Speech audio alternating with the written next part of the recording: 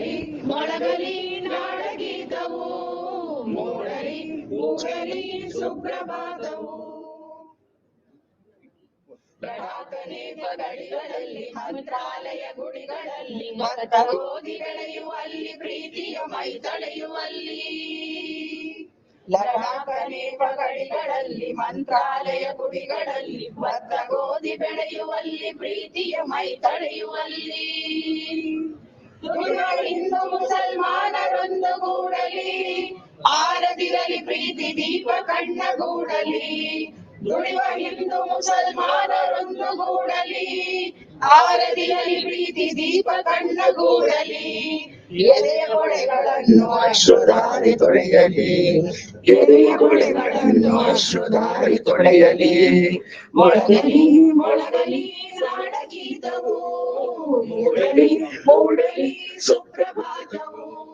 ಮೊಳಗಲಿ ಮೊಳಗಲಿ ನಾಡಗೀತವು, ಮೂಡಲಿ ಮೂಡಲಿ ಸುಪ್ರಭಾತವು. ಐದು ಬೆರಳು ಕೂಡಿ ಒಂದು ಮುಷ್ಟಿಯು, ಹಲವು ಮಂದಿ ಸೇರಿ ಸಮಷ್ಟಿಯು. ಐದು ಬೆರಳು ಕೂಡಿ ಒಂದು ಮುಷ್ಟಿಯು, ಹಲವು ಮಂದಿ ಸೇರಿ ಸಮಷ್ಟಿಯು. ಬೇರೆ ಬೇರೆ ಒಕ್ಕಲು ಒಂದೇ ತಾಯ ಮಕ್ಕಳು, ಬೇರೆ ಬೇರೆ ಒಕ್ಕಲು ಒಂದೇ ತಾಯ ಮಕ್ಕಳು. ಕೂಡಿ ಹಾಡಿದಾಗ ಗೆಲುವು ಗೀತೆಗೆ, ಭರತ ಮಾತೆಗೆ ಭರತ ಮಾತೆಗೆ. ಕೂಡಿ ಹಾಡಿದಾಗ ಗೆಲುವು ಗೀತೆಗೆ, ಭರತ ಮಾತೆಗೆ ಭರತ ಮಾತೆಗೆ. ಮೊಳಗಲಿ ಮೊಳಗಲಿ ನಾಡಗೀತವು, ಮೂಡಲಿ ಮೂಡಲಿ ಸುಪ್ರಭಾತವು. ಮೊಳಗಲಿ ಮೊಳಗಲಿ ನಾಡಗೀತವು, ಮೂಡಲಿ ಮೂಡಲಿ ಸುಪ್ರಭಾತವು. ಮೊಳಗಲಿ ಮೊಳಗಲಿ ನಾಡಗೀತವು, ಮೂಡಲಿ ಮೂಡಲಿ ಸುಪ್ರಭಾತವು.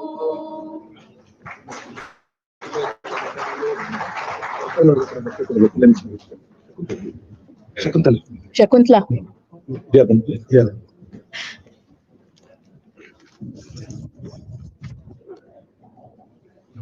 ಸುಮಾ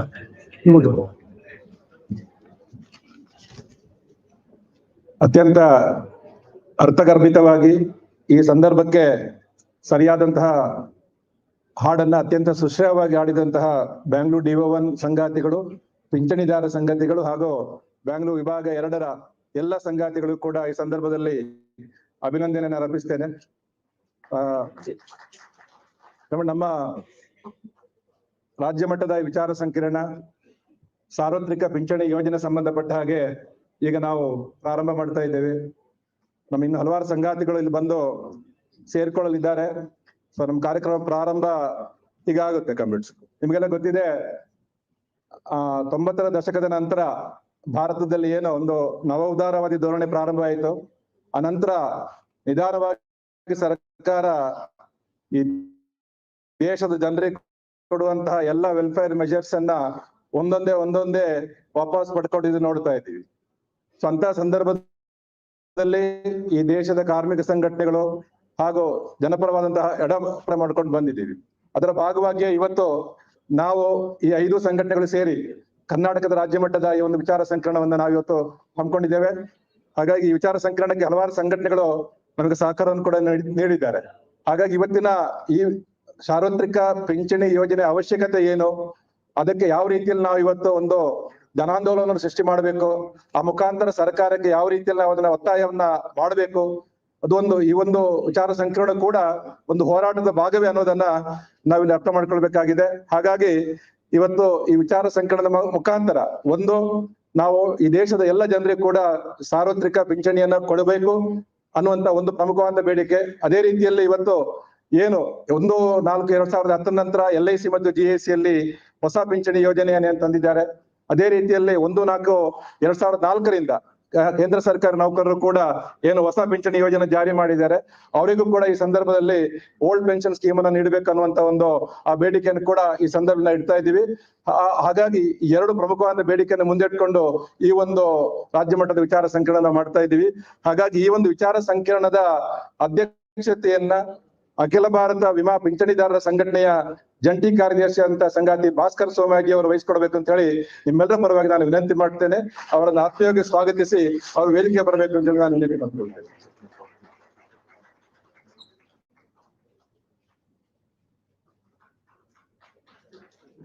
ಇವತ್ತಿನ ಈ ವಿಚಾರ ಸಂಕಿರಣದ ಉದ್ಘಾಟನೆಯನ್ನ ಅಖಿಲ ಭಾರತ ವಿಮಾ ಪಿಂಚಣಿದಾರರ ಸಂಘಟನೆಯ ಪ್ರಧಾನ ಕಾರ್ಯದರ್ಶಿ ಆದಂತಹ ಸಂಗಾತಿ ಕುಂಜಿ ಕೃಷ್ಣನ್ ಅವರು ಮಾಡಲಿದ್ದಾರೆ. ಅವರನ್ನ ನಿಮ್ಮೆಲ್ಲರ ಪರವಾಗಿ ನಾನು ಸ್ವಾಗತಿಸಿ ಅವ್ರು ದಯಮಾಡಿ ವೇದಿಕೆ ಬರಬೇಕು ಅಂತ ನಾನು ವಿನಂತಿ ಮಾಡಿಕೊಳ್ತೇನೆ. ಕಾಮ್ರೇಡ್ ಕುಂಜಿ ಕೃಷ್ಣನ್.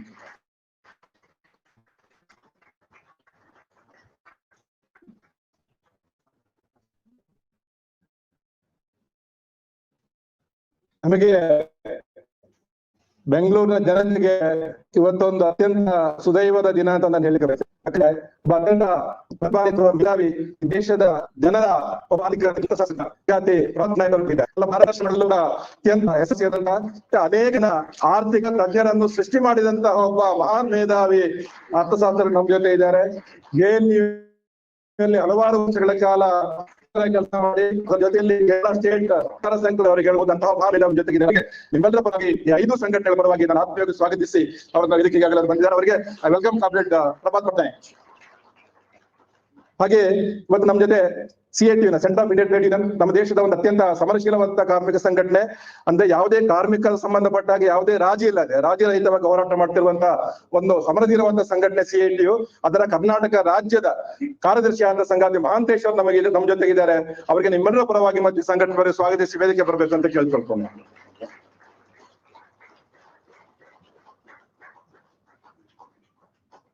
ನಮ್ಮೆಲ್ಲರ ನೆಚ್ಚಿನ ನಾಯಕರು ಮತ್ತು ಅಖಿಲ ಭಾರತ ವಿಮಾನ ನೌಕರರ ಸಂಘಟನೆಯ ಮಾಜಿ ಅಧ್ಯಕ್ಷರು, ಹಾಗೆಯೇ ಇನ್ಶೂರೆನ್ಸ್ ವರ್ಕರ್ನ ಪ್ರಧಾನ ಸಂಪಾದಕರಾಗಿ ಮತ್ತೆ ಈ ದೇಶದ ಆರ್ಥಿಕ ವಲಯದಲ್ಲಿ ಬಹಳಷ್ಟು ಚಿರಪರಿಚಿತರಾಗಿ ಮತ್ತೆ ನಮ್ಮ ಜೊತೆಯಲ್ಲಿ ಇದ್ದಿರುವಂತಹ ಸಂಗಾತಿ ಅಮಾನುಲ್ಲಾ ಖಾನ್ ಅವರು ನಮ್ಮ ಜೊತೆಗಿದ್ದಾರೆ.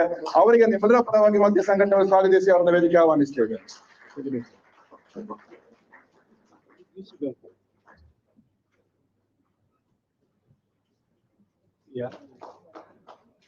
ಅತ್ಯಂತ ಪ್ರಖರವಾದ ಮಾತುಗಳಿಂದ ಎಲ್ಲ ವಿಷಯದಲ್ಲೂ ಕೂಡ ಇವತ್ತು ನಮ್ಮ ಜೊತೆಗೆ ಇದ್ದು ನಮ್ಮ ಬೆಂಗಳೂರು ವಿಭಾಗ ಮಾಜಿ ಪ್ರಧಾನ ಕಾರ್ಯದರ್ಶಿಗಳು, ಅದೇ ರೀತಿಯಲ್ಲಿ ದಕ್ಷಿಣ ಮಧ್ಯ ವಲಯ ವಿಮಾನ ನೌಕರರ ಒಕ್ಕೂಟದ ಉಪಾಧ್ಯಕ್ಷರಾದ ಸಂಗಾತಿ SK ಗೀತಾರಾವ್ ಅವರು ನಮ್ಮ ಜೊತೆಗಿದ್ದಾರೆ. ಅವರಿಗೆ ನಿಮ್ಮೆಲ್ಲರ ಪರವಾಗಿ ಸ್ವಾಗತಿಸಿ ವೇದಿಕೆ ಆಹ್ವಾನಿಸ್ತಾ ಇದ್ದೇನೆ.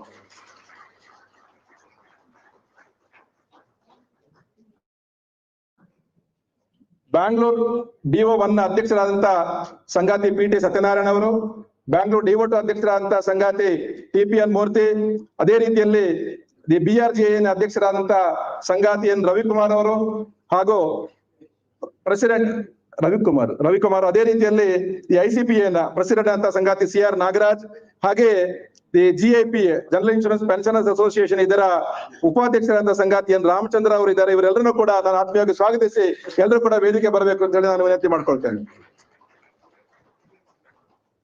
ಸಂಗಾತಿ PT ಸತ್ಯನಾರಾಯಣ, ಸಂಗಾತಿ TPN ಮೂರ್ತಿ, ಹಾಗೆ ಸಂಗಾತಿ N ರವಿಕುಮಾರ್, CR ನಾಗರಾಜ್ ಹಾಗೂ ಸಂಗಾತಿ NG ರಾಮಚಂದ್ರ ಅವರು. ಇವತ್ತಿನ ಈ ಒಂದು ಕಾರ್ಯಕ್ರಮಕ್ಕೆ ಅಖಿಲ ಭಾರತ ವಿಮಾನ ನೌಕರರ ಸಂಘಟನೆಯ ಉಪಾಧ್ಯಕ್ಷರಾದ ಸಂಗಾತಿ G ಆನಂದ್ ಅವರು ಕೂಡ ನಮ್ಮ ಜೊತೆಗಿದ್ದಾರೆ. ಅವರಿಗೆ ನಿಮ್ಮೆಲ್ಲರ ಪರವಾಗಿ ಮತ್ತು ಈ 4 ಸಂಘಟನೆ ಪರವಾಗಿ ನಾನು ಸ್ವಾಗತಿಸ್ತೇನೆ. ಅವರು ಇವತ್ತು ಈ ಕಾರ್ಯಕ್ರಮದ ಲೈವ್ ಕವರೇಜ್ ಅನ್ನು ಕೊಡ್ತಾರೆ, ವಾಯ್ಸ್ ಆಫ್ ಪಬ್ಲಿಕ್ ಸೆಕ್ಟರ್ ಇದರ ಮುಖಾಂತರ. ಅವರಿಗೂ ನಿಮ್ಮೆಲ್ಲರ ಪರವಾಗಿ ನಾನು ಆತ್ಮೀಯವಾದ ಸ್ವಾಗತ. ಅವರು ಮತ್ತು ಅವರ ಸಂಘಟಕರು ಕೂಡ ನಾನು ಸ್ವಾಗತ ಬಯಸ್ತೇನೆ. ಅದೇ ರೀತಿಯಲ್ಲಿ ನಮ್ಮ ಸಂಗಾತಿ J ಸುರೇಶ್ ಅವರು, ನಮ್ಮ south central zone insurance employees federation ಇದರ ಜಂಟಿ ಕಾರ್ಯದರ್ಶಿ, ಅವರು ನಮ್ಮ ಜೊತೆಗಿದ್ದಾರೆ. ಅವರಿಗೆ ನಿಮ್ಮೆಲ್ಲರ ಪರವಾಗಿ ನಾನು ಆತ್ಮೀಯವಾಗಿ ಸ್ವಾಗತವನ್ನು ಬಯಸ್ತೇನೆ. ಹಾಗೆ ಇವತ್ತು ಈ ಕಾರ್ಯಕ್ರಮಕ್ಕೆ ಬ್ಯಾಂಕಿಂಗ್ ಸಂಘಟನೆಯ ಪಿಂಚಣಿದಾರರ ಸಂಘಟನೆಯ ಸಂಗಾತಿಗಳು ರತ್ನಾಕೃಷ್ಣ ಶಾನ್ಭಾಗ್ ಇವರು ನಮ್ಮ ಜೊತೆಗಿದ್ದಾರೆ. ಅದೇ ರೀತಿಯಲ್ಲಿ ಸ್ಟೇಟ್ ಗವರ್ಮೆಂಟ್ ಎಂಪ್ಲಾಯೀಸ್ ನ ಸಂಗಾತಿಗಳು ಆಗಮಿಸಿದ್ದಾರೆ. ಅದೇ ರೀತಿಯಲ್ಲಿ ಪಬ್ಲಿಕ್ ಸೆಕ್ಟರ್ ಅಂಡರ್ಟೇಕಿಂಗ್ಸ್ ನ ಪಿಂಚಣಿದಾರರ ಸಂಘಟನೆ ಸಂಗಾತಿಗಳಿದ್ದಾರೆ. IT ನೌಕರರ ಸಂಗಾತಿಗಳು ನಮ್ಮ ಜೊತೆಗಿದ್ದಾರೆ. ಇವರೆಲ್ಲರೂ ಕೂಡ ಈ ಸಂದರ್ಭದಲ್ಲಿ ಅವರಿಗೂ ನಾನು ಸ್ವಾಗತಿಸ್ತೇನೆ. ಹಾಗೆ ಕಾಮ್ರೇಡ್ ಇವತ್ತು ನಮ್ಮ ಇನ್ ಹೌಸ್ ಇಂದ LIC ಸಂಘಟನೆಯ LIC ಕ್ಲಾಸ್ 1 ಆಫೀಸರ್ಸ್ ಕಾಮ್ರೇಡ್ಸ್ ಅವರು ಕೂಡ ಆಗಮಿಸಿದ್ದಾರೆ. ಅದೇ ರೀತಿಯಲ್ಲಿ ನಮ್ಮ ಸಂಗಾತಿ ಪರಮೇಶ್ವರನ್ ಅಂತೇಳಿ all India LIC employees federation ಇದರ ಪ್ರೆಸಿಡೆಂಟ್ ಇವರು. ಅವ್ರು ನಮ್ಮ ಜೊತೆ ಬೆಂಗಳೂರಿನ ಪ್ರೆಸಿಡೆಂಟ್ ಅವರು ನಮ್ಮ ಜೊತೆಗಿದ್ದಾರೆ. ಅವರಿಗೆ ನಿಮ್ಮೆಲ್ಲರ ಪರವಾಗಿ ಮತ್ತು 5 ಸಂಘಟನೆಗಳ ಪರವಾಗಿ ಆತ್ಮೀಯವಾದ ಸ್ವಾಗತ ನಾನು ಬಯಸ್ತೇನೆ. ಅದೇ ರೀತಿಯಲ್ಲಿ development officer organisation, national federation of insurance field workers of India ಇದರ ಸಂಘಟನೆಗಳು ಕೂಡ ಅಲ್ಲಿ ಆಗಮಿಸಿದ್ದಾರೆ. ಅವರೇ ಕೂಡ ನಾನು ಈ ಸಂದರ್ಭದಲ್ಲಿ ಆತ್ಮೀಯವಾದ ಸ್ವಾಗತವನ್ನು ಈ ಸಂದರ್ಭದಲ್ಲಿ ಬಯಸ್ತೇನೆ. ಹಾಗೆ ಸಂಘಾತಿಗಳು ಈಗ SFI ಇಂದ DYFI, JMS ಮತ್ತು CIT ಹಲವಾರು ಸಂಘಾತಿಗಳು ಕೂಡ ನಮ್ಮ ಜೊತೆ ಇದ್ದಾರೆ. ಅವರೇ ಕೂಡ ಈ 5 ಸಂಘಟನೆ ಪರವಾಗಿ ಈ ಒಂದು ವಿಚಾರ ಸಂಕಿರಣಕ್ಕೆ ನಾನು ಆತ್ಮೀಯವಾದ ಸ್ವಾಗತವನ್ನು ಬಯಸ್ತೇನೆ ಕಮಿಟ್ಸ್. ಹಾಗೆ ಇವತ್ತು ನಾವು ಈ ಕಾರ್ಯಕ್ರಮದ ಕೊನೆಯಲ್ಲಿ ಕೆಲವು ಸಂಘಟನೆಗಳಿಗೆ ನಾವು ಅವರಿಗೆ ಸನ್ಮಾನ ಮಾಡಬೇಕು ಅಂತಿದ್ದೀವಿ. ಅದರಲ್ಲಿ ಬೀದಿ ಬದಿ ವ್ಯಾಪಾರಿಗಳ ಸಂಘಟನೆಯ ನಾಯಕತ್ವ ಮತ್ತು ಸಂಘಾತಿಗಳು, ಅದೇ ರೀತಿಯಲ್ಲಿ ಆಲ್ ಇಂಡಿಯಾ ARDU ಸಂಘಾತಿಗಳು, ಆಟೋ ರಿಕ್ಷಾ ಡ್ರೈವರ್ಸ್ ಯೂನಿಯನ್ ಇದರ ಸಂಘಾತಿಗಳು ಕೂಡ ಆಗಮಿಸಿದ್ರೆ ಅವರಿಗೂ ನಾನು ಈ ಸಂದರ್ಭದಲ್ಲಿ ನಾನು ಸ್ವಾಗತ ಬಯಸ್ತೇನೆ. ಅದೇ ರೀತಿಯಲ್ಲಿ CWFI construction workers federation of India ಅದರ ನಾಯಕತ್ವ ಮತ್ತು 2 ಜಿಲ್ಲೆಯ ಉತ್ತರ ಮತ್ತು ದಕ್ಷಿಣ ಜಿಲ್ಲೆ 2 ನಾಯಕತ್ವ ಇದ್ದಾರೆ, ಅವರಿಗೂ ನಾನು ಸ್ವಾಗತ ಬಯಸ್ತೇನೆ. ಹಾಗೆ ಮನೆ ಕೆಲಸಗಾರರ ಸಂಘಾತಿಗಳು ಕೂಡ ಇದ್ದಾರೆ, ಅವರಿಗೂ ಈ ಸಂದರ್ಭದಲ್ಲಿ ನಾನು ಆತ್ಮೀಯವಾದ ಸ್ವಾಗತವನ್ನು ಈ ಸಂದರ್ಭ ಬಯಸ್ತೇನೆ ಕಮಿಟಿ. ಹಾಗೆ ಇವತ್ತು AIP all India insurance pensioners association ಇದರ ಕರ್ನಾಟಕದ ವಿವಿಧ ಘಟಕಗಳು ಉಡುಪಿ, ಶಿವಮೊಗ್ಗ, ಹಾಗೆ ಮೈಸೂರು, ಧಾರವಾಡ, ಬೆಳಗಾಂ, ರಾಯಚೂರು ಎಲ್ಲ ಘಟಕಗಳ ನಾಯಕತ್ವ ಮತ್ತು ಸಂಘಾತಿಗಳು ನಮ್ಮ ಜೊತೆ ಇದ್ದಾರೆ. ಅವರಿಗೂ ನಾನು ಈ 5 ಸಂಘಟನೆಗಳ ಪರವಾಗಿ ಈ ಒಂದು ವಿಚಾರ ಸಂಕಿರಣಕ್ಕೆ ಆತ್ಮೀಯವಾದ ಸ್ವಾಗತವನ್ನು ಈ ಸಂದರ್ಭದಲ್ಲಿ ಬಯಸ್ತೇನೆ ಕಮಿಟಿ. ಹಾಗೆಯೇ ನಮ್ಮ AIA ವಿಭಾಗೀಯ ಘಟಕ ಕರ್ನಾಟಕದ ಬೇರೆ ಬೇರೆ ವಿಭಾಗದಿಂದ ಬಂದಿದ್ದಾರೆ. ರಾಯಚೂರಿಂದ ಕಾಮ್ರೇಡ್ ರವಿ ಹಾಗೂ ಶರಣಗೌಡ ಅವರು ಆಗಮಿಸಿದ್ದಾರೆ ಮತ್ತು ವಿವಿಧ ವಿಭಾಗಗಳಿಂದ ಬೇರೆ ಬೇರೆ ಸಂಘಾತಿಗಳು ಆಗಮಿಸಿದ್ದಾರೆ. ಅವರಿಗೂ ಕೂಡ ಈ ಒಂದು ವಿಚಾರ ಸಂಕಿರಣಕ್ಕೆ ಆತ್ಮೀಯವಾದಂತಹ ಸ್ವಾಗತವನ್ನ ನಿಮ್ಮೆಲ್ಲರ ಪರವಾಗಿ ನಾನು ಬಯಸ್ತೇನೆ ಕಮಿಟಿ. ಅದರ ಜೊತೆಯಲ್ಲಿ ಇವತ್ತು ಜನಶಕ್ತಿಯ ಸಂಘಾತಿ ಗುರುರಾಜ್ ಅವರು ಕೂಡ ಈ ಒಂದು ಕಾರ್ಯಕ್ರಮದ ಲೈವ್ ಕವರೇಜ್ ನೀಡಲಿದ್ದಾರೆ. ಅವರಿಗೂ ನಾನು ಈ 5 ಸಂಘಟನೆಗಳ ಪರವಾಗಿ ಈ ಒಂದು ವಿಚಾರ ಸಂಕಿರಣಕ್ಕೆ ಆತ್ಮೀಯವಾದಂತ ಸ್ವಾಗತವನ್ನು ಬಯಸ್ತೇನೆ. ಅದೇ ರೀತಿಯಲ್ಲಿ ಮೀಡಿಯಾದಿಂದ ಬಂದಂತ ಬೇರೆ ಬೇರೆ ಮೀಡಿಯಾದಿಂದ ಬಂದಂತ ಅವ್ರು ಇನ್ನೂ ಬರ್ತಾರೆ ಅಂತ ನಾನು ಅನ್ಕೊಂಡಿದ್ದೀನಿ. ಬೇರೆ ಬೇರೆ ಮೀಡಿಯಾದ ಸಂಘಾತಿಗಳು ಬಂದಂತ ಎಲ್ಲ ಸಂಘಾತಿಗಳಿಗೂ ನಾನು ಸ್ವಾಗತ ಬಯಸ್ತೇನೆ. ಹಾಗೆ ಇವತ್ತು ಇನ್ಶೂರೆನ್ಸ್ ಕಾರ್ಪೊರೇಷನ್ ಪೆನ್ಷನರ್ಸ್ ಅಸೋಸಿಯೇಷನ್ ಬ್ಯಾಂಗ್ಳೂರಿನ 2 ವಿಭಾಗದ ಸಂಘಾತಿಗಳು, ಅವರು ICPಯ ಸಂಘಾತಿಗಳು, ಹಿರಿಯ ಸಂಘಾತಿಗಳಿದ್ದೀರಿ, ನಿಮ್ಮೆಲ್ಲರೂ ಕೂಡ ಸ್ವಾಗತವನ್ನು ಬಯಸ್ತೇನೆ. ಹಾಗೆ ಇವತ್ತು ನಮ್ಮ ಇನ್ ಸರಿಸಿರುವಂತಹ ಸಂಘಾತಿಗಳು, ಸೇವೆಯಲ್ಲಿರುವಂತಹ ಸಂಘಾತಿಗಳಾದಂತಹ ಬ್ಯಾಂಗ್ಳೂರು ವಿಭಾಗ 1, ಬ್ಯಾಂಗ್ಳೂರು ವಿಭಾಗ 2 ಇದರ ನಗರ ಮತ್ತು ಗ್ರಾಮಾಂತರ ಶಾಖೆಗಳಿಂದ ಆಗಮಿಸಿರುವಂತ ಎಲ್ಲ ಸಂಘಾತಿಗಳು ಕೂಡ ಈ ಒಂದು ವಿಚಾರ ಸಂಕಿರಣಕ್ಕೆ ನಾನು ಆತ್ಮೀಯವಾದ ಸ್ವಾಗತವನ್ನು ಬಯಸ್ತೇನೆ. ನಾನು ವಿನಂತಿ ಮಾಡೋದೇನಂತಂದ್ರೆ ಈ ಕಾರ್ಯಕ್ರಮದ ಕೊನೆವರೆಗೆ ಸುಮಾರು 1.5 ಗಂಟೆಗೆ ನಮ್ಮ ಕಾರ್ಯಕ್ರಮ ಮುಗಿಯುತ್ತೆ, ಅಲ್ಲಿವರೆಗೆ ಕೊನೆವರೆಗೆ ಇದ್ದು ಈ ಕಾರ್ಯಕ್ರಮ ಯಶಸ್ವಿ ಮಾಡಬೇಕು ಅಂತ ನಾನು ಈ ಸಂದರ್ಭ ವಿನಂತಿ ಮಾಡುತ್ತೆ. ಮತ್ತೊಮ್ಮೆ ಇಲ್ಲಿ ಇರುವಂತಹ ಎಲ್ಲ ಸಂಘಾತಿಗಳಿಗೂ ಈ 5 ಸಂಘಟನೆಗಳ ಪರವಾಗಿ ಆತ್ಮೀಯವಾದ ಸ್ವಾಗತನ ಬಯಸ್ತಾ ಈಗ ಸಂಘಾತಿ ಭಾಸ್ಕರ್ ಸೋಮಯಾಜಿ ಅವರು ಅಧ್ಯಕ್ಷರು ಈ ಒಂದು ಕಾರ್ಯಕ್ರಮ ನಡೆಸಿಕೊಡ್ಬೇಕು ಅಂತ ಹೇಳಿ ನಿಮ್ಮೆಲ್ಲರ ಪರವಾಗಿ ನಾನು ವಿನಂತಿ ಮಾಡುತ್ತೇನೆ. ಧನ್ಯವಾದಗಳು.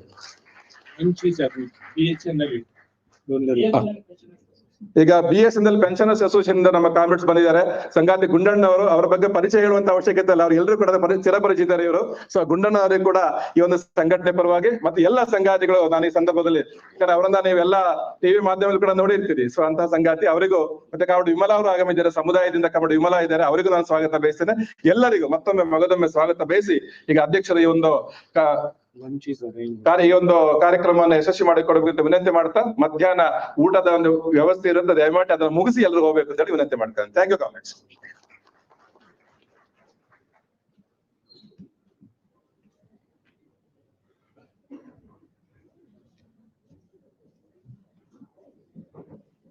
ಸಂಗಾತಿ ಪ್ರಭಾತ್ ಪಟ್ನಾಯಕ್ ಮತ್ತು Unnikrishnan general secretary AIBA, Comrade Amanullah Khan, Comrade Geeta, and other leaders in the dais, and all my comrades and pensioners who came here for this important ನಮ್ಮ ವಿಚಾರ ಸಂಕಿರಣಕ್ಕೆ ನೀವೆಲ್ಲ ಬಂದಿದ್ದಕ್ಕೆ ಸ್ವಾಗತವನ್ನು ನಾನು ಮತ್ತೊಮ್ಮೆ ಹೇಳ್ತಾ, ಇದೊಂದು ಮಹತ್ವದ ವಿಷಯ. ಯಾಕಂತ ಹೇಳಿದ್ರೆ ನಮಗೆ ಒಂದು ಪೆನ್ಷನ್ ಬೆನಿಫಿಟ್ ಇರುವಾಗ ಬೇರೆಯವರಿಗೆ ಈಗ ಈ ಒಂದು ಪೆನ್ಷನ್ ಎಲ್ಲರಿಗೂ ಎಕ್ಸ್ಟೆಂಡ್ ಮಾಡಬೇಕು, ಇದು ನಮ್ಮ ದೇಶದ ಅವಶ್ಯಕತೆ ಅಂತ ಹೇಳುವಂತ ಒಂದು ಈ ಮೆಸೇಜ್ ನಾವು ತಗೊಂಡು ಹೋಗ್ಬೇಕು ಅಂತ ಹೇಳ್ಬಿಟ್ಟು ಈ ವಿಚಾರ ಸಂಕಿರಣವನ್ನು ನಾವು ಹಮ್ಮಿಕೊಂಡಿದ್ದು. ಇದೊಂದು ನೋಬಲ್ ಕಾಸ್. ನ್ಯಾಚುರಲಿ ನಮ್ಮ ಎಂಪ್ಲಾಯೀಸ್ ಕೇಳ್ತಾರೆ, ನಮ್ಗೆ ಯಾವಾಗ್ಲೇ ಎಲ್ಲ ಬೆನಿಫಿಟ್ ಇದೆ, ಯಾಕೆ ಈ ಬೆನಿಫಿಟ್ಸ್ ಬಗ್ಗೆ ನಾವು ಇನ್ನೊಬ್ಬರಿಗೆ ಬಗ್ಗೆ ಹೋರಾಟ ಮಾಡ್ಬೇಕು ಅಂತ. ಬಟ್ ನಮ್ಮ ಸಂಘಟನೆ ನಮ್ಗೆ ಹೇಳಿದೆ, ಎಲ್ಲರಿಗೂ ಈ ಸಮಾನತೆ ಬೇಕೇ ಬೇಕು, ಈ ನಿಟ್ಟಿನಲ್ಲಿ ನಾವು ನಮ್ಮ ಹೋರಾಟಗಳನ್ನು ನಡೆಸಬೇಕು ಅಂತ. ಆ ನಿಟ್ಟಿನಲ್ಲಿ ಈ ನಾವು ಒಂದು ನಿರ್ಧಾರವನ್ನು ತಗೊಂಡು ಈ ವಿಚಾರ ಸಂಕಿರಣವನ್ನ ನಿರ್ಧರಿಸಿದ್ದೀವಿ.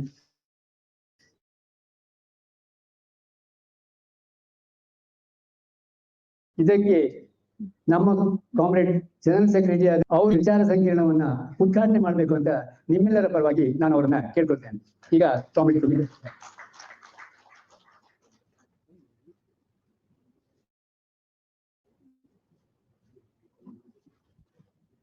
Respected President of the meeting, Comrade Bhaskar Swamyaji, today's chief guest, Dr. Prabhat Patnaik, our senior leader and editor of Insurance Worker, Comrade Amanullah Khan, CIT Secretary, Comrade Mahadesh, Vice President, South Central Zone Insurance Employees Federation, other distinguished guests on the dais, and my dear comrades from the sister trade unions and sister pensioners organizations, and my dear comrades. It is indeed a pleasure for me to come over here and to participate in this convention cum seminar on the universal pension for all, demand on the universal pension for all. In fact, this demand, this has been raised by many trade unions and organizations.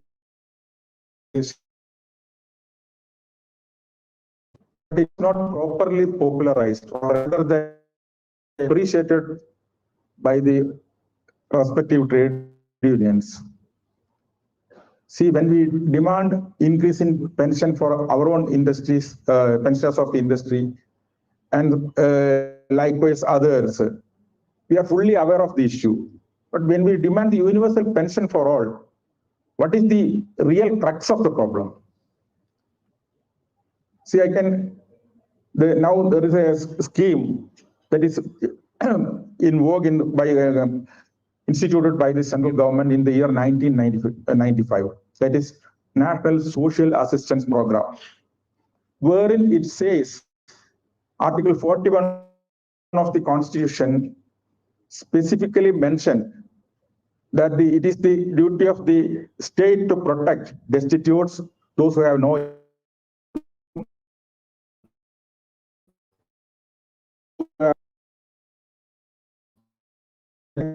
Constitution. So within the means of the income, the government has to give protection and relief to the destitutes and other people who have their own disabilities and problems. But anyway, government introduced it depicting this, what is enshrined in the Constitution. They initially provided ₹75 as pension for the senior citizens above 65 years of age. In the year 2006 only, they have revised it to 2000 to amount of ₹200, and the age was decreased from 65 to 60. Now, as per the scheme, the pension available to the senior citizens. Other schemes are there. National Family Benefit Scheme is there, National Widow Pension Scheme is there, Annapurna Yojana is there, all these schemes are there. But I am specifically mentioning about the senior citizens pension, or a pension for the aged people. So now the central government is providing ₹200 per month sum as pension for the senior citizen, those who are below poverty line. And those who have reached 80 years or more, they will be given ₹500 as pension. This is the only relief that is available to these senior citizens. The demand put forth by us, our organization, others, pension parishad and all that all these senior citizens should be provided with a minimum of ₹2,000 pension. That was the earlier demand put by the pension parishad. Now it has been revised that a minimum ₹5,000 pension has to be given to those without the riders of whether difference of whether BPL or APL. All the senior citizens who have no other income to pull on, they must be provided with a monthly pension of minimum 5,000. That is the demand. So I am coming from the state of Kerala. In fact, this pension scheme itself was introduced in the state of Kerala in the year 1980. Prabhat Patnaik must be knowing it because he was the deputy chairman of the planning board in Kerala. During the year 1980, while Comrades E.K. Nayanar was the Chief Minister of Kerala, the Left and Democratic Front introduced a pension for agricultural workers. The pension amount was rupees 45 per month. That it was actually, that was not properly welcomed by all. Even renowned economists like Dr. K.N. Raj criticized it, saying that it is not productive. Why should you give money to these people? It is not productive. You must invest that fund to a productive sector and give relief like that. That criticism again. Even K.N. Raj, who was considered to be a fellow traveler to left, he also criticized. But Comrade Nayanar said, I will go on with the scheme because these people up to the age of 60, they only fed me, toiling in the fields. So it is my bounden duty to protect them during the evening of their life. So I will go with the scheme. 45 rupees of the pension scheme. That was in 1980. Even National Social Assistance Program came to being in the year 1995 only. So the forerunner or the first scheme that was introduced in the entire country was in Kerala. That 45 rupees, subsequently, that agricultural pension was divided. Now it was extended to all the sections. Now, as pension, monthly pension of 1,600 rupees is being paid to the agricultural workers, senior citizens, widows, all are given 1,600 rupees, out of which 200 rupees is the contribution of the central government for the people from 60 to 79 and 80 and above. 500 rupees. And for the last 2 years, the central government has not paid that amount to state government, saying that it is my scheme, you are just enjoying the popularity, so we are not giving it. Even then, in spite of the financial difficulty, being a small state with small resources, even then they are doing making the payment. So now, when we go through the scheme was given to central state governments later at the request of the state governments. Now, 3,000 rupees pension is being paid by Andhra Pradesh government. 2,000 rupees pension is paid by some other state governments. Even our own Prime Minister's own state, Gujarat is paying only 750 as monthly pension.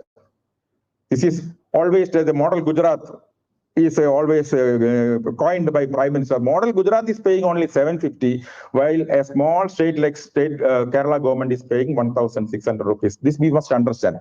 So our point is that given a will, state governments or central government can do it. They can give relief to the senior citizens because during their healthy days, they worked and contributed for the economy of this country.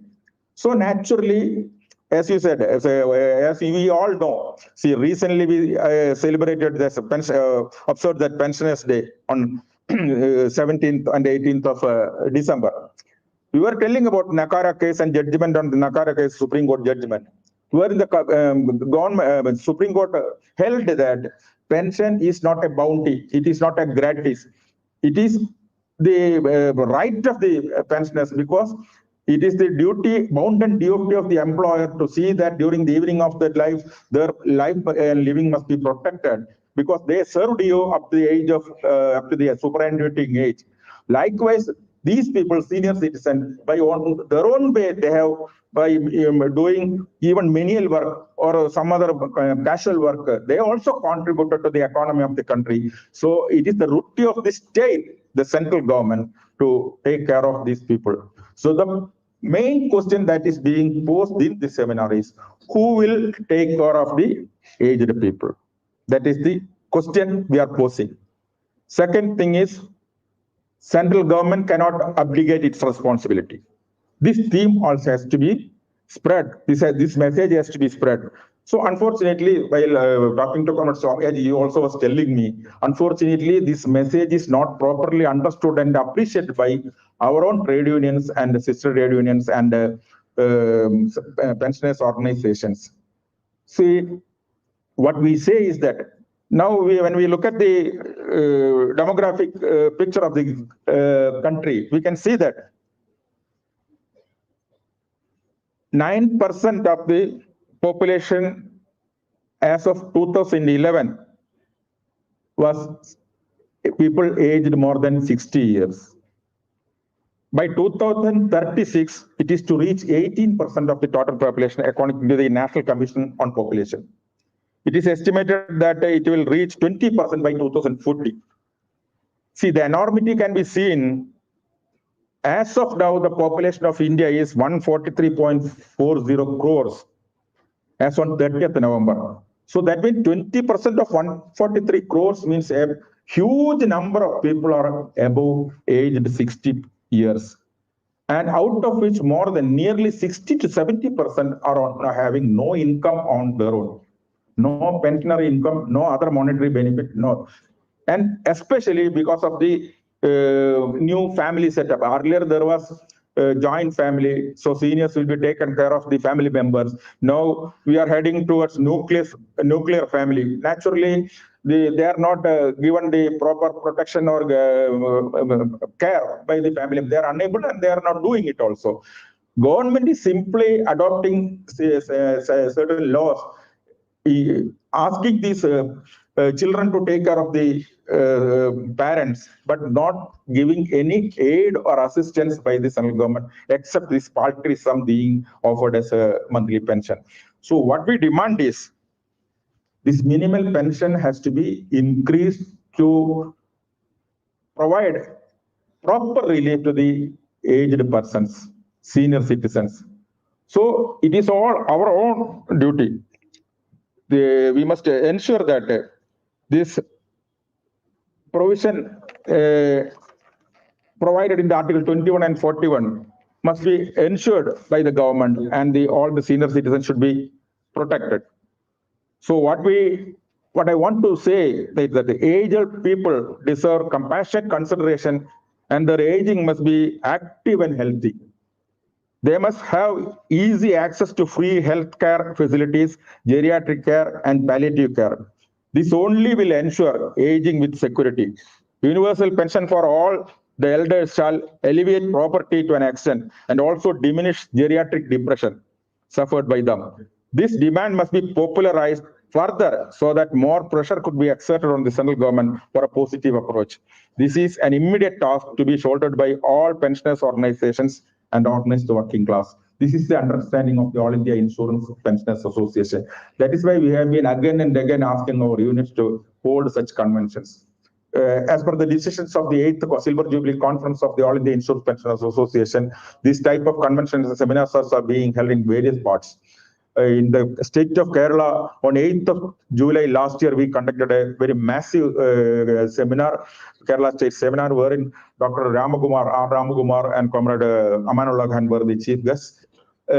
Likewise, today, a seminar is being held in Visakhapatnam, where our President, Comrade Satanjit Das, is inaugurating that convention.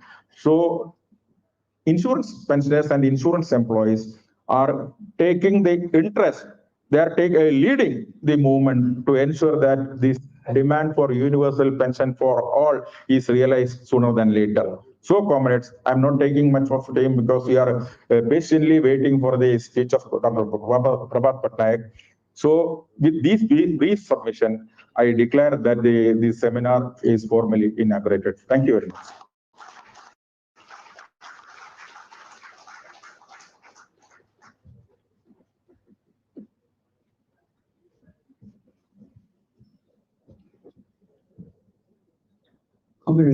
Munikrishnan inaugurate ಮಾಡ್ತಾ ಹೇಳಿದ್ರು, article 41 and article 21 ಪ್ರಕಾರ everybody, every citizen in this country, they deserve a dignified life.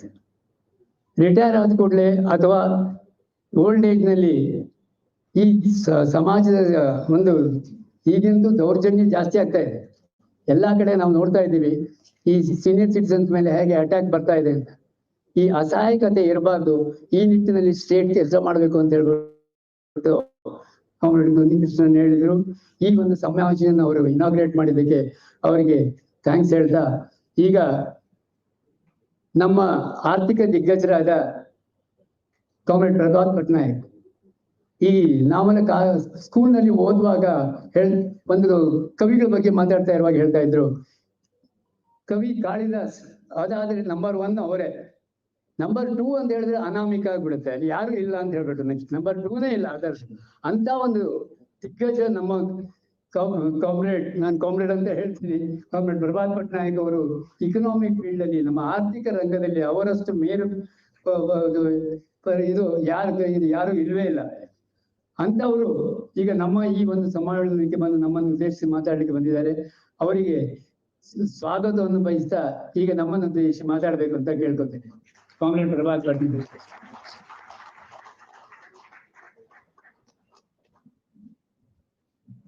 Comrade President, comrades and friends, I'm very grateful for this invitation to come and speak at this seminar, which is very important for at least 2 reasons. Firstly, art for a universal pension is a perfectly justified ethical demand.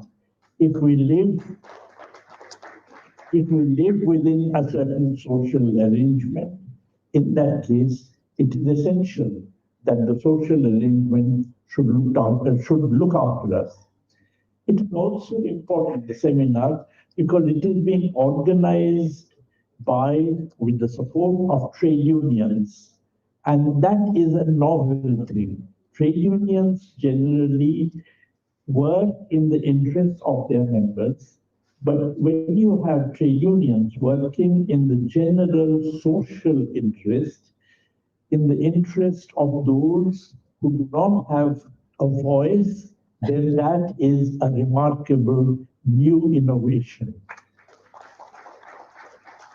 For both of these reasons, I consider today's meeting to be an extremely important one. We live in very strange times. Not a day passes without somebody in the government, some government spokesman from the Prime Minister downwards, saying India is the fastest growing economy in the world today, that India is going to become a 5 trillion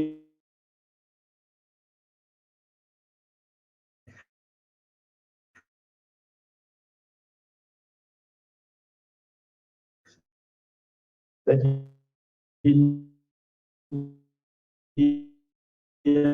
the growth rate has exceeded China in the current general world recession. At the same time, when it comes to providing pensions, when it comes to ensuring that the poor manage to get a certain minimum amount of nutrition, when it comes to ensuring that women manage to get a certain minimum amount of nutrition, we are remarkably helpless. For instance, the entire published argument for shifting to the new pension scheme, which is what the Atal Bihari Vajpayee government had done, was that otherwise the government would have no resources. It was an entirely fiscal argument that our fiscal capacities would not be able for us to continue with the old pension scheme. But just imagine, if we have an economy that in real terms is growing at 6% per annum, obviously the number of government employees who are on pensions is not growing at 6% per annum. Therefore, strictly speaking, the amount of pension under the old scheme that should be getting provided is something that should be declining as a proportion of GDP. If so, then where is the problem about there not being enough resources and so on? Obviously, the resources are meant to be spent on other things rather than pension. In fact, the idea is to provide subsidies to the capitalists so that they undertake investment so that we have a high rate of growth. But because of that, we really do not have enough fiscal resources to provide pension. So we have growth rate, but we do not have the minimal support which is required for the elderly, for women, for the poor, and so on. As I mentioned, the elderly are not the only neglected group in this society. In fact, it is quite scandalous and shocking that when we grow about growing at 6% per annum, at the same time, real GDP, at the same time, the pension amount the government makes available is a measly 200 rupees per month. It is utterly shocking that these two should coexist.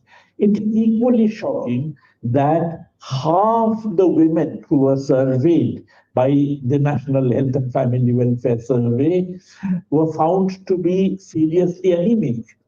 And the person, the head of the institution that actually had carried out the survey, was sacked on some flimsy excuse for saying this. So you can imagine, we have a situation where our growth rate apparently is very impressive, but on the other hand, we have anemic women. Half the women surveyed were anemic. We have the poor, we have the elderly people who actually do not get more than 200 rupees, and that too has been fixed for decades. And likewise, 111th in the list of 125 countries in terms of the World Hunger Index. 111th. And the moment these data come, the government says that, look, these are all not at all to be taken seriously, they're statistically flawed and so on. I'll give you some other data.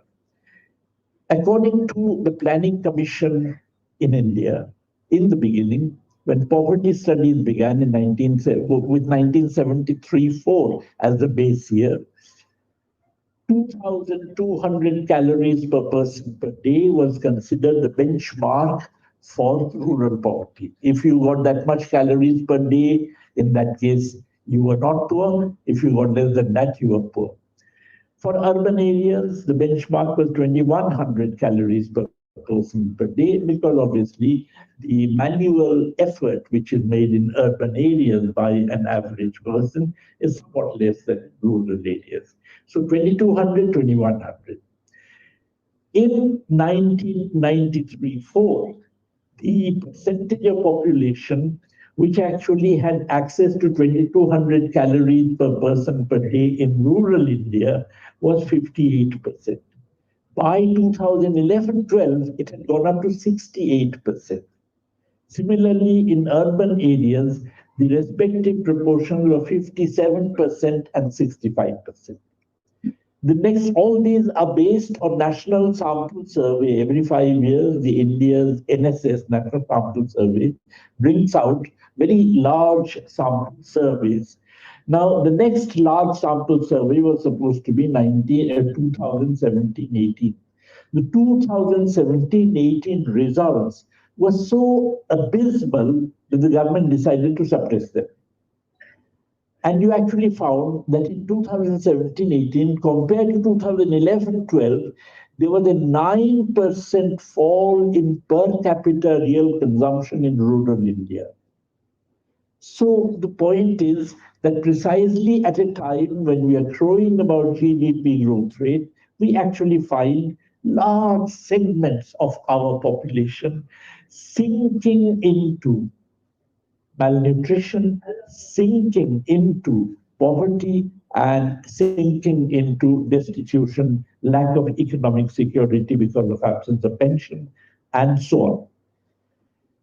What would the ostensible argument provided by the government for shifting, as far as government employees are concerned, from the old to the new pension scheme was that this old pension scheme makes an enormous fiscal claim.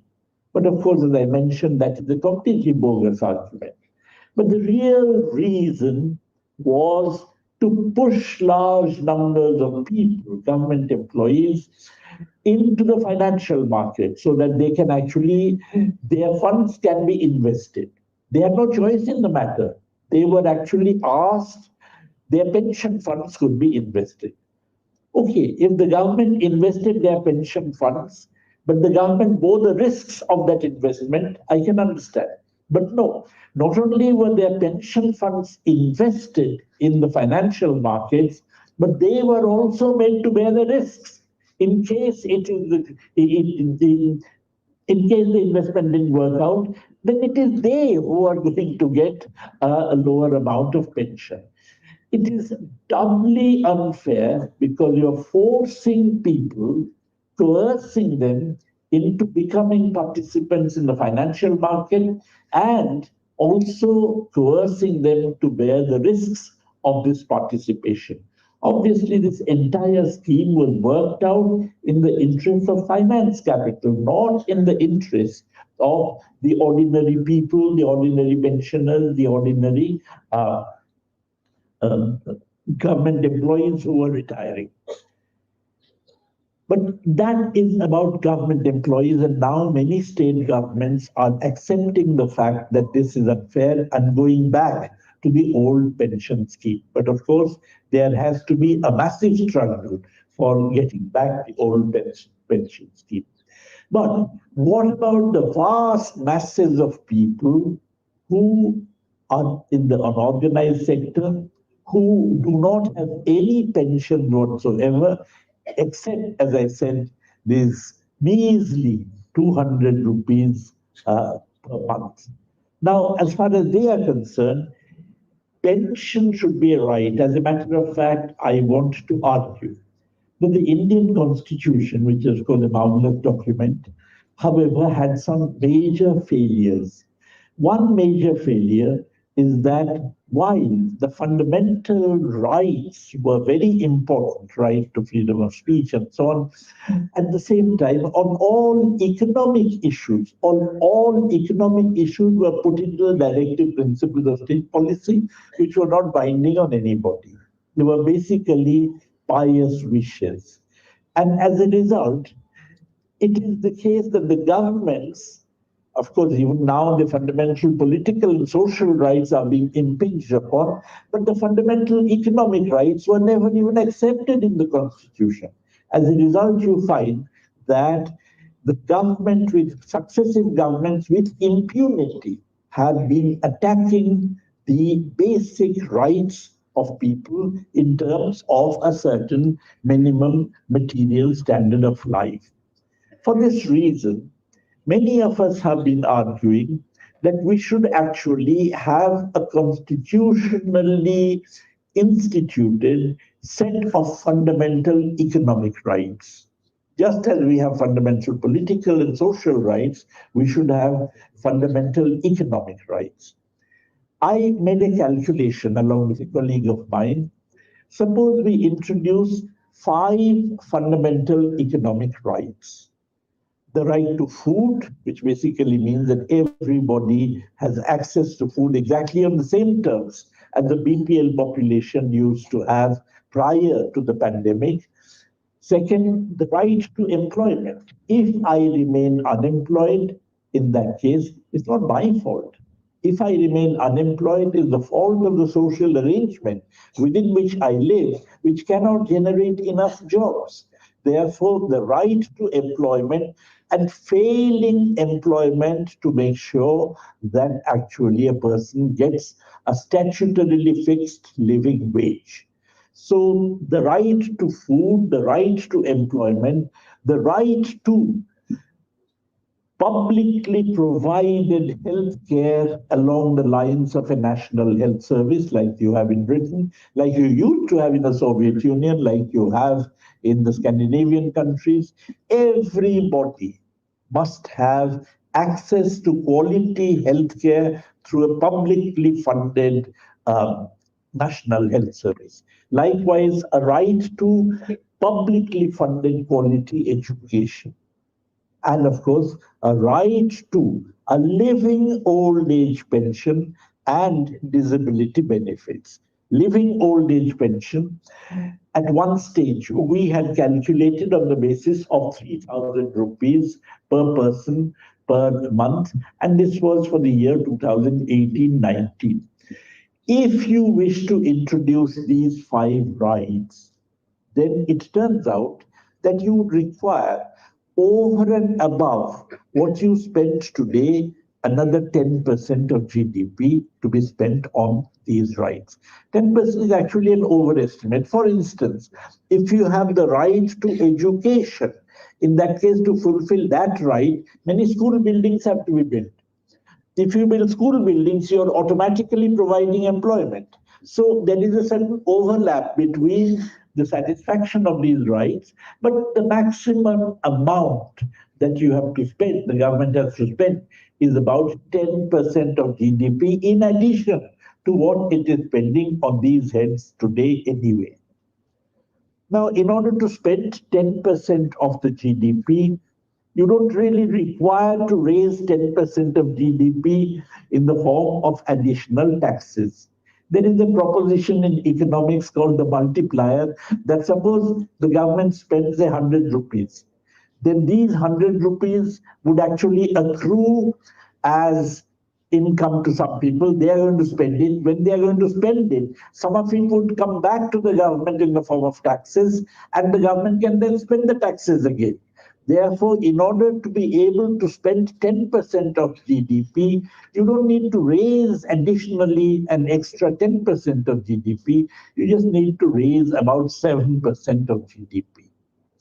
These 7% of GDP can be raised in the form just of two taxes which are going to be levied on the top 1% of the population. One is a wealth tax, a 2% wealth tax on the top 1%, the top 1% of the population, nobody else. And of course, if you have a wealth tax, you must have an inheritance tax. Otherwise, the wealthy would simply distribute their wealth among their progeny.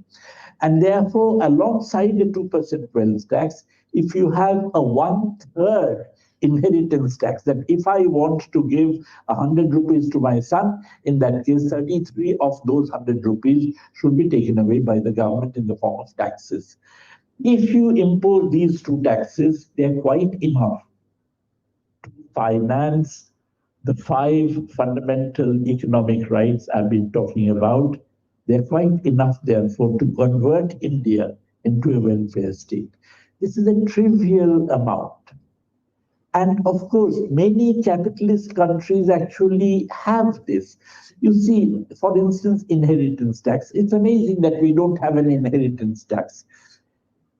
Even capitalist logic is capitalist logic. I mean, all the various spokesmen of capitalism would tell you that capitalists, you ask, why do capitalists earn these enormous amounts of profits? They would say, because they are talented, because they have got some qualities within them. All right, let us accept it for the time being. Let us accept the fact that the capitalists earn these big fat incomes, not by exploiting the workers, but because they have got some talent. But then the children of the capitalists must also display that talent in order to be able to claim that kind of a fat income. If the fat income that the capitalist has automatically get passed down to the children, then you have unequal starting points in society, which is unfair in a democracy. Therefore, the children must not be allowed to benefit from the wealth or the status or the income, the fat incomes that their parents have. On this basis, many capitalists, Japan has an inheritance tax of 40%. Even the United States has an inheritance tax of 40%. We have taken a very modest inheritance tax of only 1/3, and that too only on the top 1% of the population. Therefore, this very modest proposal that we have been making. Similarly, when you talk about 2% wealth tax, in the last American presidential election, there were two candidates. One was Elizabeth Warren, the other was Bernie Sanders. Elizabeth Warren had proposed a wealth tax, only 2 slabs, 1%, 2%. The maximum being 2%, and 1% for those with smaller amounts of wealth. Bernie Sanders had actually suggested a graduated wealth tax going up to 7% on wealth. And therefore, it began with 1%, they went up to 7%. Compared to them, we are suggesting a 2% wealth tax only on the top 1% of the population, not everybody who owns wealth. Therefore, these are extraordinarily modest proposals, but even these modest proposals would be more than adequate to make India into a welfare state and to introduce a set of fundamental economic rights into our constitution. I think we know that the neoliberal phase of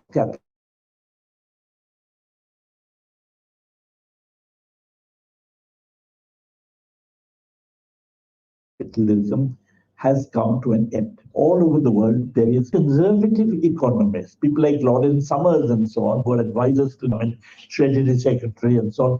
They are talking about a secular stagnation. They are talking about capitalism having entered a period of secular stagnation. Therefore, we now have a situation where neoliberal capitalism has virtually come to an end. There is no way that neoliberal capitalism would be able to come out of this crisis within the framework of neoliberalism. Why is that? What is the reason for the crisis? The reason for the crisis is the enormous increase in economic inequality that has come about during the period of neoliberalism. This has happened not just in India, it has happened all over the world. In India, I'll just give you one set of figures. Two French economists, Piketty and Chancel, made an estimate.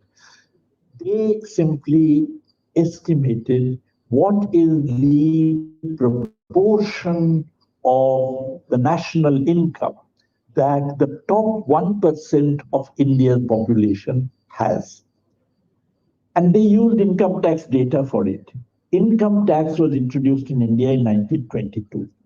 Therefore, they made estimates from 1922 right up to 2013, 14, 15, after which they haven't been allowed to make estimates. During this period, they found that the income inequality measured in terms of the share of the top 1% in national income was higher in 2013, 14, and 14, 15 than it had ever been since 1922. You may remember that 1922 onwards and so on was a period where there were Maharajas. There was enormous amounts of income inequality. But today's income inequality, or the latest year for which they have estimates of income inequality, is much higher than what was there even in the Maharaja's time. Sometimes I get reminded of those times because in this single-minded focus on GDP, our government is in fact depriving the people of the benefits of GDP, on the other hand, is squeezing them the way the Maharajas used to. I'll give you an example. Many of the Maharajas built palaces based on what is called begar. Does everybody know what begar is? You know, corvée labor, in other words, unpaid labor. You got hold of people to build palaces for you, you didn't pay them anything. So many of these Maharajas actually built palaces on the basis of labor that was not paid for. Those palaces would count as GDP. If you are estimating the GDP, then the palaces built in this manner would count as GDP. But on the other hand, growth of GDP in that manner is something which was extraordinarily oppressive and inimical to the interests of the people. Therefore, being fixated on the growth of GDP is something which is really utterly without any rationale. Anyway, so I'll talk about the Piketty and Chancel figure. Piketty and Chancel therefore say that the inequality that exists for the latest year they calculated is something which was much higher, distinctly higher than at any time since 1922.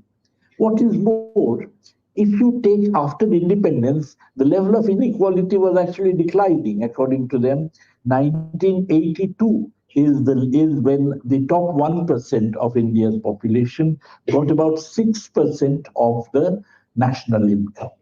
And that is the minimum. In other words, the society was moving in a more egalitarian direction.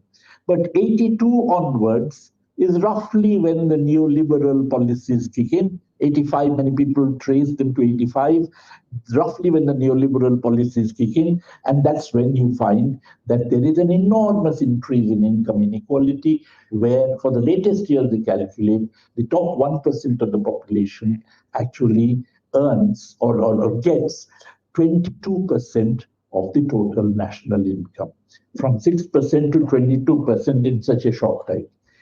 This increase in income inequality is the cause of the economic crisis, because if you take a rupee from a working man and give that rupee to a rich person, then the working man's consumption would go down by a rupee.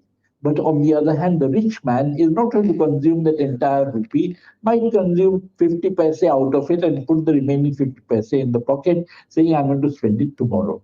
Therefore, every such redistribution of income tends to give rise to a lower level of consumption, which basically means that every such redistribution of income produces an ex-ante overproduction crisis. That there's a crisis of overproduction because the markets don't expand as rapidly as production is expanding. And that's the cause of the crisis in the international economy, that there is a rise in the share of surplus. That means that what the rich, what the capitalists and their hangers-on earn, there's a rise in the share of surplus. Distribution from wages and working people's incomes to the surplus is responsible for the crisis. Now, whenever there is such a crisis, it's possible for the state to come in and introduce demand, because the crisis is because of the inadequacy of aggregate demand. The state can always come and inject demand into the economy. In fact, this was the conclusion of the most famous proposition put forward in 20th century economics by John Maynard Keynes, that really he was worried about the Bolshevik Revolution. He was a defender of capitalism, but he was smart enough to see that capitalism generated crisis and unemployment. And his fear was that if capitalism generates crisis and unemployment, then people are going to go the Bolshevik way. Therefore, he wanted to reform capitalism. And his reforming of capitalism took the form of getting the state to generate demand. And the state generating demand would actually push the economy close to full employment. And he was writing in the middle of the Great Depression of the 1930s. Now, the state can generate demand and increase the level of economic activity and employment only if state expenditure is financed in one of two ways. Either if it is financed through a fiscal deficit, in which case the state spends 100 rupees but doesn't tax anybody. It simply prints 100 rupees and spends. Therefore, there is obviously a rise in overall demand. Alternatively, if the state taxes the rich, because the rich, as I said, don't have income, and therefore, if the rich spend only half of their income, and the state taxes the rich 100 rupees and spends 100 rupees, in that case, only 50 rupees would be the reduction of consumption on the part of the rich. 100 is the state expenditure. Therefore, there's a net increase of 100 rupees in demand. So the state can succeed in increasing the level of aggregate demand if it finances its expenditure through a fiscal deficit, or if it finances its expenditure by taxing the rich. If it finances expenditure by taxing the working people, they spend all their income more or less anyway. Therefore, there will be very little net increase in demand. Both these ways of financing state expenditure, however, are ruled out under neoliberalism. There is absolute ban on enlarging the fiscal deficit. You know, in every country of the world, with the exception of the United States, you actually have this fiscal responsibility legislation. All over Europe, the state cannot spend more than 3% of GDP as fiscal deficit. In India, we have the central government 3%, state governments together 3%. Therefore, 6% of GDP. There is always a ban on any increase in fiscal deficit as a proportion of GDP. And I mean, just imagine why there should be such a ban.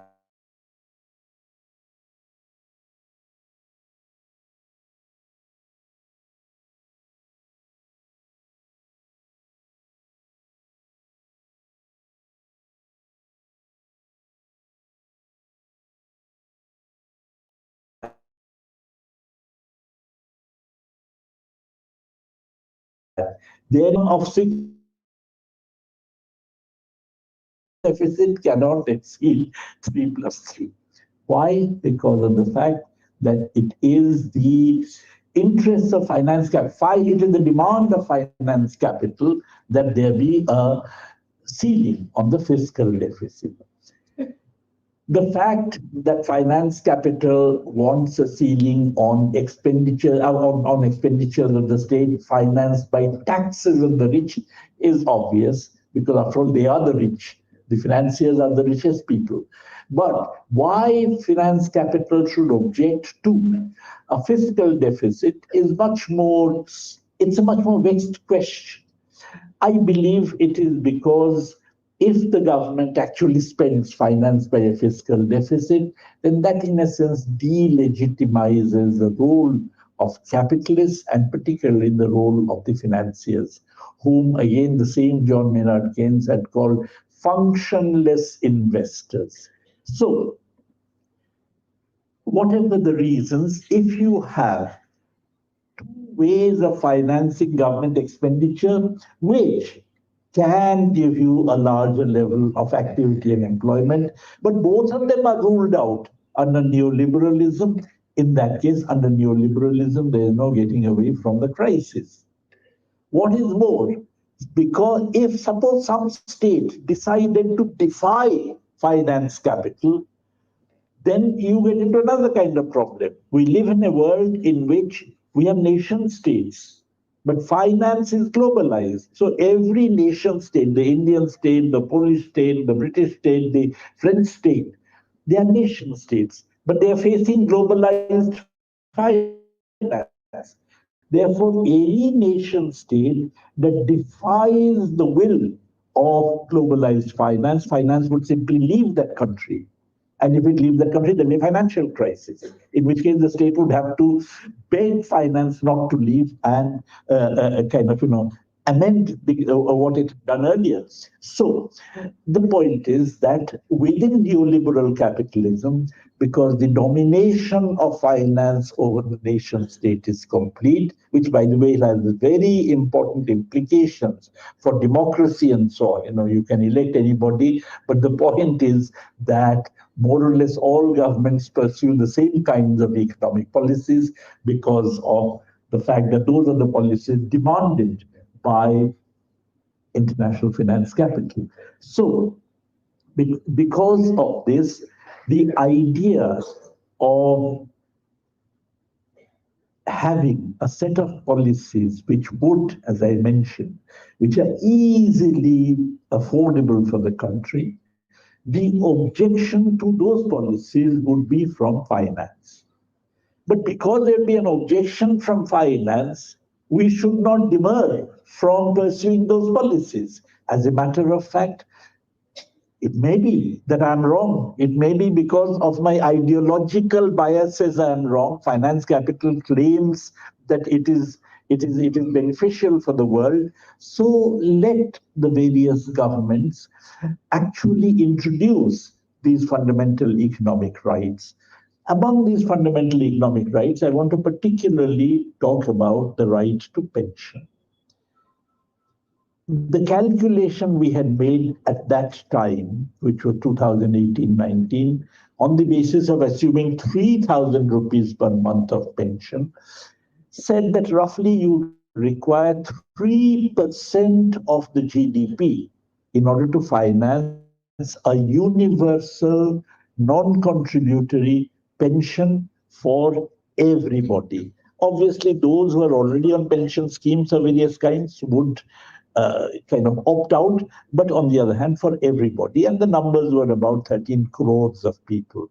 So about 13 crores of people would be provided started with 3,000 rupees per month, and this was supposed to be a part of the agenda. Now, if you do that, then compared to the GDP of that particular period, 3% of GDP was required. As I said, that in order to spend 3% of GDP, you don't need to raise 3% of GDP. I'm looking only at the pensions. You need to raise only about 2% of GDP. Therefore, if you can raise 2% of GDP in the form of additional taxes, you can actually finance this entire universal pension scheme. And again, this 2% of GDP can be raised just by having one tax, which is a 1% tax on the wealth of the 1% of 1% of the population, which is really such a non-demanding measure that, as a matter of fact, we must press for it. We have to decide whether this country is to be run according to the whims and caprices of globalized finance, or whether this country has to be run on the basis of what we had visualized at the time of independence, namely a welfare state where everybody is together, where we actually have a kind of sense of community as far as the people are concerned. The fact of being a citizen of free India must entitle you to a certain living standard, must entitle you a certain freedom from insecurity, must entitle you to a pension, and so on.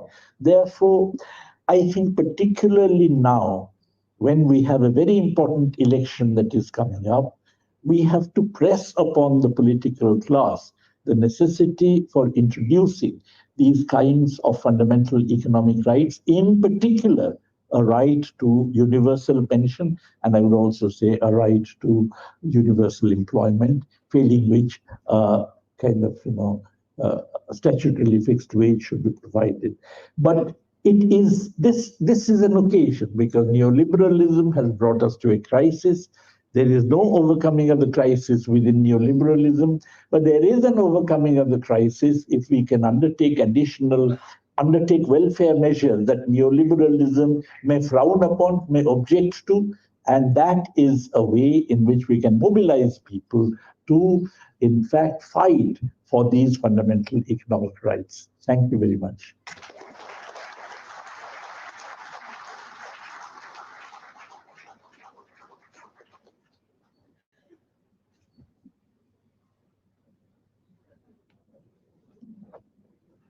We are extremely thankful Comrade Prabhat Patnaik for delivering this lecture. And he has opened up so many things, so many statistics to prove that the universal pension is a possibility, provided the government minds it.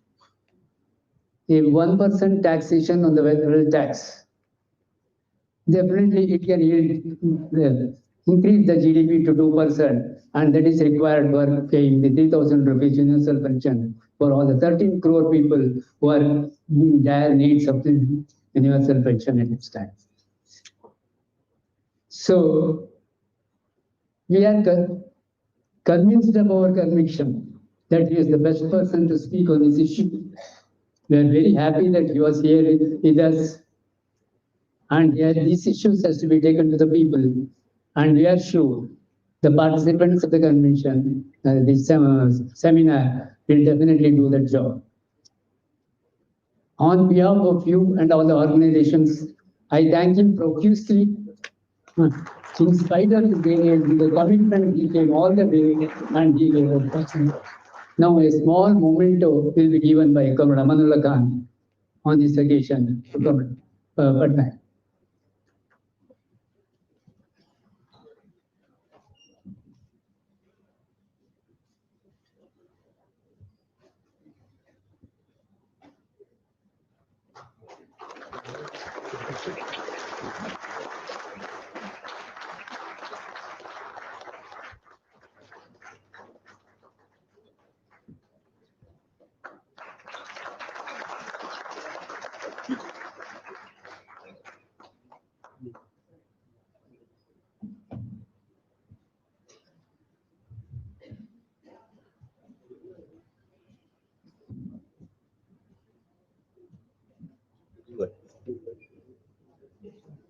ಸಂಘಟನೆಗಳೇ, ಈಗ ನಮ್ಮೊಂದಿಗೆ comrade ಮಹೇಂದೇಶ್ ಇದ್ದಾರೆ. ಯಾವುದೇ ಒಂದು ಹೋರಾಟವನ್ನು ತೆಗೆದುಕೊಂಡು ಹೋಗ್ಲಿಕ್ಕೆ ಸಮರಶೀಲವಾದಂತಹ ಹೋರಾಟದ ಸಂಘಟನೆ CIT. ಈ ನಮ್ಮ ಮುಂದಿನ ಹೋರಾಟಗಳನ್ನು ಯಾವ ನಿಟ್ಟಿನಲ್ಲಿ ತಗೊಂಡು ಹೋಗ್ಬೇಕು, ಹೇಗೆ ತಗೊಂಡು ಹೋಗ್ಬೋದು? ಯಾಕಂತ ಹೇಳಿದ್ರೆ ಹಲವಾರು ಅಸಂಘಟಿತ ಕಾರ್ಮಿಕರ ಸಂಘಟನೆಗಳನ್ನ ಈಗ CIT ಆರ್ಗನೈಸ್ ಮಾಡ್ತಾ ಇದ್ದಾರೆ.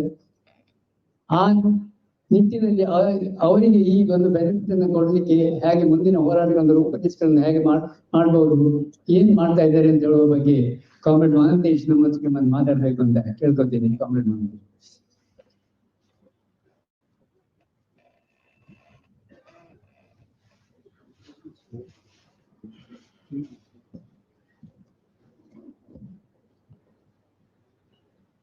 ವೇದಿಕೆ ಮೇಲೆ ಉಪಸ್ಥಿತರಿರ್ತಕ್ಕಂಥ ಎಲ್ಲ ಸಂಗಾತಿಗಳೇ ಮತ್ತು ಈ ಒಂದು ಸಾರ್ವತ್ರಿಕ ಪಿಂಚಣಿ ಯೋಜನೆ ಜಾರಿಯಾಗಬೇಕು ಅಂತೇಳಿ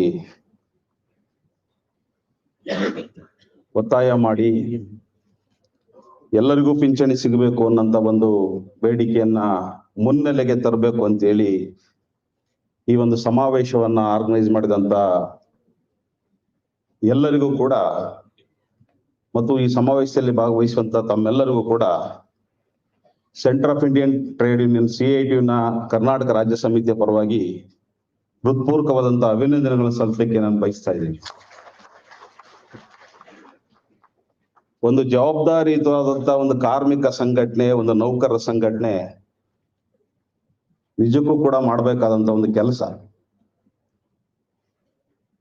ಇವತ್ತು ನಮ್ಮ ಈ ಉದಾರೀಕರಣ ನೀತಿಗಳು ಭಾರತ ದೇಶದಲ್ಲಿ ಜಾರಿ ಆದ ನಂತರದಲ್ಲಿ ಇತ್ತೀಚಿನ ದಿನಗಳಲ್ಲಿ ಕೆಲವು ಭೂತಗಳನ್ನ ನಮ್ಮ ಎದುರುಗಡೆ ನಿಲ್ಲಿಸಿದ್ದಾರೆ.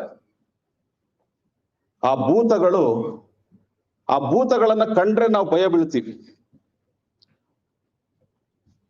ನಂಬರ್ 1 ಏನಂತ ಹೇಳಿದ್ರೆ, ಮಕ್ಕಳಿಗೆ ಎಜುಕೇಶನ್ ಕೊಡಿಸೋದು ಇವತ್ತೊಂದು ದೊಡ್ಡ ಸವಾಲಾಗಿದೆ. ಒಂದು ಎಜುಕೇಶನ್ ಭೂತವನ್ನ ನಮ್ಮ ಎದುರುಗಡೆ ನಿಲ್ಲಿಸಿದ್ದಾರೆ. ತುಂಬಾ ಜನ ಯುವಕರು ಯುವತಿಯರು ಇವತ್ತು ಮದುವೆ ಆಗ್ಲಿಕ್ಕೆ ಹಿಂದೇಟಾಗ್ತಾ ಇದ್ದಾರೆ. ಅವರು 50,000 1 ಲಕ್ಷ ರೂಪಾಯಿ ಸಂಬಳ ತಗೊಳ್ಳುವಂತ ಸಾಫ್ಟ್ವೇರ್ನವರು ಕೂಡ ಯಾಕೆ ಮದುವೆ ಆಗಬೇಕು, ಯಾಕೆ ಈ ರೆಸ್ಪಾನ್ಸಿಬಿಲಿಟಿ,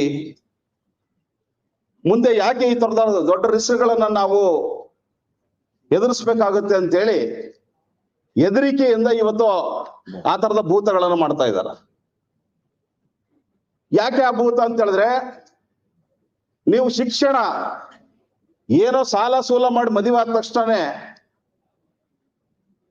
ನೀವು ಹನಿಮೂನ್ ಮಾಡ್ತಿರೋ ಇಲ್ಲೋ, ಅಥವಾ ನೀವೊಂದು ಒಳ್ಳೆ ಕನಸು ಕಾಣ್ಲಿಕ್ಕೆ ಅವಕಾಶ ಇದೆಯಲ್ಲೋ ಗೊತ್ತಿಲ್ಲ, ಆದ್ರೆ ಮುಂದೆ ಹುಟ್ಟುವಂತ ಮಗುವಿಗೆ ಯಾವ ಶಾಲೆಯಲ್ಲಿ ನೀವು ಸೀಟ್ ಬುಕ್ ಮಾಡ್ಬೇಕು ಅನ್ನೋಂತ ಚಿಂತೆ ಸ್ಟಾರ್ಟ್ ಆಗುತ್ತೆ. ವಿಶೇಷವಾಗಿ ಮಧ್ಯಮ ವರ್ಗದ ಜನರಿಗಂತೂ ಅದೊಂದು ದೊಡ್ಡ ಭೂತವಾಗಿ ಕಾಡುತ್ತೆ. ಯಾಕಂತ ಹೇಳಿದ್ರೆ ಸಾಮಾನ್ಯ ಜನ, ಲೋಯರ್ ಮಿಡ್ಲ್ ಕ್ಲಾಸ್, ಬಡವರು ಅದ್ರ ಬಗ್ಗೆ ಜಾಸ್ತಿ ತಲೆ ಕೆಡಿಸ್ಕೊಳ್ಳಲ್ಲ. ಅದು ಮಧ್ಯಮ ವರ್ಗದ ಜನಕ್ಕೆ ಬಹಳ ದೊಡ್ಡ ಭೂತವಾಗಿ ಇವತ್ತು ಕಾಡ್ತಾ ಇದೆ. ಇನ್ನು ಎರಡನೇ ಭೂತ, ನಿಮಗೆ 45 ವರ್ಷ 30 ವರ್ಷ ದಾಟಿದ ಮೇಲೆ ಒಂದು ಭೂತ ಸ್ಟಾರ್ಟ್ ಮಾಡಿಸ್ತಾರ. 40 ವರ್ಷ 45 ವರ್ಷ ಆಗ್ತಿದ್ದಂಗೆ ಅದು ನಿಮ್ಮ ಹೆಲ್ತ್ ಭೂತ. ಅದು BP ಬಂತ, ಶುಗರ್ ಬಂತ, ತುಂಬಾ ಕೇರ್ ಆಗಿರ್ಬೇಕು ಅಂತೇಳಿ ಪ್ರೈವೇಟ್ ಹಾಸ್ಪಿಟಲ್ಗಳಲ್ಲಿ ನಿಮಗೆ ಮೆಡಿಕ್ಲೈಮ್ಗಳ ಭೂತಗಳನ್ನು ಸ್ಟಾರ್ಟ್ ಮಾಡ್ತಾರೆ. ಮೆಡಿಕ್ಲೈಮ್ ಭೂತಗಳನ್ನು ಸ್ಟಾರ್ಟ್ ಮಾಡಿ ಇಲ್ಲ ಹೇಳಕ್ ಬರೋದಿಲ್ಲ, ಅದರಲ್ಲೂ ಕೊರೋನಾ ಬಂದ ನಂತರ ಇನ್ನೂ ದೊಡ್ಡ ಭೂತಗಳು ಸ್ಟಾರ್ಟ್ ಆಗಿದಾವೆ, ಹೇಳಕ್ ಬರೋದಿಲ್ಲ, ಎಲ್ಲವೂ ಕೂಡ ನೀವು ಒಂದು ಸೆಕ್ಯೂರ್ ಆದಂತ ಹೆಲ್ತ್ ಸ್ಕೀಮ್ ಅನ್ನ ಮಾಡ್ಕೊಳ್ಳಿ ಅಂತೇಳಿ ಎಲ್ಲರೂ ಭೂತ ಇದು ಮಾಡ್ತಾರೆ. ಇನ್ನು 45 ದಾಟಿ ಇನ್ನೇನು 50 ಹತ್ರ ಬರ್ತಿದ್ದಂಗೆ, 50 ದಾಟ್ತಿದ್ದಂಗೆ ಆಮೇಲೆ ನಿಮ್ಮ ರಿಟೈರ್ಮೆಂಟ್ ಭೂತ ಕಾಡುತ್ತೆ. ರಿಟೈರ್ಡ್ ಆಗ್ತಾ ಇದೆ, ಇನ್ನೇನು ಸಾಲ ಮಾಡಿದೀವಿ, ರಿಟೈರ್ಡ್ ಆದ ನಂತರ ಮುಂದಿನ ಲೈಫ್ ಹೆಂಗೆ? ಅದಕ್ಕೆ ಈ 3 ಭೂತಗಳನ್ನ ಆಪರೇಟ್ ಮಾಡೋರು ಯಾರು ಅಂತ ಹೇಳಿದ್ರೆ ಪ್ರೈವೇಟ್ ಲಾಬಿಗಳು. ಎಜುಕೇಶನ್ ಲಾಬಿ ಆರಂಭದಲ್ಲಿ ಪ್ರೈವೇಟ್ ಎಜುಕೇಶನ್ ಲಾಬಿ ನಿಮ್ಮನ್ನು ಲೂಟಿ ಮಾಡ್ತಾರೆ. ನೀವು ಮಧ್ಯಮ ವಯಸ್ಸಿಗೆ ಬಂದಾಗ ಮೆಡಿಕಲ್ ಲಾಬಿ ನಿಮ್ಮನ್ನ ಲೂಟಿ ಮಾಡ್ತಾರೆ. ಇನ್ನ ರಿಟೈರ್ಮೆಂಟ್ ಬಂದಾಗ ಈ ಇನ್ವೆಸ್ಟ್ಮೆಂಟ್ ಲಾಬಿ ಇದೆಯಲ್ಲ, ಈ ಇನ್ವೆಸ್ಟ್ಮೆಂಟ್ ಲಾಬಿಗಳು ನಿಮ್ಮ ಹತ್ರ ಇರೋ ದುಡ್ಡನ್ನು ಕಿತ್ಕೊಳ್ಳಕ್ಕೆ ಪ್ಲಾನ್ ಮಾಡ್ತಾರೆ. ಹಾಗಾಗಿ ಇವತ್ತು ಈ ಉದಾರೀಕರಣದ ನೀತಿಗಳ ನಂತರದಲ್ಲಿ ಭಾರತದ ಕಾರ್ಮಿಕ ವರ್ಗ, ಭಾರತದ ಮಧ್ಯಮ ವರ್ಗ, ಭಾರತದ ದುಡಿಯೋ ವರ್ಗ ತಮ್ಮ ಇಡೀ ದುಡಿತವನ್ನ, ತಮ್ಮ ಇಡೀ ಆದಾಯವನ್ನ ಈ ಭೂತಗಳ ಬಾಯಿಗೆ ಹಾಕುವಂತ ಒಂದು ಪರಿಸ್ಥಿತಿಯಲ್ಲಿ ನಾವಿದೆ. ಮತ್ತು ಇತ್ತೀಚಿನ ದಿನಗಳಲ್ಲೂ ಕೂಡ ರಿಟೈರ್ಡ್ ಆದಂತವರಿಗೆ ಬಹಳ ಹಲವಾರು ಸಮಸ್ಯೆಗಳು ಬರ್ತಾ ಇದಾವೆ. ಒಂದು ಗ್ಯಾರಂಟಿ ಆದಂತ ಇನ್ವೆಸ್ಟ್ಮೆಂಟ್ ಮಾಡಿದ್ರೆ ಗ್ಯಾರಂಟಿ ಆದಂತ ರಿಟರ್ನ್ಸ್ ಬರಲ್ಲ. ಶೇರ್ ಮಾರ್ಕೆಟ್ ರಿಲೇಟೆಡ್ ಆದಂತ ರಿಟರ್ನ್ಸ್ ಗಳನ್ನ ಅವ್ರು ಹೇಳ್ತಾರೆ. ಇನ್ನೊಂದು ಕಡೆಗೆ ಈ ಆನ್ಲೈನ್ ಟ್ರಾನ್ಸಾಕ್ಷನ್ ಬಂದ ನಂತರದಲ್ಲಿ ವಿಪರೀತವಾದಂತ ಚೀಟಿಂಗ್ ಸ್ಟಾರ್ಟ್ ಆಗಿದಾವೆ. ನಿಮಗೆ ಫೋನ್ ಪೇ ಇಂದ ಹಿಡಿದು ನೆಟ್ ಬ್ಯಾಂಕಿಂಗ್ ಇಂದ ಹಿಡಿದು ಎಲ್ಲವೂ ಕೂಡ ನಿಮಗೆ OTP ಗಳನ್ನ ಬೇರೆ ಬೇರೆ ಮೂಲಕದಲ್ಲಿ ದೊಡ್ಡ ಮಟ್ಟದ ಚೀಟಿಂಗ್ ಗಳನ್ನ ಮಾಡ್ತಾ ಇದ್ದಾರೆ. ಸೊ ಹಾಗಾಗಿ ನಾವು ಒಂದು ಕಾರ್ಮಿಕ ಸಂಘಟನೆಯಾಗಿ ಒಂದ್ ಕಡೆ ಈ ತರದ ಪ್ರಶ್ನೆಗಳನ್ನ ನೀವು ಮಧ್ಯಮ ವರ್ಗದ ಸಂಘಟನೆಗಳು ಅಟೆಂಡ್ ಮಾಡ್ತಾ ಇದ್ದೀರಿ. ಆದ್ರೆ ಇವತ್ತು CIT ಒಂದು ಕಾರ್ಮಿಕ ವರ್ಗದ ಸಂಘಟನೆಯಾಗಿ, ಒಂದು ಕ್ರಾಂತಿಕಾರಿ ಸಂಘಟನೆಯಾಗಿ ಎಲ್ಲರಿಗೂ ಪೆನ್ಷನ್ ಸಿಗಬೇಕು ಅನ್ನೋಂಥದ್ದು, ಎಲ್ಲರಿಗೂ ಸಾಮಾಜಿಕ ಭದ್ರತೆ, ಸೋಷಿಯಲ್ ಸೆಕ್ಯೂರಿಟಿ ಸಿಗಬೇಕು ಅನ್ನೋಂಥದ್ದು CIT ನ ಒಂದು ಕಣ್ಣೋಟ ಮತ್ತು ಹೋರಾಟ. ಹಾಗಾಗಿನೇ ಇವತ್ತು ಯೂನಿವರ್ಸಲ್ ಪೆನ್ಷನ್ ಸ್ಕೀಮ್ ಜಾರಿ ಆಗ್ಬೇಕು ಅಂತ ಹೇಳಿ ನಾವು 16 ವರ್ಷಗಳಿಂದ ಹೋರಾಟವನ್ನು ಮಾಡ್ತಾ ಇದ್ದೀವಿ. 16 ವರ್ಷಗಳಿಂದ ದೊಡ್ಡ ಮಟ್ಟದ ಅಸಂಘಟಿತ ವಲಯದ ಕಾರ್ಮಿಕರನ್ನ, ಕಾಂಟ್ರಾಕ್ಟ್ ವರ್ಕರ್ಸ್ ಗಳನ್ನ, ಗುತ್ತಿಗೆ ಕಾರ್ಮಿಕರನ್ನ, ಔಟ್ಸೋರ್ಸ್ ವರ್ಕರ್ಸ್ ಅನ್ನ ನಾವು ಆರ್ಗನೈಸ್ ಮಾಡ್ತಾ ಇದ್ದೀವಿ. ಇವತ್ತು ಈಗಾಗಲೇ ಅಂಥದ್ರಲ್ಲಿ ಒಂದು ಬಹಳ ಪ್ರಮುಖವಾದಂತ ಪ್ರಶ್ನೆ, ನೀವತ್ತು ಈ ಓಲ್ಡ್ ಏಜ್ ಆಗುವಂತವರಿಗೆ 60 ವರ್ಷ ದಾಟಿದ ನಂತರದ ಇವತ್ತು ಆ ವಿಭಾಗಕ್ಕೆ ಒಂದು ಸಾರ್ವತ್ರಿಕವಾದಂತ ಒಂದು ಪೆನ್ಷನ್ ಸಿಗಬೇಕು ಅನ್ನಂತ ಒಂದು ಬೇಡಿಕೆಯನ್ನಿಟ್ಟು, ಅದರಲ್ಲೂ ಕೂಡ ಒಂದು ನೌಕರರ ಸಂಘಟನೆಗಳು ಈ ತರದ ಒಂದು ಬೇಡಿಕೆಯನ್ನಿಟ್ಟು ಎಲ್ಲರಿಗೂ ಪೆನ್ಷನ್ ಸಿಗಬೇಕು ಅನ್ನಂತ ಒಂದು ಹೋರಾಟಕ್ಕೆ ಅಥವಾ ಒಂದು ಪ್ರಯತ್ನ ಮಾಡ್ತಕ್ಕಂಥದ್ದು ಅತ್ಯಂತ ಸ್ವಾಗತಾರ್ಹ ಅನ್ನೋಂತ ಮಾತನ್ನ ನಾನು ಹೇಳಿಕ್ ಬಯಸ್ತಾ ಇದ್ದೆ. CIT ನ ಇದೇ ತರದ ಒಂದು ಬೇಡಿಕೆಗಳನ್ನ ಇಟ್ಕೊಂಡು ಬೇರೆ ಬೇರೆ ಕಾರ್ಮಿಕ ಸಂಘಟನೆಗಳು ಕೆಲಸ ಮಾಡ್ತಾ ಇದ್ದಾರೆ. CIT ಕೇವಲ ಒಂದು ಕಾರ್ಮಿಕ ಸಂಘಟನೆಯಾಗಿ ಆ ಕಾರ್ಮಿಕರ ಬೋನಸ್, ಕಾರ್ಮಿಕರ ವೇಜ್ ಇನ್ಕ್ರಿಮೆಂಟ್, ಕಾರ್ಮಿಕರ ಬದುಕಿನ ಬಗ್ಗೆ ಮಾತ್ರ ಹೋರಾಟ ಮಾಡ್ತದ್ದಲ್ಲ. ಆ ಒಂದು ಕಾರ್ಖಾನೆ ಇದ್ರೆ, ಒಂದು ಇಂಡಸ್ಟ್ರಿ ಇದ್ರೆ, ಒಂದು ಕೈಗಾರಿಕೆ ಇದ್ರೆ ಅಲ್ಲಿ ಕಾಯಂ ನೌಕರರು ಕೂಡ ಅದೇ ಕೈಗಾರಿಕೆಯಲ್ಲಿ ಇರ್ತಕ್ಕಂತ ಗುತ್ತಿಗೆ ಕಾರ್ಮಿಕರನ್ನು ಕೂಡ ಸಂಘಟಿಸಬೇಕು ಅನ್ನಂತ ಒಂದು ತಾತ್ವಿಕವಾದಂತ ಚಿಂತನೆ CIT. ಅದರ ಭಾಗವಾಗಿನೇ ಇವತ್ತು ಹಲವಾರು ಕಡೆಗಳಲ್ಲಿ ಈವನ್ ವಿಮಾನ ನೌಕರರ ಸಂಘಟನೆಯನ್ನು ಕೂಡ, BSNL ಅಂತ ಒಂದು ಸಂಘಟನೆಯಲ್ಲೂ ಕೂಡ, ಬ್ಯಾಂಕ್ ನೌಕರರ ಸಂಘಟನೆಯಲ್ಲೂ ಕೂಡ CIT ನ ಆ ಕಣ್ಣೋಟವನ್ನ ಜಾರಿ ಮಾಡ್ಲಿಕ್ಕೆ ನಮ್ಮ ಕ್ರಾಂತಿಕಾರಿ ಸಂಘಟನೆಗಳು ಇವತ್ತು ಕ್ರಮವನ್ನು ತಗೊಳ್ತಾ ಇದ್ದಾವೆ. ಇವತ್ತು ನಾನೊಂದು BSNL ಅಂತ ಒಂದು ಸಂಸ್ಥೆಯ contract workers union general secretary ಕೆಲಸ ಮಾಡ್ತಾ ಇದ್ದೀನಿ. ಅಲ್ಲಿ BSNL ಎಂಪ್ಲಾಯೀಸ್ ಯೂನಿಯನ್ ಅದು ಕೂಡ ಅದೇ ಸ್ವತಃ ಮುತುವರ್ಜಿ ವಹಿಸಿ ಅಲ್ಲಿಯ ಕಾಂಟ್ರಾಕ್ಟ್ ವರ್ಕರ್ಸ್ ಅನ್ನ ಆರ್ಗನೈಸ್ ಮಾಡ್ಲಿಕ್ಕೆ ಇವತ್ತು ಕ್ರಮವನ್ನು ತಗೊಂಡಂತದ್ದನ್ನು ನಾನು ಹೇಳಲಿಕ್ಕೆ ಬಯಸ್ತಾ ಇದ್ದೇನೆ. ಇವತ್ತು ನಮ್ಮ ದೇಶದಲ್ಲಿ ಬಹಳ ಪ್ರಮುಖವಾಗಿ ಇವತ್ತು ಈ ಉದಾರೀಕರಣದ ನೀತಿಗಳು, ಅದರಲ್ಲೂ ಇತ್ತೀಚಿನ ಈ 9 ವರ್ಷಗಳ ಈ ಒಂದು ಆಡಳಿತದಲ್ಲಿ ಬಹಳ ದೊಡ್ಡ ಪ್ರಮಾಣದ ನಿರುದ್ಯೋಗ ಸಮಸ್ಯೆ ವ್ಯಾಪಕವಾಗಿ ಬೆಳೀತಾ ಇದೆ. ಈ 9 ವರ್ಷದಲ್ಲಿ ನಿರುದ್ಯೋಗ ನಾಗಾಲೋಟದಿಂದ ಬೆಳೀತಾ ಇದೆ. CIT ನ ಸಂಸ್ಥಾಪಕ ಅಧ್ಯಕ್ಷರಾದಂತ ಕಾಮ್ರೇಡ್ BT ರಣದೀವಿ ಅವರು 1989ರಲ್ಲಿ ದುರ್ಗಾಪುರದಲ್ಲಿ ರೈಟ್ ಟು ವರ್ಕ್ ಅನ್ನಂತ ಒಂದು ಕನ್ವೆನ್ಷನ್ ಆರ್ಗನೈಸ್ ಮಾಡಿಸಿದ್ರು. ರೈಟ್ ಟು ವರ್ಕ್ ಫಂಡಮೆಂಟಲ್ ಆಗ್ಬೇಕು ಅನ್ನಂಥದ್ದು ನಮ್ಮ CIT ನ ಬಹಳ ಪ್ರಮುಖವಾದಂತ ಬೇಡಿಕೆ. ರೈಟ್ ಟು ವರ್ಕ್ ಫಂಡಮೆಂಟಲ್ ಆಗ್ಬೇಕು ಅನ್ನೋಂಥದ್ದು ಕೇವಲ ಉದ್ಯೋಗದ ಯುವಕರ ಬೇಡಿಕೆ ಆಗಬಾರ್ದು, ಅದು ಈ ದೇಶದ ಕಾರ್ಮಿಕ ವರ್ಗದ ಬೇಡಿಕೆ ಆಗಬೇಕು ಅಂತೇಳಿ CIT ಒತ್ತಾಯ ಮಾಡುತ್ತೆ. ಹಾಗಾಗಿನೇ 2004ರಲ್ಲೂ ಕೂಡ ನಮ್ಮ CIT ನ ಒನ್ ಆಫ್ ದಿ ಅಖಿಲ ಭಾರತ ಕಾರ್ಯದರ್ಶಿಯಾಗಿದ್ದಂತ ದೀಪಂಕರ್ ಮುಖರ್ಜಿ ಅವರು ಪಾರ್ಲಿಮೆಂಟಿನ ರಾಜ್ಯಸಭೆಯಲ್ಲಿ ಒಂದು ಎಂಪ್ಲಾಯ್ಮೆಂಟ್ ಅಲವೆನ್ಸ್ ಪ್ರೈವೇಟ್ ಬಿಲ್ ಅನ್ನ ಇಂಟ್ರೊಡ್ಯೂಸ್ ಮಾಡಿದ್ರು. ಇವತ್ತೇನ್ ಇಲ್ಲಿ ಕರ್ನಾಟಕ ಸರ್ಕಾರದವರು ನಿರುದ್ಯೋಗಿಗಳಿಗೆ ನಿರುದ್ಯೋಗ ಭತ್ಯೆ ಅಂತ ಹೇಳಿ ಕೊಡ್ತಾ ಇದ್ದಾರೆ. 2004ರಲ್ಲಿ CIT ನ ಅಖಿಲ ಭಾರತ ಕಾರ್ಯದರ್ಶಿಯಾದಂತ ದೀಪಂಕರ್ ಮುಖರ್ಜಿ ಅವರು ಆ ಪ್ರೈವೇಟ್ ಬಿಲ್ ಅನ್ನ ಪಾರ್ಲಿಮೆಂಟ್ ಅಲ್ಲಿ ಇಂಟ್ರೊಡ್ಯೂಸ್ ಮಾಡಿಸಿ ಡಿಸ್ಕಷನ್ ಬಿಟ್ಟಿದ್ರು. ಸಂಗತಿಗಳು ಇವತ್ತು ಬಹಳ ಪ್ರಮುಖವಾದ ಹಲವಾರು ಪ್ರಶ್ನೆಗಳಿದಾವೆ ಚರ್ಚೆ ಮಾಡುವಂತದ್ದು. ಅದರಲ್ಲಿ ಬಹಳ ಪ್ರಮುಖವಾದ ಈ ಪ್ರಶ್ನೆ, ಇವತ್ತು ಯೂನಿವರ್ಸಲ್ ಪೆನ್ಷನ್ ಅನ್ನುವಂಥದ್ದು. ಇವತ್ತು ಈಗಾಗಲೇ ಹೇಳಿದಾಗೆ ನಮ್ಮಲ್ಲಿ ಒಂದ್ ಕಡೆ ಆರ್ಗನೈಸ್ ಸೆಕ್ಟರ್ಗೆ ಸ್ವಲ್ಪ ಪ್ರಮಾಣದ ರಕ್ಷಣೆ ಇದೆ.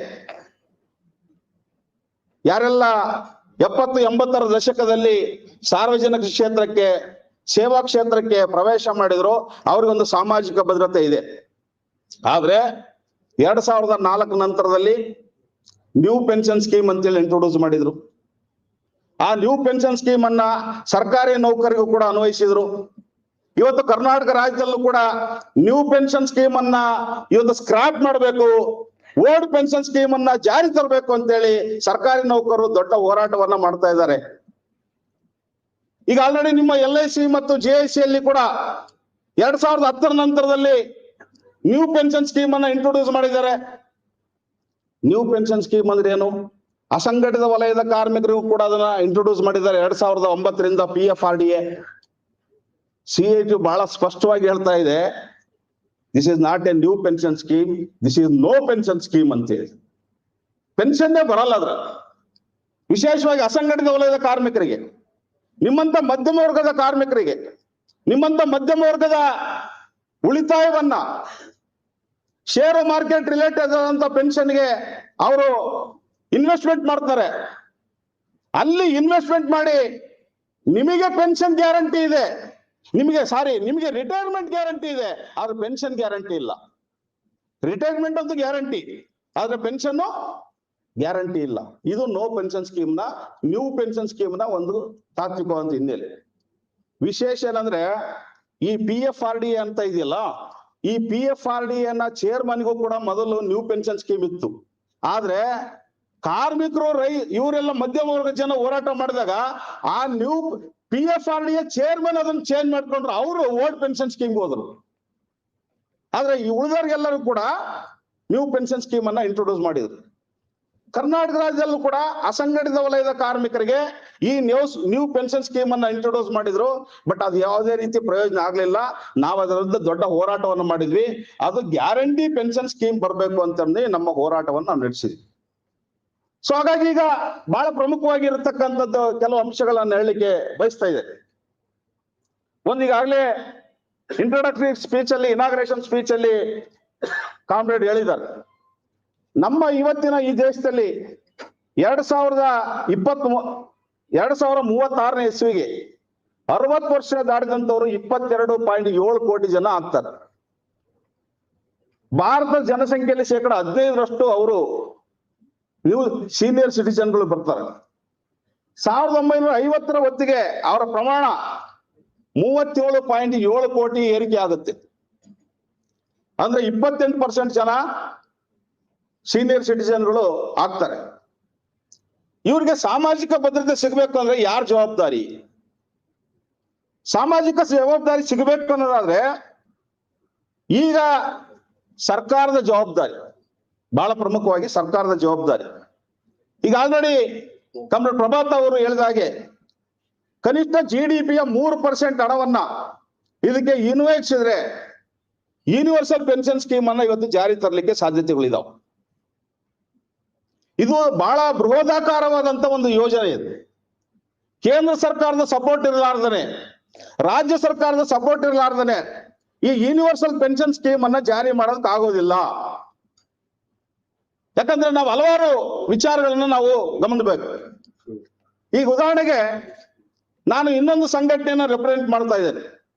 ಕರ್ನಾಟಕ ರಾಜ್ಯದಲ್ಲಿ ಸುಮಾರು 40 ಲಕ್ಷ ಜನ ಕನ್ಸ್ಟ್ರಕ್ಷನ್ ವರ್ಕರ್ಸ್ ಇದ್ದಾರೆ. ಅವ್ರಿಗೊಂದು ಕನ್ಸ್ಟ್ರಕ್ಷನ್ ವರ್ಕರ್ಸ್ ವೆಲ್ಫೇರ್ ಬೋರ್ಡ್ ಇದೆ. ಆ ಬೋರ್ಡ್ ಅಲ್ಲಿ ಸುಮಾರು 40 ಲಕ್ಷ ಜನ ಇವತ್ತು ನೋಂದಣಿಯಾಗಿದ್ದಾರೆ. ಅದರಲ್ಲಿ 1 ಲಕ್ಷ ಜನ ಕಾರ್ಮಿಕರಿಗೆ, 60 ವರ್ಷದಿಂದ ದಾಟಿದಂತ ಕಾರ್ಮಿಕರಿಗೆ ನಾವು ಪೆನ್ಷನ್ಸ್ ಅನ್ನ ಕೊಡಿಸ್ತಾ ಇದ್ದೀವಿ. ಆ ಪೆನ್ಷನ್ 3,000 ರೂಪಾಯಿ ಪ್ರತಿ ತಿಂಗಳು ಪೆನ್ಷನ್ ಕೊಡಿಸ್ತಾ ಇದ್ದೀವಿ. ಅಂದ್ರೆ ಆ ಪೆನ್ಷನ್ ಬಜೆಟ್ ಅಲೋಕೇಶನ್ ಅಲ್ಲ, ಅದು ಸರ್ಕಾರದ ಅನುದಾನವನ್ನ ಅವಲಂಬಿಸಿದಂತ ಅಲೋಕೇಶನ್ ಅಲ್ಲ, ಅದು ಕರ್ನಾಟಕ ಕನ್ಸ್ಟ್ರಕ್ಷನ್ ವೆಲ್ಫೇರ್ ಬೋರ್ಡ್ ಏನು ನಿರ್ಮಾಣ ಕಾಮಗಾರಿಗಳು ನಡೀತಾ ಇದಾವೆ, ಆ ನಿರ್ಮಾಣ ಕಾಮಗಾರಿಗಳ ಮೇಲೆ 1% ಸೆಸ್ ಅನ್ನ ಆ ವೆಲ್ಫೇರ್ ಆಕ್ಟ್ ಇಂದ ಹಾಕ್ತಾರೆ. ಆ ಸೆಸ್ ನೇರವಾಗಿ ವೆಲ್ಫೇರ್ ಬೋರ್ಡ್ ಬರುತ್ತೆ. ಆ ವೆಲ್ಫೇರ್ ಬೋರ್ಡ್ ಇಂದ 60 ವರ್ಷ ದಾಟಿದಂತ ಕಾರ್ಮಿಕರಿಗೆ 3,000 ರೂಪಾಯಿ ಪೆನ್ಷನ್ ಸಿಗ್ತಾ ಇದೆ. 1996ರಲ್ಲಿ ಈ ಆಕ್ಟ್ ಜಾರಿ ಆಯಿತು ಸುಪ್ರೀಂ ಕೋರ್ಟ್ ಅಲ್ಲಿ, ಇದು ಕೇಂದ್ರ ಸರ್ಕಾರದಲ್ಲಿ. 2007ರಲ್ಲಿ ಕರ್ನಾಟಕ ಸರ್ಕಾರದಲ್ಲಿ ಜಾರಿ ಆಯಿತು. ಆದ್ರೆ ಆಗ 2007ರಲ್ಲಿ ಪೆನ್ಷನ್ ಇದ್ದಿದ್ದು ಕೇವಲ 300 ರೂಪಾಯಿ. 300 ರೂಪಾಯಿ ಮಾತ್ರ ಪೆನ್ಷನ್ ಇತ್ತು. ಈಗ ನಮ್ಮ ನಿರಂತರವಾದಂತ ಹೋರಾಟದಿಂದಾಗಿ ಆ ಪೆನ್ಷನ್ 3,000 ರೂಪಾಯಿ ಏರಿಕೆ ಆಗಿದೆ. ನಾವು ಕನಿಷ್ಠ 6,000 ರೂಪಾಯಿ ಬೇಕು ಅಂತ ಹೋರಾಟವನ್ನು ಮಾಡ್ತಾ ಇದ್ದೀವಿ. ಆದ್ರೆ ಇದೇ ಅಸಂಘಟಿತ ವಲಯದ ಕಾರ್ಮಿಕರಿಗೆ, ಈ ಅಸಂಘಟಿತ ವಲಯದ ಕಾರ್ಮಿಕರಿಗೆ ಪೆನ್ಷನ್ ಸಿಗಬೇಕು ಅಂತ ಹೇಳಿದ್ರೆ ಸರ್ಕಾರದ ಬಜೆಟ್ ಅಲೋಕೇಶನ್ ಬೇಕಾಗುತ್ತೆ. ರಾಜ್ಯ ಸರ್ಕಾರದ ಕೇಂದ್ರ ಸರ್ಕಾರದ ಬಜೆಟ್ ಅಲೋಕೇಶನ್ ಬೇಕಾಗುತ್ತೆ. ಇದು ಆಗ್ಬೇಕಾದ್ರೆ ಕೇವಲ ರಾಜ್ಯ ಸರ್ಕಾರಗಳಿಗೆ ಮಾತ್ರ ಕೊಡಕ್ ಆಗೋದಿಲ್ಲ. ಸುಮ್ಮನೆ ಉದಾಹರಣೆ ನಾನು ಹೇಳ್ತೀನಿ. ಇವತ್ತು ಕೇರಳದಲ್ಲಿ 89 ಇಸ್ವಿಯಿಂದ ಕನ್ಸ್ಟ್ರಕ್ಷನ್ ವೆಲ್ಫೇರ್ ಬೋರ್ಡ್ ಇದೆ. ಅಲ್ಲಿ ಕೇರಳದಲ್ಲಿ ಈಗ 3 ಲಕ್ಷ ಜನಕ್ಕೆ ಪೆನ್ಷನ್ ಕೊಡ್ತಾ ಇದ್ದಾರೆ 1,600 ರೂಪಾಯಿಯನ್ನ. ಆದ್ರೆ ಕೇಂದ್ರ ಸರ್ಕಾರ ಹಣ ಕೊಡದೇ ಇರೋದ್ರಿಂದ ಕೇರಳದ ವೆಲ್ಫೇರ್ ಬೋರ್ಡ್ ಇವತ್ತು ಅಂಡರ್ ಲಾಸ್ ಅಲ್ಲಿದೆ. ಈಗ ಆಲ್ರೆಡಿ ಕಾಮ್ರೇಡ್ ಹೇಳ್ದಾಗೆ, ಕುನ್ನಿಕೃಷ್ಣನ್ ಹೇಳ್ದಾಗೆ, ಅಲ್ಲಿ ಓಲ್ಡ್ ಏಜ್ ಪೆನ್ಷನ್ ಕೂಡ ಸೆಂಟ್ರಲ್ ಗವರ್ಮೆಂಟ್ ಸಪೋರ್ಟ್ ಮಾಡದೇ ಇರೋದ್ರಿಂದ ಆ ಬೋರ್ಡ್ಗಳು ಕೂಡ ಕ್ರೈಸಿಸ್ ಅಲ್ಲಿದ್ದಾವೆ. ಇಲ್ಲಿ ನಾವು ಡಿಮಾಂಡ್ ಮಾಡ್ಬೇಕಾಗಿರತಕ್ಕಂಥದ್ದು, ಕರ್ನಾಟಕ ಸರ್ಕಾರ ಇರ್ಬೋದು, ಯಾವುದೇ ಸರ್ಕಾರ ಇರ್ಬೋದು, ಕೇಂದ್ರ ಸರ್ಕಾರ ಇರ್ಬೋದು, ತಮ್ಮ ವಾರ್ಷಿಕ ಬಜೆಟ್ ನಲ್ಲಿ ನಿವ್ವಳ ಆದಾಯದಲ್ಲಿ ಕನಿಷ್ಠ 3% ಅನ್ನ ಇವತ್ತು ಈ ಯೂನಿವರ್ಸಲ್ ಪೆನ್ಷನ್ಗೆ ಹಣವನ್ನು ಕೊಡಬೇಕು ಅನ್ನೋಂಥದ್ದು ನಮ್ಮ ಬೇಡಿಕೆ ಆಗಿರ್ಬೇಕು. ಸಂಗಾತಿಗಳು, ನಾನು ಹೆಚ್ಚು ಟೈಮ್ ತಗೊಳ್ಳಕ್ಕಾಗ್ದೇನೆ ನಾವೊಂದು ಪ್ರಯತ್ನ ಮಾಡಿ, CIT ಪ್ರಯತ್ನ ಮಾಡಿ ಕರ್ನಾಟಕ ಸರ್ಕಾರದಲ್ಲಿ ಒಂದು ಸ್ಕೀಮ್ ಅನ್ನ ಜಾರಿ ಮಾಡಿ ಸಂಬಂಧಪಟ್ಟಂತೆ ಹೇಳಲಿಕ್ಕೆ ಬಯಸ್ತಾ ಇದೆ. ಲೇಬರ್ ಡಿಪಾರ್ಟ್ಮೆಂಟ್ ಈ ಯೂನಿವರ್ಸಲ್ ವೆಲ್ಫೇರ್ ಮೇಜರ್ಸ್ ಬಗ್ಗೆ ಒಂದು ಸ್ಟೇಟ್ ಲೆವೆಲ್ ಕನ್ವೆನ್ಷನ್ ನಡೆದಾಗ CIT ಪರವಾಗಿ ನಾನು ಭಾಗವಹಿಸಿ ವೆಸ್ಟ್ ಬೆಂಗಾಲ್ ನಲ್ಲಿ ಇರ್ತಕ್ಕಂಥ ಒಂದು ಪ್ರಾವಿಡೆಂಟ್ ಫಂಡ್ ಬಗ್ಗೆ ನಾವು ಪೇಪರ್ ಪ್ರೆಸೆಂಟ್ ಮಾಡಿದ್ವಿ. 2003ನೇ ಇಸ್ವಿಯ ಲೆಫ್ಟ್ ಫ್ರಂಟ್ ಗೌರ್ಮೆಂಟ್, ಎಡರಂಗ ಸರ್ಕಾರ ಇವತ್ತು ಅಸಂಘಟಿತ ವಲಯದ ಕಾರ್ಮಿಕರಿಗಾಗಿ ಪೆನ್ಷನ್ ಮತ್ತು ಭವಿಷ್ಯ ನಿಧಿಯನ್ನ ಕೊಡಬೇಕು ಅಂತೇಳಿ 2003ರಲ್ಲಿ ಅಲ್ಲಿಯ ವಿಧಾನಸಭೆಯಲ್ಲಿ ಒಂದು ಕಾನೂನನ್ನು ಮಾಡಿದೆ. ಆ ಕಾನೂನು ಹೇಗಿದೆ ಅಂತ ಹೇಳಿದ್ರೆ, ಒಂದು ಬೀದಿಯಲ್ಲಿ ಕಡ್ಲೆಕಾಯಿ ಮಾಡುವಂತ ವ್ಯಾಪಾರಸ್ಥನಿಗೂ ಕೂಡ, ಸಣ್ಣ ವ್ಯಾಪಾರಸ್ಥನಿಗೂ ಕೂಡ, ಒಂದು ಹಣ್ಣು ಮಾರಂತನಿಗೂ ಕೂಡ, ಒಬ್ಬ ಆಟೋ ಡ್ರೈವರ್ಗೂ ಕೂಡ ಪ್ರಾವಿಡೆಂಟ್ ಫಂಡ್ ಕೊಡುವಂತ ಸ್ಕೀಮ್ ಅದು. ಆ ಸ್ಕೀಮ್ ಬಗ್ಗೆ ನಾವು ಸ್ಟಡಿ ಮಾಡಿ ಅಲ್ಲಿ ಪೇಪರ್ ಪ್ರೆಸೆಂಟ್ ಮಾಡಿದಾಗ ಕರ್ನಾಟಕ ಸರ್ಕಾರದ ಕಾರ್ಮಿಕ ಇಲಾಖೆಯವರು ವೆಸ್ಟ್ ಬೆಂಗಾಲ್ಗೆ ಒಂದು ಡೆಲಿಗೇಷನ್ ಹೋಗಿ ಅಲ್ಲಿ ಸ್ಟಡಿ ಮಾಡ್ಕೊಂಡ್ ಬಂದು ಇಲ್ಲಿ 2005ರಲ್ಲಿ ಒಂದು ಪೇಪರ್ ಅನ್ನ ಡ್ರಾಫ್ಟ್ ಅನ್ನ ರೆಡಿ ಮಾಡಿದ್ರು. ಆ 2015ರ ಡ್ರಾಫ್ಟ್ ಏನ್ ಹೇಳುತ್ತೆ ಅಂತ ಹೇಳಿದ್ರೆ, ಇವತ್ತು ಕರ್ನಾಟಕ ರಾಜ್ಯದಲ್ಲಿ ಇರ್ತಕ್ಕಂಥ 2.5 ಕೋಟಿ ಅಸಂಘಟಿತ ವಲಯದ ಕಾರ್ಮಿಕರಿಗೆ ಇವತ್ತು ಪೆನ್ಷನ್ ರಿಲೇಟೆಡ್ ಆದಂತ ಒಂದು ಪ್ರಾವಿಡೆಂಟ್ ಫಂಡ್ ಅನ್ನ ಕೊಡುವಂತ ಒಂದು ಬಿಲ್ ಅನ್ನ ಅವ್ರು ರೆಡಿ ಮಾಡಿದ್ರು. ಬಿಲ್ಲು ಆಕ್ಚುಲಿ ಅದು ರೆಡಿ ಆದ ನಂತರದಲ್ಲಿ ವೆಸ್ಟ್ ಬೆಂಗಾಲ್ಗಿಂತನೂ ಕೂಡ ಒಳ್ಳೆ ರೀತಿಯಾದಂತ ಒಂದು ಕಾಂಪೋಸಿಷನ್ ಮಾಡಿದ್ರು. ಉದಾಹರಣೆಗೆ ಇಲ್ಲಿ ಇದು contributory pension scheme. Contributory pension scheme ಅಂದ್ರೆ ಅಲ್ಲಿ ವೆಸ್ಟ್ ಬೆಂಗಾಲ್ ಅಲ್ಲಿ ಒಬ್ಬ ಕಾರ್ಮಿಕ 20 ರೂಪಾಯಿ ಕಟ್ತಾನೆ, ಸರ್ಕಾರ 20 ರೂಪಾಯಿ ಹಾಕುತ್ತೆ. 60 ವರ್ಷದ ನಂತರದಲ್ಲಿ ಅವ್ನು ರಿಟೈರ್ಡ್ ಆದಾಗ 1,20,000 ರೂಪಾಯಿ ಅವನಿಗೆ ಅಮೌಂಟ್ ಬರುತ್ತೆ. ಆದ್ರೆ ಕರ್ನಾಟಕದ ಪರಿಸ್ಥಿತಿ ಹೇಳಿದಾಗ ಇಲ್ಲಿ ಅಧಿಕಾರಿಗಳು ಹೇಳಿದ್ರು, ಕರ್ನಾಟಕದಲ್ಲಿ ಅಷ್ಟು ಕಡಿಮೆ ಕೊಡೋಕ್ ಆಗೋದಿಲ್ಲ ಅಂತೇಳಿ ಮೊದಲು 50 ರೂಪಾಯಿ ಮಾಡಿದ್ರು, ನಂತರದಲ್ಲಿ 100 ರೂಪಾಯಿ ಮಾಡಿ ಕೊನೆಗೆ ಒಬ್ಬ ಕಾರ್ಮಿಕ 18 ವರ್ಷಕ್ಕೆ ಆ ಸ್ಕೀಮ್ಗೆ ಎಂಟ್ರಿ ಆದ್ರೆ 100 ರೂಪಾಯಿ ಕಟ್ಟಬೇಕು. ಸರ್ಕಾರ 100 ರೂಪಾಯಿ ಹಾಕುತ್ತೆ. ಅವನಿಗೆ 60 ವರ್ಷ ಆದಾಗ ಒಬ್ಬ ಕಾರ್ಮಿಕನಿಗೆ 8.5 ಲಕ್ಷ ರೂಪಾಯಿ ಅಕ್ಯುಮುಲೇಷನ್ ಅಮೌಂಟ್ ಬರುತ್ತೆ. ಆ 8.5% ಅಕ್ಯುಮುಲೇಷನ್ ಅಮೌಂಟ್ 8% ಇಂಟ್ರೆಸ್ಟ್ ಮೇಲೆ ಅವನು ಬ್ಯಾಂಕ್ ಅಲ್ಲಿ ಇಟ್ಟಾಗ ಅವನಿಗೆ 4,500 ರೂಪಾಯಿ ಪೆನ್ಷನ್ ಬರುತ್ತೆ. ಅದೇ ಕಾರ್ಮಿಕ ಒಬ್ಬ SC/ST ಆಗಿದ್ರೆ, ಅದೇ ಕಾರ್ಮಿಕರು ಒಬ್ಬ ಮಹಿಳೆ ಆಗಿದ್ರೆ, ಅದೇ ಕಾರ್ಮಿಕರು ಒಬ್ಬ ಅಂಗವಿಕಲ ಆಗಿದ್ರೆ ಅವರ ರೇಷಿಯೋ ಜಾಸ್ತಿ ಆಗುತ್ತೆ. ಹತ್ತತ್ರ ಅವನಿಗೆ 14 ಲಕ್ಷ ರೂಪಾಯಿ ಅಕ್ಯುಮುಲೇಷನ್ ಅಮೌಂಟ್ ಬರುತ್ತೆ. 8,500 ರೂಪಾಯಿ ಪೆನ್ಷನ್ ಬರುವಂತ LIC ಅವರ ಜೊತೆ ಸೇರಿ ಸ್ಟಡಿ ಮಾಡಿ ಆ ಒಂದು ರಿಪೋರ್ಟ್ ಅನ್ನ ಪ್ಲೇಸ್ ಮಾಡಿದ್ರು. 2017ನೇ ಇಸವಿಯ ಮಾರ್ಚ್ ತಿಂಗಳ ಬಜೆಟ್ ಅಲ್ಲಿ ಇವತ್ತು ಅಸಂಘಟಿತ ವಲಯದ ಕಾರ್ಮಿಕರಿಗೆ ಒಂದು ಭವಿಷ್ಯ ನಿಧಿ ಇಂಟ್ರೊಡ್ಯೂಸ್ ಮಾಡುವಂತ ಒಂದು ಅನೌನ್ಸ್ಮೆಂಟ್ ಕರ್ನಾಟಕ ಸರ್ಕಾರದಿಂದ ಆಯ್ತು.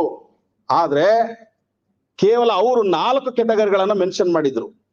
4 ಕೆಟಗರಿಗೆ ಮಾತ್ರ ಫಸ್ಟ್ ಆಗಿ ಇದನ್ನ ಸ್ಟಾರ್ಟ್ ಮಾಡ್ಬೇಕು ಅಂತ ಹೇಳಿ ತೀರ್ಮಾನ ಮಾಡಿದ್ರು. ರ್ಯಾಗ್ ಪಿಕರ್ಸು, ಹಮಾಲಿ ಕಾರ್ಮಿಕರು, ಮನೆ ಕೆಲಸದವರು, ಬೀದಿ ಬದಿ ವ್ಯಾಪಾರಿಗಳು, ಈ ತರ ಒಂದು ಕೆಲವು 4 ಮಾಡಿದ್ರು. ಆ 4 ಕೆಟಗರಿಗೆ ಸುಮಾರು ಎಷ್ಟು ಒಂದು 10 ಲಕ್ಷ ಜನಕ್ಕೆ ಫಸ್ಟ್ ಇಂಟ್ರೊಡ್ಯೂಸ್ ಮಾಡೋದು ಅಂತೇಳಿ 139 ಕೋಟಿ ರೂಪಾಯಿ ಬಜೆಟ್ ಬೇಕು ಅಂತೇಳಿ, ಹಣ ಬೇಕು ಅಂತೇಳಿ ಸರ್ಕಾರಕ್ಕೆ ಪ್ರಪೋಸಲ್ ಅನ್ನು ಕೊಟ್ಟಿದ್ರು. ಆದ್ರೆ ಸರ್ಕಾರ ಕೊಟ್ಟಿದ್ದು ಎಷ್ಟಪ್ಪ ಅಂತ ಹೇಳಿದ್ರೆ 139 ಕೋಟಿ ಪ್ರಪೋಸಲ್ ಹೋದ್ರೆ ಅವ್ರು ಕೊಟ್ಟದ್ದು ಕೇವಲ 25 ಕೋಟಿ. 25 ಕೋಟಿಯಲ್ಲಿ ಅಂಬೇಡ್ಕರ್ ಸಹಾಯ ಹಸ್ತ ಕಾರ್ಡ್ ಅಂತೇಳಿ ಇವತ್ತು ಜಾರಿ ಬಂತು. ಅಂಬೇಡ್ಕರ್ ಸಹಾಯ ಹಸ್ತ ಕಾರ್ಡ್ ಅಂತೇಳಿ ಜಾರಿ ಬಂದು ಕೊನೆ ಕರೋನಾ ಟೈಮ್ ನಲ್ಲಿ ನಮಗೆ ಅದರಲ್ಲೂ ಕೂಡ ಕೆಲವಿಗೆ ಸೌಲಭ್ಯ ಕೊಡ್ಸಕ್ ಸಾಧ್ಯ ಆಯ್ತು. ಅಂದ್ರೆ ಇವತ್ತು ನಾನು ಯಾಕೆ ಹೇಳಲಿಕ್ಕೆ ಬಯಸ್ತೇನೆ ಅಂತ ಹೇಳಿದ್ರೆ, ನಾವೊಂದು ನಿರಂತರವಾದ ಈ ಪ್ರಯತ್ನವನ್ನು ಮಾಡ್ಬೇಕಾಗುತ್ತೆ. ಆ ನಿರಂತರ ಪ್ರಯತ್ನದ ಮೂಲಕ ಎಲ್ಲರಿಗೂ ಕೂಡ ಒಂದು ಖಚಿತವಾದಂತ ಪಿಂಚಣಿಯನ್ನು ಕೊಡ್ಸಲಿಕ್ಕೆ ಸಾಧ್ಯತೆ ಇದೆ. ಹಾಗಾಗಿ ಇವತ್ತು ನೀವೇನು ಈ ಸಮಾವೇಶದಲ್ಲಿ ಒಂದು ನಿರ್ಣಯವನ್ನ ತಗೊಳ್ತಾ ಇದ್ದೀರಿ, ಯೂನಿವರ್ಸಲ್ ಪೆನ್ಷನ್ ಸ್ಕೀಮ್ ಅನ್ನೋಂಥದ್ದು ಇದು ಕೇವಲ ಮಧ್ಯಮ ವರ್ಗದ ಪ್ರಶ್ನೆ ಮಾತ್ರ ಅಲ್ಲ, ಅಥವಾ ಕೇವಲ ರಿಟೈರ್ಡ್ ಆದಂತ ಪ್ರಶ್ನೆ ಮಾತ್ರ ಅಲ್ಲ, ಇದು ಒಟ್ಟಾರೆ ಕಾರ್ಮಿಕ ವರ್ಗದ ಒಂದು ಬಹಳ ಪ್ರಮುಖವಾದಂತ ಜವಾಬ್ದಾರಿ ಅಂತೇಳಿ ನಾನು ಭಾವಿಸಿದ್ದೀನಿ. ಹಾಗಾಗಿ CITU ಸಂಘಟನೆ ಒಂದು ಜವಾಬ್ದಾರಿ ಕಾರ್ಮಿಕ ಸಂಘಟನೆಯಾಗಿ ಎಲ್ಲರಿಗೂ ಪೆನ್ಷನ್ ಸಿಗಬೇಕು ಅನ್ನಂತ ಈ ಬೇಡಿಕೆ ಏನಿದೆ, ಈ ಬೇಡಿಕೆಯನ್ನು ಹೆಚ್ಚೆಚ್ಚು ಪಾಪ್ಯುಲರೈಸ್ ಮಾಡಬೇಕು ಅನ್ನೋಂಥದ್ದು ನಮ್ಮ ಬಹಳ ಪ್ರಮುಖವಾದಂತ ನಮ್ಮ ಆಶಯ ಇದೆ. ಅದಕ್ಕೆ ನಿಮ್ಮ ಸಂಘಟನೆ ಜೊತೆ ಸೇರಿ ಇತರೆ ಬೇರೆ ಬೇರೆ ಎಲ್ಲ ನೌಕರ ಸಂಘಟನೆಗಳು, ಕಾರ್ಮಿಕ ಸಂಘಟನೆಗಳ ಜೊತೆ ಸೇರಿ ನಾವು ಇನ್ನಷ್ಟು ಪಾಪ್ಯುಲರೈಸ್ ಮಾಡ್ಬೇಕಾಗುತ್ತೆ. ಜನರ ನಡುವೆ ವ್ಯಾಪಕವಾದಂತ ಪ್ರಚಾರವನ್ನು ಮಾಡ್ಬೇಕಾಗುತ್ತೆ. ಯಾಕಂತ ಹೇಳಿದ್ರೆ ಇವತ್ತಿನ ಈ ಕಾಲಘಟ್ಟ, ಕೊನೆಗೆ 2 ನಿಮಿಷ ಮಾತಾಡಿ ನಾನು ಮುಗಿಸ್ತೀನಿ. ಯಾವ ಕಾಲಘಟ್ಟದಲ್ಲಿ ಇದೀವಿ ಅಂತ ಹೇಳಿದ್ರೆ, ಬೆಳಗ್ಗೆ ನಾನು ವಾಕ್ ಹೋಗಿದ್ದೆ. ವಾಕ್ ಹೋದಾಗ ನಾರ್ಮಲಿ ವಾಕ್ ಹೋದಾಗೆಲ್ಲ ಒಂದು ಮಾತಾಡ್ತಾ ಇರ್ತೀವಲ್ಲ, ಒಬ್ರು ಬಂದ್ರು, ನಾರ್ಮಲಿ ಅವ್ರು ನಮಸ್ಕಾರ ಅಂತ ಹೇಳ್ತಾರ, ನಾವು ನಮಸ್ಕಾರ ಹೇಳ್ತೀವಿ, ಅಥವಾ ನಾವಾದ್ರೂ ನಮಸ್ಕಾರ ಹೇಳ್ತೀವಿ, ಅವರಾದ್ರೂ ನಮಸ್ಕಾರ ಹೇಳ್ತಾರೆ. ಆದ್ರೆ ಇವತ್ತು ಅವ್ರು ಬಂದು ಜೈ ಶ್ರೀರಾಮ್ ಸಾರ್ ಅಂದ್ರು. ನಾನ್ ನಮಸ್ಕಾರ ಸಾರ್ ಅಂತ ಹೇಳಿದೆ. ಆ ನಂತರದಲ್ಲಿ 3 ಜನ ಮಹಿಳೆಯರು, ಮಧ್ಯಮ ವರ್ಗದ ಮಹಿಳೆಯರು ಅಲ್ಲಿ ವ್ಯಾಯಾಮ ಮಾಡ್ತಾ ಇದ್ರು. ಅದ್ರಲ್ಲಿ 1-2 ಜನ ಮಾತಾಡ್ತಾ ಇದ್ರು. ಒಬ್ರು ಬಹುಶಃ ಸ್ವಲ್ಪ ಮೆಚೂರ್ ಇರುವಂತ ಒಬ್ಬ ಮಹಿಳೆ ಅಂತ ಕಾಣುತ್ತೆ. ಇನ್ನೊಬ್ಬ ಮಹಿಳೆ ಬಂದು ಒಂದು 60-65 ವರ್ಷದ ಮಹಿಳೆ ಬಂದು ಅವ್ರ ಜೊತೆ ಸೇರಿ ವ್ಯಾಯಾಮ ಮಾಡ್ತಾ ಇದ್ರು. ಇವತ್ತಿಂದ ಎಲ್ಲರೂ ಕೂಡ ಜೈ ಶ್ರೀರಾಮ್ ಜೈ ರಾಮ್ ಅಂತ ಹೇಳ್ಬೇಕಂತೆ ಅಂತ ಹೇಳಿದ್ರು. ಅದಕ್ಕೆ ಇನ್ನೊಬ್ರು ಹೇಳಿದ್ರು, ಇಲ್ಲ ಅದೆಲ್ಲ ನಮ್ಗೇನ್ ರೂಢಿ ಆಗಿಲ್ಲಪ್ಪ ಅಂತ ಹೇಳಿದ್ರು. ಇಲ್ಲ ಅದು ಮಾಡ್ಕೊಂಡ್ರೆ ರೂಢಿ ಆಗುತ್ತೆ ಅಂತ ಹೇಳಿದ್ರು. ಅದಕ್ಕೆ ಮಾಡ್ಕೊಂಡ್ರೆ ರೂಢಿ ಆಗುತ್ತೆ ಅಂತ ಹೇಳಿದ್ರು. ಕೊನೆಗೆ ಬಹುಶಃ ಸ್ವಲ್ಪ ಮೆಚೂರ್ ಇದ್ದಂತ ಒಬ್ಬ ಹೆಣ್ಮಗಳು, ನನಗೆ ಖುಷಿ ಆಯ್ತು. ಆಯಮ್ಮ ಹೇಳಿದ್ರು, ಏನ್ ಮಾಡ್ಕೊಳ್ಳೋದು ಏನೋ, ಕೊರೋನಾ ಬಂದಾಗೆಲ್ಲ ಭಜನೆ ಮಾಡ್ರಿ ಅಂತ ಹೇಳಿದ್ರು, ದೀಪ ಹಚ್ರಿ ಅಂತ ಹೇಳಿದ್ರು, ಈಗ ಏನ್ ಮಾಡ್ಕೊಳ್ಳೋದು ಅಂತ ಹೇಳಿದ್ರು. ಅಂದ್ರೆ ಅಟ್ಲೀಸ್ಟ್ ನಾನು ಹೇಳೋದು ಮಧ್ಯಮ ವರ್ಗದಲ್ಲಿ ಈ ತರದ ಚಟುವಟಿಕೆಗಳು ನಡೀತಾ ಇರ್ತವೆ, ಈ ತರದ ಮಾತುಕತೆ ನಡೀತಾ ಇರ್ತಾವೆ. ನಾವು ಅವ್ರ ಜೊತೆ ಒಂದು ಡೈಲಾಗ್ ಅನ್ನ ಮಾಡ್ಬೇಕು, ಸಂವಾದವನ್ನು ನಡೆಸ್ಬೇಕು. ಅಟ್ಲೀಸ್ಟ್ ಇವರು ಕರೋನಾ ಟೈಮ್ ನಲ್ಲಿ ದೀಪ ಹಚ್ಬೇಕು, ತಟ್ಟೆ ಬಡಿಬೇಕು ಅಂತ ಹೇಳಿದ್ಕೆ ಆಯಮ್ಮ ಸುಮ್ಮನಾಗ್ಬಿಟ್ರು. ಇಲ್ದೇ ಇದ್ರೆ ಈ ಅಮ್ಮನು ಸೇರಿ ಜೈ ಶ್ರೀರಾಮ್ ಅಂದಿದ್ರೆ ಅದು ಹಿಂಗೆ ಪ್ರಚಾರ ಆಗ್ತಾ ಇರ್ತದೆ. ಸೊ ಹಂಗಾಗಿ ಇವತ್ತು ನಮ್ಮ ಮಧ್ಯಮ ವರ್ಗದ ಕಣ್ಣೋಟಗಳು ಹೇಗಿದಾವೆ ಅಂತ ಹೇಳಿದ್ರೆ, ಒಂದು ಸಣ್ಣ ಕಥೆಯನ್ನು ಹೇಳಿ ನಾನು ಮಾತನ್ನು ಮುಗಿಸ್ತೀನಿ. ಒಬ್ಬ 2 ಕತ್ತೆಗಳನ್ನು ಸಾಕಿದ್ದಂತೆ. ಒಂದು ಕತ್ತೆ ಬಹಳ ಸುಂದರವಾಗಿತ್ತಂತೆ.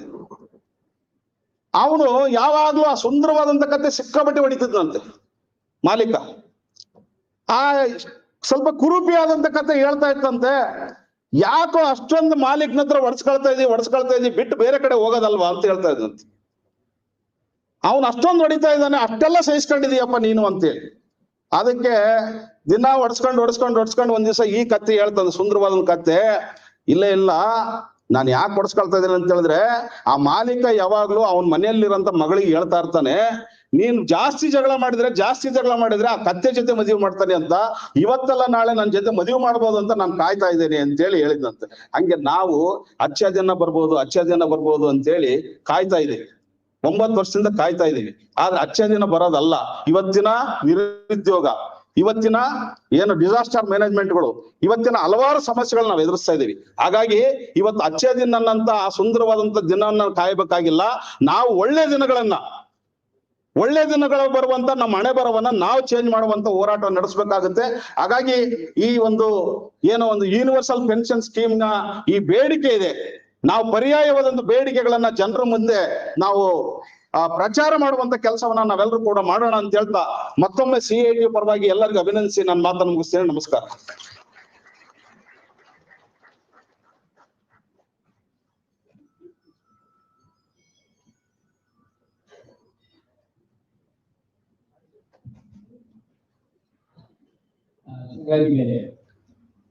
ಈಗ ಕಾಮ್ರೇಡ್ ಮಹಾಂತೇಶ್ ಅವರು CITನ ಆಯಾಮದ ಹೋರಾಟಗಳ ಆಯಾಮಗಳನ್ನೆಲ್ಲ ನಮ್ಮ ಮುಂದೆ ಹೇಳಿದ್ದಾರೆ. ಮುಂದಿನ ಹೋರಾಟಗಳನ್ನು ರೂಪುರೇಷೆಗಳನ್ನು ನಾವೆಲ್ಲ ನಿರ್ಧರಿಸಬೇಕಾಗುತ್ತೆ. ಎಲ್ಲರೂ ಈ ಯೂನಿವರ್ಸಲ್ ಪೆನ್ಷನ್ ಸ್ಕೀಮ್ ಬಗ್ಗೆ ಹೇಗೆ ಮುಂದಿನ ನಾವು ನಡೀಬೇಕು, ಹೋರಾಟಗಳನ್ನು ನಡೆಸಬೇಕು ಅಂತ ಹೇಳುವ ಬಗ್ಗೆ ನಮಗೆ ಸ್ಫೂರ್ತಿ ಕೊಟ್ಟು ಮಾತಾಡಿದ್ದಾರೆ. CIT ಈ ವಿಷಯವನ್ನು ತಗೊಳ್ತೀನಿ ಅಂತ ಹೇಳಿದ್ದಾರೆ. ಅವರಿಗೆ ನಿಮ್ಮೆಲ್ಲರ ಪರವಾಗಿ ಧನ್ಯವಾದಗಳನ್ನು ತಿಳಿಸ್ತೀನಿ. ಈಗ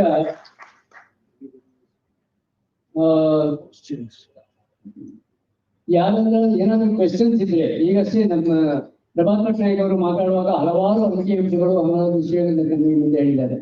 ಕೆಲವರಿಗೆ ಪ್ರಶ್ನೆಗಳು ಇರ್ಬೋದು, ಒಂದು ಸ್ವಲ್ಪ ಒಂದು ಕಾಲದಲ್ಲಿ ಈಗ ಇಮಿಡಿಯೇಟ್ ಆಗಿ ಯಾರಾದ್ರೂ ಕ್ವೆಶ್ಚನ್ಸ್ ಇದ್ರೆ ಈಗ ಇಮಿಡಿಯೇಟ್ ಆಗಿ ಹೇಳ್ಬೋದು, ನಿಂತ್ಕೊಂಡು ಮಾತಾಡ್ಬೋದು.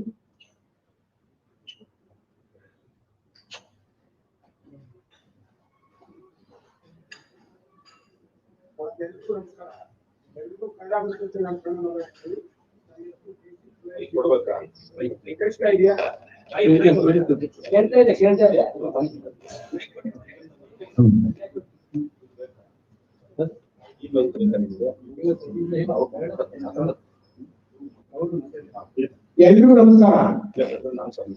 ನಾವು ಹೆಚ್ಚಿನ ಜನ ಈ ಕನ್ನಡ ಅಂತೇಳಿ ಕನ್ನಡ ಮಾತಾಡ್ತಾ ಇದ್ದೀನಿ. ನನ್ನ ಹೆಸರು KC ಪುಲಯ ಶೆಟ್ಟಿ ಅಂತೇಳಿ.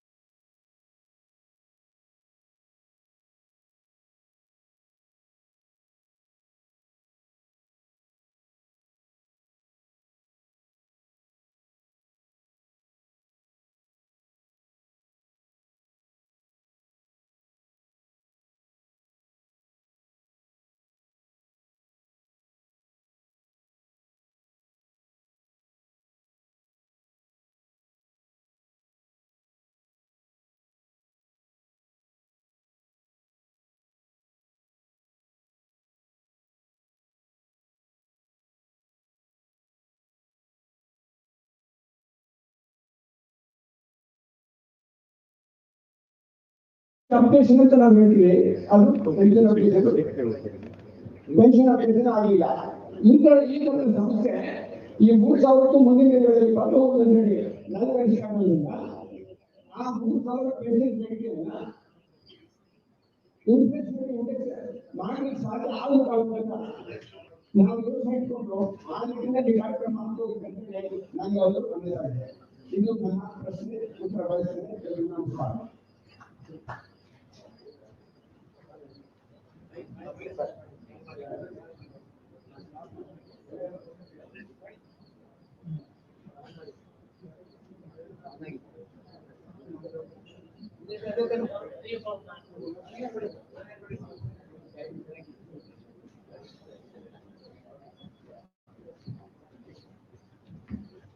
Thank you very much, Comrade, for asking that question, because it gives me a chance to clarify.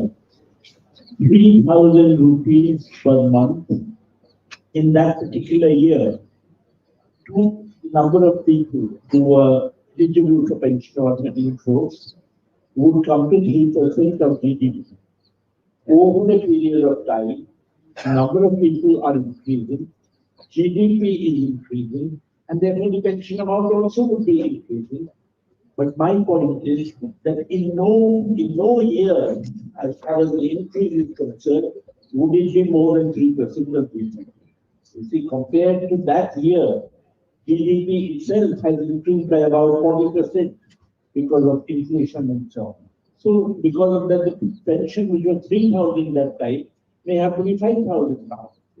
So as GDP increases, pension amount increases, also the number of people involved increases. But taking all that into account, that is why I was talking about 3% of GDP is the amount we need to spend on the elections. GDP decreases, sir. If the GDP decreases, then GDP doesn't actually decrease. it is 7.8, sometimes it is 6.5, then No, but in that hypothetical case, pension must have first priority.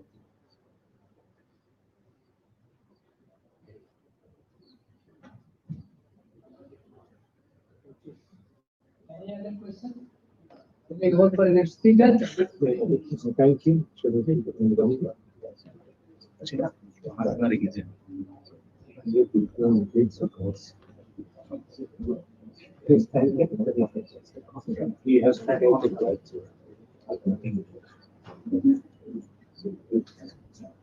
Prabhat Patnaik ಅವರು ನಿನ್ನೆ ಬಂದ್ರು. ಅವರಿಗೆ ಸ್ವಲ್ಪ health ಸಮಸ್ಯೆಗಳು ಇದೆ. ಆದ್ರೂ ಅವರು ಈ ನಮ್ಮ ಸಮಾವೇಶಕ್ಕೆ ಬಂದು ನಮ್ಮೊಟ್ಟಿಗೆ ಇದ್ದು ಹಂಚಿಕೊಂಡಿದ್ದಾರೆ, ವಿಷಯಗಳನ್ನ ಹಂಚಿಕೊಂಡಿದ್ದಾರೆ. ಅವರೀಗ ಕೂಡಲೇ ಅವರಿಗೆ ಫ್ಲೈಟ್ ಮತ್ತೆ ಹೋಗ್ಬೇಕಾಗಿದೆ ವಾಪಸ್ ಇಲ್ಲಿಗೆ. ಅದಕ್ಕೆ ಅವರಿಗೆ ಗೆಸ್ಟ್ ಹೌಸ್ಗೆ ವಾಪಸ್ ಹೋಗ್ತಾರೆ. ಅವರಿಗೆ ಒಂದು ಪ್ರೊಫ್ಯೂಸ್ ಆಗಿ ಮತ್ತೊಮ್ಮೆ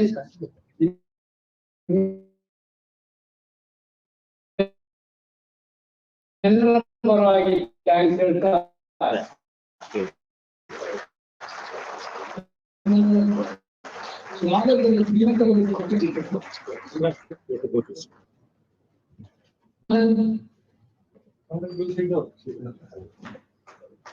he will speak now.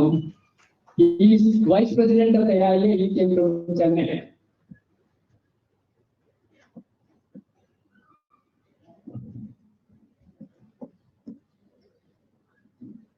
President of this important seminar, comrades, Comrade Prabhat Patnaik, Comrade Amanullah Khan, leaders on the dais, and my dear comrades.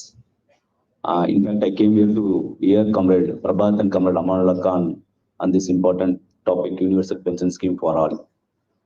AE always supports this demand and is also taking up this demand in various spaces so that it will try to reach the common people also. Once it catches the imagination of the people of this country, it will become a big demand and it will be possible for us to achieve this demand also. Today we have a government which is not bothered about the ordinary people of this country. So this is the time, this is the election year, and this election year we decide to go to the people of this country and talk on this important issue, which is very important for the people who are retired or who are not in a position to serve or to undertake any employment, any job after some period, after 60 years or after 58 years. So if this propaganda, if this campaign is taken to the people of this country during the election year, definitely it will also have some impact on the next government when it assumes the power in the year, May 2024. So AE has decided to campaign on this important issue. We know about this government. This government is not bothered about the ordinary people. This government is bothered about only 3 C's. One is taking care of the corporates. Number 2 is communalizing the society. The third one is corrupting the entire democratic system. These are the 3 C's that the government is interested in. When the government is interested on these 3 C's, the ordinary people, they are not, the ordinary people, though they are religious, they are not communal, but this government want to communalize the ordinary people so that they do not dissent, do not fight for the demands, they do not fight, they do not agitate, or do not go to the streets to asking for the demands. So this is the plan of this government, and this government plan has to be scuttled, or this government plan has to be explained to the people of this country in this election year. I come from general insurance. We have some demands before the ministry also, before the government also. You know that 30% family pension is given to LIC, 30% family pension is given to RBI, banks, to public sector banks, and 30% family pension is given to NABARD, 30% family pension is given to all financial institutions except general insurance. So we are vociferously voicing we are vociferously demanding to the government, to the management, and asking for 30% family pension. I don't see any justification for the government to deny this 30% family pension to general insurance employees. when they feel that it is justified to give to life insurance employees, they feel it is justified to give to public sector employees, why they should deny for general insurance employees alone? They are not going to. We are also demanding. We are also asking the government. We are also telling the government that they need not finance from their coffer, from the government fund for this 30% family pension. We are sufficiently financed. We have sufficient corpus of funds to finance for all our employees for the 30% family pension. But why the government is not asked? Why the government is not paying us the 30% family pension? Why this demand, we are trying to focus it before the election year also. So general insurance employees have some demands. Life LIC employees and general insurance employees have a common demand of updating the pensions, and all financial sector employees have some demands. And central government employees and state government employees also have their own demands. When we try to bring all these demands with this universal pension scheme, and when we go to the public, I hope there will be a big change in the coming days.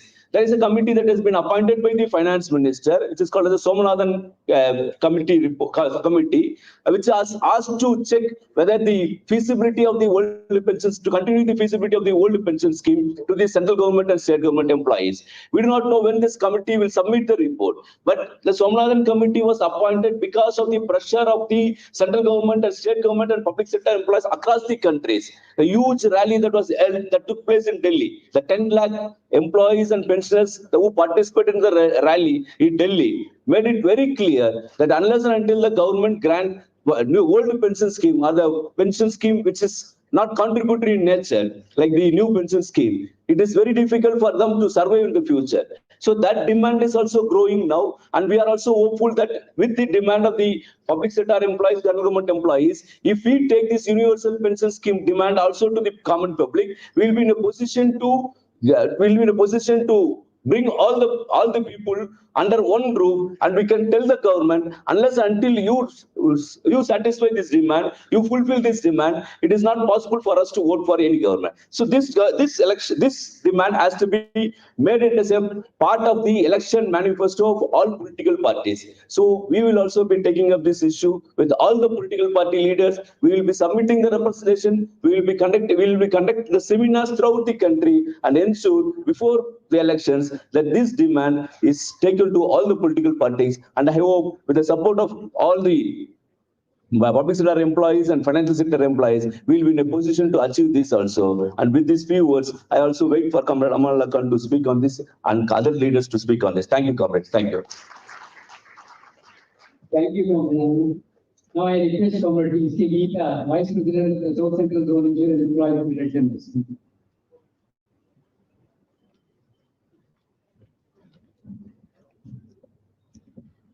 ವೇದಿಕೆ ಮೇಲಿರುವ ಎಲ್ಲ ನಾಯಕರೇ ಹಾಗೂ ಪ್ರೀತಿಯ ಸಂಗಾತಿಗಳೇ, ಮಾತಾಡ್ಲಿಕ್ಕೆ ನಿಜವಾಗಿ ಏನೂ ಇಲ್ಲ, ಆದ್ರೆ ಮಾತಾಡ್ಲೇಬೇಕಾದ ಅನಿವಾರ್ಯತೆ.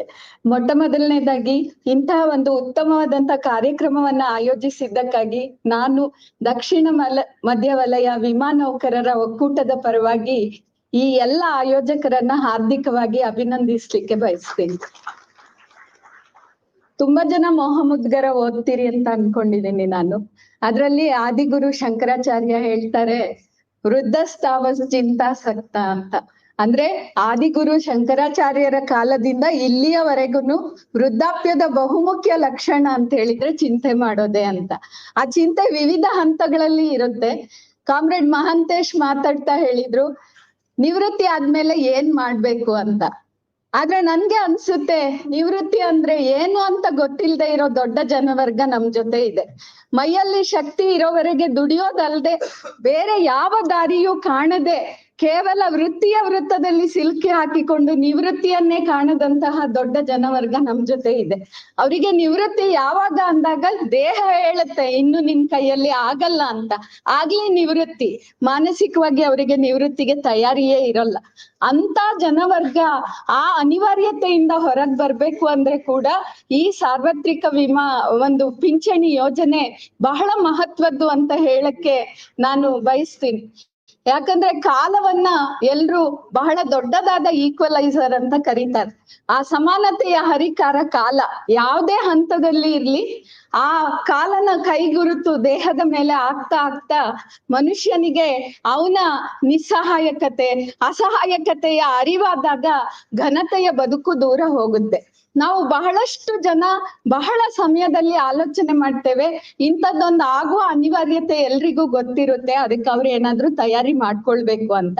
ಆದ್ರೆ ದೇಶದ ಜನತೆಯ ಬಹುತೇಕ ಜನರ ಬದುಕು ದೇಹ ಮತ್ತು ಆತ್ಮವನ್ನ ಒಟ್ಟಿಗಿಟ್ಕೊಳ್ಳಿಕ್ಕಾಗಿ ದುಡಿಮೆಯೇ ಮಾಡ್ಕೊಂಡಿರ್ಬೇಕಾದಂತ ಅವಸ್ಥೆ ಇರುವಾಗ, ದಿನನಿತ್ಯದ ಅವರ ಅಗತ್ಯಗಳನ್ನ ಪೂರೈಸ್ಲಿಕ್ಕೆ ಸಾಧ್ಯ ಇಲ್ಲದಿರುವಾಗ ಅವ್ರು ಹೇಗೆ ಭವಿಷ್ಯದ ಕುರಿತಾಗಿ ಆಲೋಚನೆ ಮಾಡ್ಲಿಕ್ಕೆ ಸಾಧ್ಯ ಇದೆ ಅನ್ನೋದು ನಮ್ಮ ಮುಂದೆ ಇರುವಂತಹ ಮೂಲಭೂತ ವಿಚಾರ ಅನ್ನೋದನ್ನ ನಾವು ಗಮನಿಸ್ಬೇಕು.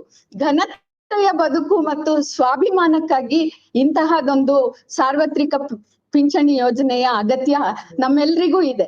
ಯಾಕೆ ನಾನು ಈ ಮಾತನ್ನ ಹೇಳ್ತೀನಿ ಅಂತ ಹೇಳಿದ್ರೆ, ಬಹಳ ಕಾಲ ನಾವು ಒಂದು ವಿಚಾರದಲ್ಲಿ ಮೈ ಮರಿತೇವೆ. ಇತ್ತೀಚೆಗೆ ಸುಪ್ರೀಂ ಕೋರ್ಟ್ ಕೂಡ ಒಂದು ಜಡ್ಜ್ಮೆಂಟ್ ಕೊಟ್ಟಿದೆ. ಏನಂದ್ರೆ, ಮನೆಯಲ್ಲಿರುವ ಹಿರಿಯರನ್ನ ನೋಡ್ಕೊಳ್ಳೋದು ಅವರ ಮಕ್ಕಳ ಜವಾಬ್ದಾರಿ. ಒಂದು ವೇಳೆ ಅವ್ರೇನಾದ್ರೂ ಅದನ್ನ ಮಾಡದೇ ಇದ್ರೆ ಆ ಮಕ್ಕಳ ಮೇಲೆ ಕ್ರಮ ತಗೊಳ್ಬಹುದು ಅಂತ. ನಾವು ಭಾವನಾತ್ಮಕವಾಗಿ ಆಲೋಚಿಸುವಾಗ, ನೈತಿಕವಾಗಿ ಆಲೋಚಿಸುವಾಗ ಅದು ನಮ್ಗೆ ಸರಿ ಅಂತ ಅನ್ಸುತ್ತೆ. ಆದ್ರೆ ಕೇವಲ ಅದು ಕೌಟುಂಬಿಕ ಜವಾಬ್ದಾರಿಯ ಅಂತ. ಯಾಕೆ ಅಂದ್ರೆ ಆ ಕುಟುಂಬದಲ್ಲಿರುವವರು ಬದುಕು ದುರ್ಬರವಾದಾಗ ಅವ್ರು ಹೇಗೆ ಬೇರೆಯವರ ಬೇಡಿಕೆಗಳನ್ನ ಅಥವಾ ಬೇರೆಯವರ ಅಗತ್ಯಗಳನ್ನ ಪೂರೈಸ್ಲಿಕ್ಕೆ ಸಾಧ್ಯ ಇದೆ. ತುಂಬಾ ಹೆಮ್ಮೆಯಿಂದ ಆರ್ಥಿಕ ಶಕ್ತಿ ಹೆಚ್ಚಾಗ್ತಾ ಇದೆ, ದೇಶದಲ್ಲಿ ಸಂಪತ್ತು ಜಾಸ್ತಿ ಆಗ್ತಾ ಇದೆ ಅನ್ನೋದನ್ನ ನೋಡ್ತಾ, ಆ ಸಂಪತ್ತಿನ ನಿರ್ಮಾಣಕ್ಕಾಗಿ ದುಡಿದ ಕೈಗಳು ಸೋತಾಗ ಆ ಸಂಪತ್ತಿನ ನಿರ್ಮಾತೃಗಳನ್ನ ನೋಡ್ಕೊಳ್ಳೋ ಜವಾಬ್ದಾರಿ ಆಳುವ ವರ್ಗದ್ದಾಗಿರುತ್ತೆ ಅನ್ನೋದನ್ನ ನಾವು ಸ್ಪಷ್ಟವಾಗಿ ಗುರುತಿಸ್ಲೇಬೇಕು. ಯಾಕಂದ್ರೆ ದುಡಿಮೆ ನಿಮ್ಮದು, ಸಂಪತ್ತು ನಮ್ಮದು ಅನ್ನುವಂತಹ ಸ್ಥಿತಿಯಲ್ಲಿ ನಾವಿವಾಗ ಇದ್ದೀವಿ. ನಿನ್ನೆ ತಾನೇ ನಾವು ವರದಿ ನೋಡಿದ್ವಿ. ಈಗ ನಮ್ಮ ದೇಶದ ಗೌತಮ್ ಅದಾನಿ ಅವರು ಅಂಬಾನಿಯವರನ್ನು ಹಿಂದಿಕ್ಕಿ ಅತ್ಯಂತ ದೊಡ್ಡ ಶ್ರೀಮಂತರಾಗಿದ್ದಾರೆ ಅಂತ. ಆ ಶ್ರೀಮಂತಿಕೆಯನ್ನ ಮೆರೆಸೋದ್ರಲ್ಲಿ ಆಳುವ ವರ್ಗ ತುಂಬಾ ಮುಂದೆ ಇದೆ. ಅವರನ್ನ ಒಂದು ಆದರ್ಶವಾಗಿ ನಮ್ಮ ಮಾಧ್ಯಮಗಳು ಮುಂದೆ ಇಡ್ತಾ ಇದೆ. ಆದ್ರೆ ಒಬ್ಬ ಗೌತಮ್ ಅದಾನಿ ಅಥವಾ ಒಬ್ಬ ಅಂಬಾನಿಯನ್ನ ಸೃಷ್ಟಿ ಮಾಡುವಾಗ ಎಷ್ಟು ಜನ ನೌಕರರ ಬದುಕು ಬರ್ಬರ ಆಗ್ತಾ ಇದೆ ಅನ್ನೋದನ್ನ ಯಾರು ಗಮನಿಸ್ತಾ ಇಲ್ಲ. ಹಾಗಾಗಿ ಈ ಸಂಪತ್ತಿನ ವೈಭವೀಕರಣದ ಹಿನ್ನೆಲೆಯಲ್ಲಿ ಸಂಪತ್ತಿನ ನಿರ್ಮಾತೃಗಳು ಅವರ ಬದುಕನ್ನ ಬರ್ಬರ ಮಾಡ್ಕೊಳ್ತಾ ಇದ್ದಾರೆ. ಸಂಪತ್ತಿನ ಸೃಷ್ಟಿ ನಿಮ್ಗೆ ಮುಖ್ಯ ಆದ್ರೆ ಸಂಪತ್ತನ್ನ ಸೃಷ್ಟಿ ಮಾಡುವ ಕೈಗಳನ್ನ ನೋಡಿಕೊಳ್ಳೋ ಜವಾಬ್ದಾರಿ ಕೂಡ ಇದೆ ಅನ್ನೋದನ್ನ ನಾವು ನಮ್ಮ ಆಳುವ ಜನಕ್ಕೆ ತಿಳಿಸ್ಬೇಕಾದಂತ ಅಗತ್ಯ ಇದೆ. ಆ ನಿಟ್ಟಿನಲ್ಲಿ ಇವತ್ತಿನ ಈ ಒಂದು ಸಮಾವೇಶ ಅಥವಾ ವಿಚಾರ ಸಂಕಿರಣ ತುಂಬಾ ಪ್ರಮುಖವಾಗಿದೆ ಅನ್ನೋದನ್ನ ನಾನು ನಿಮ್ಗೆ ಹೇಳಲಿಕ್ಕೆ ಬಯಸ್ತೇನೆ. ಮತ್ತೆ ಸಂಗಾತಿ ಪಟ್ನಾಯಕ್ ಅವ್ರು ಮಾತನಾಡುವಾಗ 1% ವೆಲ್ತ್ ಟ್ಯಾಕ್ಸ್ ಹಾಕಿದ್ರೆ ಸಾಕು, ಹೇಗೆ ನಮ್ಮ ಎಲ್ಲ ಅಗತ್ಯಗಳನ್ನ ಪೂರೈಸ್ಲಿಕ್ಕೆ ಸಾಧ್ಯ ಇದೆ ಅಂತ ಹೇಳಿದ್ರು. ಇತ್ತೀಚೆಗೆ ಬಹಳ ಸುದ್ದಿ ಆಯ್ತು. ನಮ್ಮೆಲ್ಲರ ಬಹುದೊಡ್ಡ ಅಭಿಮಾನವನ್ನ ಗಳಿಸಿರುವಂತಹ ಮತ್ತೆ ಬಹಳಷ್ಟು ಜಾಹೀರಾತುಗಳ ಮುಖವಾಗಿರುವಂತಹ ಅಮಿತಾಬ್ ಬಚ್ಚನ್ ಅವರು ಅವರ 2511 ಕೋಟಿ ರೂಪಾಯಿಯ ಆಸ್ತಿಯನ್ನ ಅವರ ಮಕ್ಕಳಾದ ಅಭಿಷೇಕ್ ಬಚ್ಚನ್ ಮತ್ತು ಶ್ವೇತಾ ಬಚ್ಚನ್ ಅವರಿಗೆ ಸಮಾನವಾಗಿ ಹಂಚಿದ್ದಾರೆ ಅಂತ. ಅಂದ್ರೆ ಅಭಿಷೇಕ್ ಬಚ್ಚನ್ ಮತ್ತು ಶ್ವೇತಾ ಬಚ್ಚನ್ ಅವರಿಗೆ ಯಾವುದೇ ಶ್ರಮವಿಲ್ಲದೆ ನಿರಾಯಾಸವಾಗಿ ಇಷ್ಟೊಂದು ದೊಡ್ಡ ಆದಾಯ ಇದೆ, ಅದ್ರ ಮೇಲೆ ಯಾವ ತೆರಿಗೆನೂ ಇಲ್ಲ. ಈ ಸತ್ಯ ಕೂಡ ನಮ್ಮ ಮುಂದೆ ಇದೆ ಅನ್ನೋದನ್ನ ನಾವು ಗಮನಿಸ್ಬೇಕು. ಮತ್ತೆ ನಮ್ಮ ದೇಶದಲ್ಲಿ GDPಗೂ ತೆರಿಗೆಗೂ ಅನುಪಾತ ಬಹಳ ಕಡಿಮೆ ಇರೋದನ್ನ ಕೂಡ ನಾವು ಗಮನಿಸ್ತೀವಿ. ಒಟ್ಟು ಜಗತ್ತಿನ 100 ದೇಶಗಳಲ್ಲಿ ಅತಿ ಕಡಿಮೆ GDP ಮತ್ತು ತೆರಿಗೆಯ ಅನುಪಾತ ಇರುವಂತಹ ದೇಶಗಳಲ್ಲಿ ಭಾರತ ಕೂಡ ಒಂದಾಗಿದೆ. ಇದು ಹೇಗೆ ಹಾಗಾದ್ರೆ ನಮ್ಮ ದೇಶದಲ್ಲಿ ತೆರಿಗೆನೆ ಸಂಗ್ರಹ ಮಾಡ್ತಾ ಇಲ್ವಾ ಅಂತ ನೋಡಿದ್ರೆ, ನೇರ ತೆರಿಗೆಗಳಿಗಿಂತ ಪರೋಕ್ಷ ತೆರಿಗೆಗಳು ದೇಶದಲ್ಲಿ ಜಾಸ್ತಿ ಇದೆ. ಭಿಕ್ಷುಕರಿರ್ಲಿ, ಬಡವರಿರ್ಲಿ, ಅತ್ಯಂತ ಶ್ರೀಮಂತರಿರ್ಲಿ ಒಂದೇ ರೇಟಿನ ಪರೋಕ್ಷ ತೆರಿಗೆಯನ್ನ ಕೊಡ್ತಾ ಇದ್ದಾರೆ. ಈಗ GST has become the bus word. ಹೇಗೆ ಕಲೆಕ್ಷನ್ ಜಾಸ್ತಿ ಆಗ್ತಾ ಇದೆ ಎಲ್ಲ. ಇಂತಹ ತೆರಿಗೆಗಳ ಸಂಗ್ರಹ ಜಾಸ್ತಿ ಇದ್ದಾಗ್ಯೂ ತೆರಿಗೆಯ ಅನುಪಾತ ಕಡಿಮೆ ಇದೆ ಅಂದ್ರೆ ಅದರ ಅರ್ಥ ಏನು ಅಂತ ಹೇಳಿದ್ರೆ, ಬಡವರ ಮೇಲೆ ಹಾಕ್ತಾ ಇರೋ ತೆರಿಗೆ ಜಾಸ್ತಿ ಆಗ್ತಾ ಇದೆ, ಶ್ರೀಮಂತರ ಮೇಲೆ ಹಾಕ್ಬೇಕಾದಷ್ಟು ತೆರಿಗೆ ಹಾಕ್ತಾ ಇಲ್ಲ ಅಂತ. ಹಾಗಾಗಿ ಎಲ್ಲದಕ್ಕೂ ವಿತ್ತೀಯ ಕೊರತೆಯನ್ನೇ ತನ್ನ ನೆಪವಾಗಿಸಿಕೊಂಡು ಜನರಿಗೆ ಸಿಗಬೇಕಾದಂತಹ ಎಲ್ಲ ಕಲ್ಯಾಣ ಯೋಜನೆಗಳನ್ನ ಹಿಂದೆ ತೆಗಿತಾ ಇರೋ ಸರ್ಕಾರಕ್ಕೆ ನಾವು ಹೇಳಲೇಬೇಕಾದ ಅನಿವಾರ್ಯತೆ ಇದೆ. ಯಾವ ಕಲ್ಯಾಣ ಯೋಜನೆಗಳು ಸಾಮಾನ್ಯ ಜನತೆಗೆ ಅಗತ್ಯ ಇದೆ, ಅದೇ ಸಾಮಾನ್ಯ ಜನತೆ ಅತಿ ಹೆಚ್ಚು ತೆರಿಗೆಯನ್ನು ಕೊಡ್ತಾ ಇದ್ದಾರೆ. ಆ ದೃಷ್ಟಿಯಿಂದ ಅದರ ಒಂದು ಭಾಗ ಪಿಂಚಣಿಯ ರೂಪದಲ್ಲಿ ಅವರಿಗೆ ವಾಪಸ್ ಬರ್ಲೇಬೇಕು ಅಂತ ನಾವೆಲ್ಲರೂ ಒತ್ತಾಯಿಸ್ಬೇಕಾಗಿದೆ ಅನ್ನೋದು ನನ್ನ ಒಂದು ಅಭಿಪ್ರಾಯ. ಸೊ NPS ನ ಕುರಿತಾಗಿ ಸಂಗಾತಿ ಮಹಾಂತೇಶ್ ಚೆನ್ನಾಗಿ ಹೇಳಿದ್ರು, ನ್ಯೂ ಪೆನ್ಷನ್ ಸ್ಕೀಮ್ ಅನ್ನೋಕ್ಕಿಂತ ನೋ ಪೆನ್ಷನ್ ಸ್ಕೀಮ್ ಅನ್ನೋದು ಒಳ್ಳೇದು ಅಂತ. ಯಾಕಂದ್ರೆ ಯಾವುದೇ ನೌಕರರು ಕೊಡುಗೆ ಕೊಡ್ಬೇಕಾಗಿದ್ ಅಗತ್ಯ ಇಲ್ಲದ ಕಾಲದಲ್ಲಿ ಕೊಡುಗೆ ಕೊಡ್ಲೇಬೇಕು ಅನ್ನುವಂತಹ ಒಂದು ಭಾಗವನ್ನ ಅವರ ಹೆಗಲಿಗೆ ಏರಿಸಿ ತಾನೂ ಕೊಡುಗೆ ಕೊಡ್ತೇನೆ ಅಂತ ಹೇಳ್ತಾ ಈ ಎರಡು ಕೊಡುಗೆಗಳನ್ನ ಷೇರು ಮಾರುಕಟ್ಟೆಗೆ ತೆಗೆದುಕೊಂಡು ಹೋಗಿ ಕೊಟ್ಟವ ಕೋಡಂಗಿ ತಗೊಂಡವ ವೀರಭದ್ರ ಅನ್ನೋ ಹಂಗೆ ಕೊಟ್ಟ ಕೋಡಂಗಿಗಳಾಗಿ ನಾಳೆ ನಮ್ಗೆ ಎಷ್ಟು ಪೆನ್ಷನ್ ಸಿಗುತ್ತೆ ಅನ್ನೋ ಕಲ್ಪನೆಯೇ ಇಲ್ಲದೆ ಒದ್ದಾಡ್ಬೇಕಾದಂತಹ ಸ್ಥಿತಿಗೆ ನಮ್ಮ ಜನರನ್ನ ನೂಕಿರೋದನ್ನ ನಾವಿಲ್ಲಿ ನೋಡ್ಕೊಳ್ತಾ ಇದ್ದೀವಿ. ಇಡೀ ಜಗತ್ತಿನ ಇತಿಹಾಸವನ್ನ ನಾವು ಗಮನಿಸಿದ್ರೆ ಮೃಗೀಯವಾದ ಅಥವಾ ಒಂದು ಸಾಮುದಾಯಿಕ ಬದುಕಿನಿಂದ the so called not so civilised ಅಷ್ಟೊಂದು ನಾಗರಿಕತೆ ಹಂಚದಿದ್ದ ಕಾಲದಲ್ಲಿ ಜನತೆ ತಮ್ಮ ಕಷ್ಟಗಳನ್ನ ಹಂಚ್ಕೊಳ್ತಾ ಇದ್ರು. ನಾಗರಿಕತೆಯ ಬೆಳವಣಿಗೆ ಆದಾಗ ಜನರ ಬದುಕಿನ ಅಗತ್ಯಕ್ಕೆ ಅನುಸಾರವಾಗಿ ವಿವಿಧ ಹಂತಗಳಲ್ಲಿ ಬಂದಂತಹ ಸವಲತ್ತುಗಳಲ್ಲಿ ಪಿಂಚಣಿ ಕೂಡ ಒಂದು. ನಿನಗೆ ದೈಹಿಕವಾಗಿ ಶಕ್ತಿ ಇರುವವರೆಗೆ, ಸಶಕ್ತನಾಗಿರುವವರೆಗೆ ದುಡಿಮೆ ಮಾಡ್ಲಾರ್ದಾಗ ನಿನ್ನನ್ನ ನೀನು ನೋಡ್ಕೊ ಅನ್ನೋದು ಕೂಡ ಒಂದು ಮೃಗೀಯವಾದಂತಹ ವ್ಯವಸ್ಥೆ. ಯಾಕಂದ್ರೆ ಪ್ರಾಣಿ ಪಕ್ಷಿಗಳಿಗೆ ಹಾಗೆ ಸಾಧ್ಯ ಇರುವಷ್ಟು ದಿನ ದುಡ್ದು ತಿಂತಾರೆ, ಆಮೇಲೆ ಏನಾಗುತ್ತೆ ಅವುಗಳು ಗೊತ್ತಿಲ್ಲ. ಅಂತಹ ಒಂದು ಮೃಗೀಯ ಸ್ಥಿತಿಗೆ ನಮ್ಮ ಜನತೆಯನ್ನ ತಳ್ಳುವಂತಹ ಪ್ರಯತ್ನ ಆಗಿದೆ ಅನ್ನೋದನ್ನ ನಾವು ಗಮನಿಸ್ಬೇಕು. ಯಾವುದೇ ಸಮಾಜ ಎಷ್ಟು ಸ್ವಸ್ಥವಾಗಿದೆ, ಎಷ್ಟು ಆರೋಗ್ಯಕರವಾಗಿದೆ, ಬದುಕು ಅಲ್ಲಿ ಎಷ್ಟು ಹಸನಾಗಿದೆ ಅಂತ ನಾವು ಕಾಣ್ಬೇಕಾದ್ರೆ ಆ ಸಮಾಜದ ಆರೋಗ್ಯ ತುಂಬಾ ಮುಖ್ಯ. ಒಬ್ಬ ಅದಾನಿ, ಒಬ್ಬ ಅಂಬಾನಿ ಅಥವಾ ಒಂದು GDP ಸಮಾಜದ ಸ್ವಾಸ್ಥ್ಯವನ್ನ ಖಂಡಿತ ನಿರ್ಧಾರ ಮಾಡಲ್ಲ. ಸಮಾಜದ ಸ್ವಾಸ್ಥ್ಯವನ್ನ ನಿರ್ಧಾರ ಮಾಡೋದು ಆ ಸಮಾಜದ ಅಂಗವಾಗಿರುವ ಜನತೆಯ ಆರೋಗ್ಯ, ಆ ಜನತೆಯ ಸಂತೋಷ, ಆ ಜನತೆಯ ಸಂತೃಪ್ತಿ ಮತ್ತು ಬದುಕಿಗೆ ಅವ್ರಿಗೆ ಸಿಗ್ತಾ ಇರುವಂತಹ ಅನುಕೂಲತೆಗಳು. ಆ ದೃಷ್ಟಿಯಿಂದ ನೋಡಿದ್ರು ಕೂಡ ಇವತ್ತು ನಮ್ಮ ದೇಶದಲ್ಲಿ ಅತಿ ಹೆಚ್ಚಿನ ಆತ್ಮಹತ್ಯೆಗಳನ್ನ ನಾವು ನೋಡ್ತಾ ಇದ್ದೇವೆ. ಆ ಆತ್ಮಹತ್ಯೆಯಲ್ಲೂ ಕೂಡ ವಯಸ್ಸಾದವರ ಪಾಲು ಬಹಳ ದೊಡ್ಡದಿದೆ. ಯಾಕಂದ್ರೆ ನಿಸ್ಸಹಾಯಕರಾಗಿ ಬದುಕನ್ನ ಮುಂದುವರಿಸ್ಲಿಕ್ಕಾಗದೆ ಅವರು ತಮ್ಮ ಒಂದು ಬದುಕನ್ನ ಕೊನೆಗೊಳಿಸಿಕೊಳ್ಳೋದನ್ನ ನಾವು ನೋಡ್ತಾ ಇದ್ದೇವೆ. ಹಾಗಾಗಿ ದೈಹಿಕ ಇರಬಹುದು, ಮಾನಸಿಕ ಇರಬಹುದು, ಪ್ರತಿಯೊಬ್ಬರ ಆರೋಗ್ಯ ಬಹಳ ಮುಖ್ಯ. ಹಾಗಾಗಿ ಆ ಆರೋಗ್ಯಕ್ಕೂ ಕೂಡ ಸಾರ್ವತ್ರಿಕವಾದಂತಹ ಸೌಲಭ್ಯ ಬೇಕು. ಮತ್ತು ಇಂದಿನ ದಿನಗಳಲ್ಲಿ ಏನು ಆರೋಗ್ಯ ವ್ಯವಸ್ಥೆಯ ಖಾಸಗೀಕರಣ ಆಗಿ ಸಾಮಾನ್ಯ ಜನತೆಗೆ ನಿಲುಕದ ಹಾಗೆ ಆಗಿದೆ. ಹಾಗಾಗಿ ನಮ್ಮ ಪಿಂಚಣಿ ದಿನನಿತ್ಯದ ಒಂದು ಅಗತ್ಯಗಳನ್ನ ಪೂರೈಸ್ಲಿಕ್ಕೆ ಹೇಗೆ ಬೇಕೋ ಹಾಗೆ ಅವರ ಆರೋಗ್ಯವನ್ನ ಪೂರೈಸಿಕೊಳ್ಳುವಂತಹ ಸಾರ್ವತ್ರಿಕ ಆರೋಗ್ಯ ಪರಿಸ್ಥಿತಿ ಕೂಡ ಇರಬೇಕು ಅನ್ನೋದನ್ನ ನಾವಿಲ್ಲಿ ಗಮನಿಸ್ಬೇಕು. ಇಂದಿನ ಯುವಕರು ನಾಳಿನ ಮುದುಕರು ಅಂತ. ನಾನು ಮುದುಕರು ಅನ್ನೋದನ್ನ ತುಂಬಾ ನೆಗೆಟಿವ್ ಆಗಿ ಹೇಳ್ತಾ ಇಲ್ಲ. ಯಾಕೆ ಅಂತ ಹೇಳಿದ್ರೆ ಅದು ಕಾಲದ ಒಂದು ಪರಿಧಿಯಲ್ಲಿ ಸಹಜವಾಗಿ ಆಗುವಂತಹ ಪರಿಸ್ಥಿತಿ. ಹಾಗಾಗಿ ಇವತ್ತು ನಾವೇನು ಈ ಸಾರ್ವತ್ರಿಕ ಪಿಂಚಣಿ ಯೋಜನೆಯ ಒಂದು ವಿಚಾರವಾಗಿ ಬೇಡಿಕೆಯನ್ನ ಮುಂದಿಡ್ತಾ ಇದ್ದೇವೆ, ಇದನ್ನ ನಾವು ಯುವ ಜನತೆಯ ನಡುವೆ ಕೂಡ ಹೆಚ್ಚು ಹೆಚ್ಚು ಹರಡಬೇಕು. ಅವರ ಬೆಂಬಲವನ್ನು ಕೂಡ ನಾವು ತೆಗೆದುಕೊಳ್ಬೇಕು. ಯಾಕಂದ್ರೆ ಒಂದು ನಾಗರಿಕ ಸ್ವಸ್ಥ ಸಮಾಜಕ್ಕಾಗಿ ಕೂಡ ಸಾರ್ವತ್ರಿಕ ಪಿಂಚಣಿ ಯೋಜನೆ ಅನಿವಾರ್ಯವಾಗಿದೆ. ಈಗ ನಮ್ಗೆ ಕೆಲವೇ ದಿನಗಳ ಹಿಂದೆ ಇದ್ದಂತಹ ಪಿಂಚಣಿ ಯೋಜನೆ ಇರಬಹುದು, ಆ ನಂತರ ಬಂದಿರುವಂತಹ ವ್ಯವಸ್ಥೆಗಳಿರ್ಬಹುದು, ಅಲಭ್ಯವಾಗಿದೆ ಹಲವು ಜನರಿಗೆ. ಕೆಲವರಿಗಾಗಿಯೂ ಆದ್ರೂ ಲಭ್ಯವಿರುವ ಈ ಎಲ್ಲ ವಿಚಾರಗಳು ನಮ್ಗೆ ಬಂದಿರೋದು ಹೋರಾಟದ ಫಲವಾಗಿ ಮಾತ್ರ. ಹಾಗಾಗಿ ಗಳಿಸಿದವರು ಉಳಿಸಿಕೊಳ್ಳಿಕ್ಕೆ, ಇಲ್ಲದವರು ಗಳಿಸಿಕೊಳ್ಳಿಕ್ಕೆ ಎರಡ್ಲಿಕ್ಕೂ ಕೂಡ ಅಂತಹ ಹೋರಾಟ ಬಹಳ ಮುಖ್ಯವಾಗುತ್ತೆ. ಇದು ನಮ್ಮ ಬದುಕಿನ ಅಳಿವು ಉಳಿವಿನ ಪ್ರಶ್ನೆಯಾಗಿದೆ. ಆ ಪ್ರಶ್ನೆಯನ್ನ ಮುಂದಿಟ್ಕೊಂಡು ನಾವು ನಮ್ಮ ಪ್ರಯತ್ನವನ್ನು ಮುಂದುವರಿಸ್ತಾ ಈ ಒಂದು ವಿಚಾರ ಸಂಕಿರಣದ ಮೂಲಕ ನಮ್ಮ ಬೇಡಿಕೆಯನ್ನ ಈಡೇರಿಸಿಕೊಳ್ಳೋಣ. ಮುಂದೆ ಯಾರು ಆಡಳಿತದ ಸೂತ್ರ ಹಿಡಿಯುವ ಕನಸು ಕಾಣ್ತಾರೆ ಅವರಿಗೆ ನೀವು ಕೆಲವೇ ಮಂದಿಯ ಬೆಂಬಲ ಕೇಳಿದ್ರೆ ಸಾಲದು, ನಮ್ಮ ಬೆಂಬಲ ನಿಮಗೆ ಬೇಕು ಅಂದ್ರೆ ನೀವು ಜನಹಿತ ಕಾರ್ಯಗಳಲ್ಲಿ ತೊಡಗಿಕೊಳ್ಳೇಬೇಕು ಅನ್ನುವಂತಹ ಅನಿವಾರ್ಯವನ್ನ ಸೃಷ್ಟಿಸೋಣ ಅಂತ ಹೇಳ್ತಾ ನಿಮ್ಮೆಲ್ಲರಿಗೂ ಶುಭಾಶಯ ತಿಳಿಸಿ ನನ್ನ ಮಾತುಗಳನ್ನ ಮುಗಿಸ್ತೀನಿ. ನಮಸ್ಕಾರ.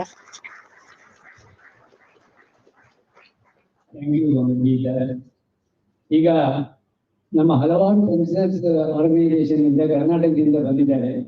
ಅವರಲ್ಲಿ ಎಲ್ರಿಗೂ ಮಾತಾಡುವಂತ ಕಷ್ಟ ಇದೆ. ಆದ್ರಿಂದ ಅವರೆಲ್ಲರ ಪರವಾಗಿ ಕಾಮ್ರೇಡ್ CRK ಈಗ ನಮ್ಮನ್ನು ಉದ್ದೇಶಿಸಿ ಮಾತಾಡಬೇಕು ಅಂತ ಹೇಳಿದ್ದೇನೆ. CRK general secretary of Mysuru ICP.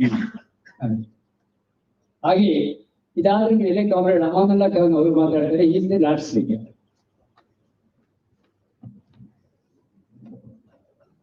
ಈ ಸಭೆಯ ಅಧ್ಯಕ್ಷರೇ ಮತ್ತು ವೇದಿಕೆ ಮೇಲೆ ಉಪಸ್ಥಿತಿರುವಂತಹ ಗಣ್ಯರೇ ಹಾಗೂ ಆತ್ಮೀಯ ಸಂಗಾತಿಗಳೇ,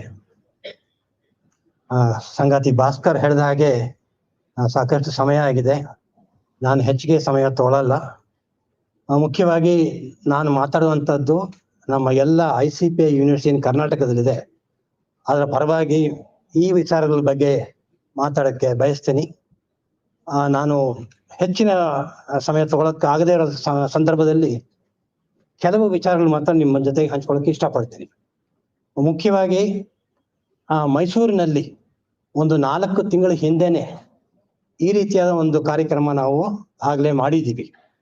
ಅಂದ್ರೆ ಮೈಸೂರಿನಲ್ಲಿ 13 ಸಂಘಟನೆಗಳು ಸೇರಿ ಸಮನ್ವಯ ಸಮಿತಿ ಅಂತ ಮಾಡಿಕೊಂಡು ಮತ್ತೆ ಈ ಸಾರ್ವತ್ರಿಕ ಪಿಂಚಣಿ ಏನ್ ಹೇಳ್ತೀವಿ ಅದ್ರ ಬಗ್ಗೆ ಒಂದು ಸಮಾವೇಶ ನಾವು ಆಗಸ್ಟ್ ತಿಂಗಳಲ್ಲಿ ಮಾಡಿದ್ದೀವಿ. ಆ ಸಮಾವೇಶದಲ್ಲಿ ಬಂದಂತ ನಮ್ಗೆ ಅನುಭವ ಮತ್ತೆ ತಿಳ್ಕೊಂಡಂತ ಕೆಲವು ವಿಚಾರಗಳನ್ನ ನಿಮ್ ಜೊತೆಗೆ ಹಂಚ್ಕೊಳಕ್ಕೆ ಇಷ್ಟಪಡ್ತೀನಿ. ಮುಖ್ಯವಾಗಿ ಈ ಸಮಾವೇಶ ಮಾಡಿದಾಗ ನಮ್ಮಲ್ಲಿ ಹೆಚ್ಚಿನ ಜನ ಭಾಗವಹಿಸಿದಂತಾರು ಅಂದ್ರೆ ಎಲ್ಲರೂ ಪಿಂಚಣಿದಾರರೇ. ಈ ಪಿಂಚಣಿದಾರರ ಬಗ್ಗೆ ನಾವು ಯೋಚನೆ ಮಾಡಿದಾಗ ಅಥವಾ ಅವ್ರ ಬಗ್ಗೆ ಗಮನ ಹರಿಸಿದಾಗ ನಮಗೆ ಒಂದು ಆಶ್ಚರ್ಯ ಆಗಿತ್ತು ಅಂತ ಹೇಳಿದ್ರೆ, ನಮ್ಮಲ್ಲಿ ಪಿಂಚಣಿ ದಾರರಲ್ಲಿ ಮಧ್ಯದಲ್ಲೇ ಕೂಡ ಹಲವಾರು ನಾವು ವ್ಯತ್ಯಾಸಗಳನ್ನ ನೋಡ್ಬೋದು. ಮುಖ್ಯವಾಗಿ ನಿಮಗೆ ಗೊತ್ತಿರೋ ಹಾಗೆ EPS 95 ಅಂತ ಒಂದು ಸ್ಕೀಮ್ ಇದೆ. ಇಲ್ಲಿ CIT ಇರೋದ್ರಿಂದ ಅವ್ರಿಗೆ ಕೆಲವರಿಗೆ ಗೊತ್ತಿರುತ್ತೆ. ಈ EPS 95 ಸ್ಕೀಮ್ ಅಲ್ಲಿ ಹಲವಾರು ವರ್ಷಗಳು ಹೋರಾಟ ಮಾಡಿದ ನಂತರವೂ ಕೂಡ ಈಗ ಅವರಿಗೆ ಹಲವಾರು ಪಿಂಚಣಿದಾರರಿಗೆ ಬರುವಂತ ಮಾಸಿಕ ಪಿಂಚಣಿ ಇದ್ರೆ 1000ರಿಂದ 2000 ರೂಪಾಯಿ. ಇದು ಒಂದು ಕಡೆ ಆದ್ರೆ, ಇನ್ನೊಂದು ಕಡೆ ನಮ್ಮಲ್ಲೇ ಇರುವಂತ ಅನುಭವಗಳು, ನಾವು LIC ಆಗ್ಬೋದು ಅಥವಾ ಹಣಕಾಸು ಸಂಸ್ಥೆಗಳಾಗ್ಬೋದು, ಇಲ್ಲಿ ನೋಡ್ಬೋದು ನೀವು ತಿಂಗಳಿಗೆ ಇಲ್ಲಿ ನಾವು ಹೇಳ್ಕೋಬಹುದು, ಈ ಒಂದು ಮೀಟಿಂಗ್ ಅಲ್ಲಿ ಹೇಳ್ಕೋಬಹುದು, LIC ಯಲ್ಲಿ ಇವಾಗ ಕನಿಷ್ಠ ಅಂದ್ರೆ 55,000 ರೂಪಾಯಿ ಪಿಂಚಣಿ ಬರುವಂತ ಒಂದು ಹದಕ್ಕೆ ನಾವು ಬಂದಿದ್ದೀವಿ. ಹಾಗಾಗಿ ಈ ವ್ಯತ್ಯಾಸವನ್ನು ನಾವು ನೋಡ್ಬೋದು. ಯಾಕೆ ಈ ಮಾತು ಹೇಳ್ತಾ ಇದ್ರೆ, ನಾವು ಈ ಸಾರ್ವತ್ರಿಕ ಪಿಂಚಣಿ ಅಂತ ಹೇಳಿದಾಗ ಎಲ್ಲರೂ ಈ ತರ ಬಂದಾಗ ಅವ್ರನ್ನ ಆರ್ಗನೈಸ್ ಮಾಡೋದು ಹೇಗೆ ಅಂತ ಪ್ರಶ್ನೆ ಬರುತ್ತೆ. ಅವ್ರವ್ರಿಗೆ ಅವ್ರದಂತ ಪಿಂಚಣಿ ಯೋಜನೆಗಳ ಬಗ್ಗೆ ಆಲೋಚನೆ, ಅದನ್ನ ಹೇಗೆ ಇಂಪ್ರೂವ್ ಮಾಡ್ಕೋಬೇಕು ಅಂತ ಆಲೋಚನೆಗಳು. ಹಾಗಿದ್ದಾಗ ಎಲ್ಲರಿಗೂ ಪಿಂಚಣಿ, ನಾವು ಸಾರ್ವತ್ರಿಕ ಪಿಂಚಣಿ ಕೂಡ ಹೇಳಲಿಲ್ಲ. ಯಾಕಂದ್ರೆ ಹಲವಾರು ಜನಕ್ಕೆ ನಮ್ಮಲ್ಲೇ ಸಾರ್ವತ್ರಿಕ ಪಿಂಚಣಿ ಅರ್ಥವಾಗಲ್ಲ. ಅದಕ್ಕೆ ನಾವು ಹೇಳಿದಂತ ಸ್ಲೋಗನ್ ಏನಂದ್ರೆ ಎಲ್ಲರಿಗೂ ಪಿಂಚಣಿ ಅಂತ.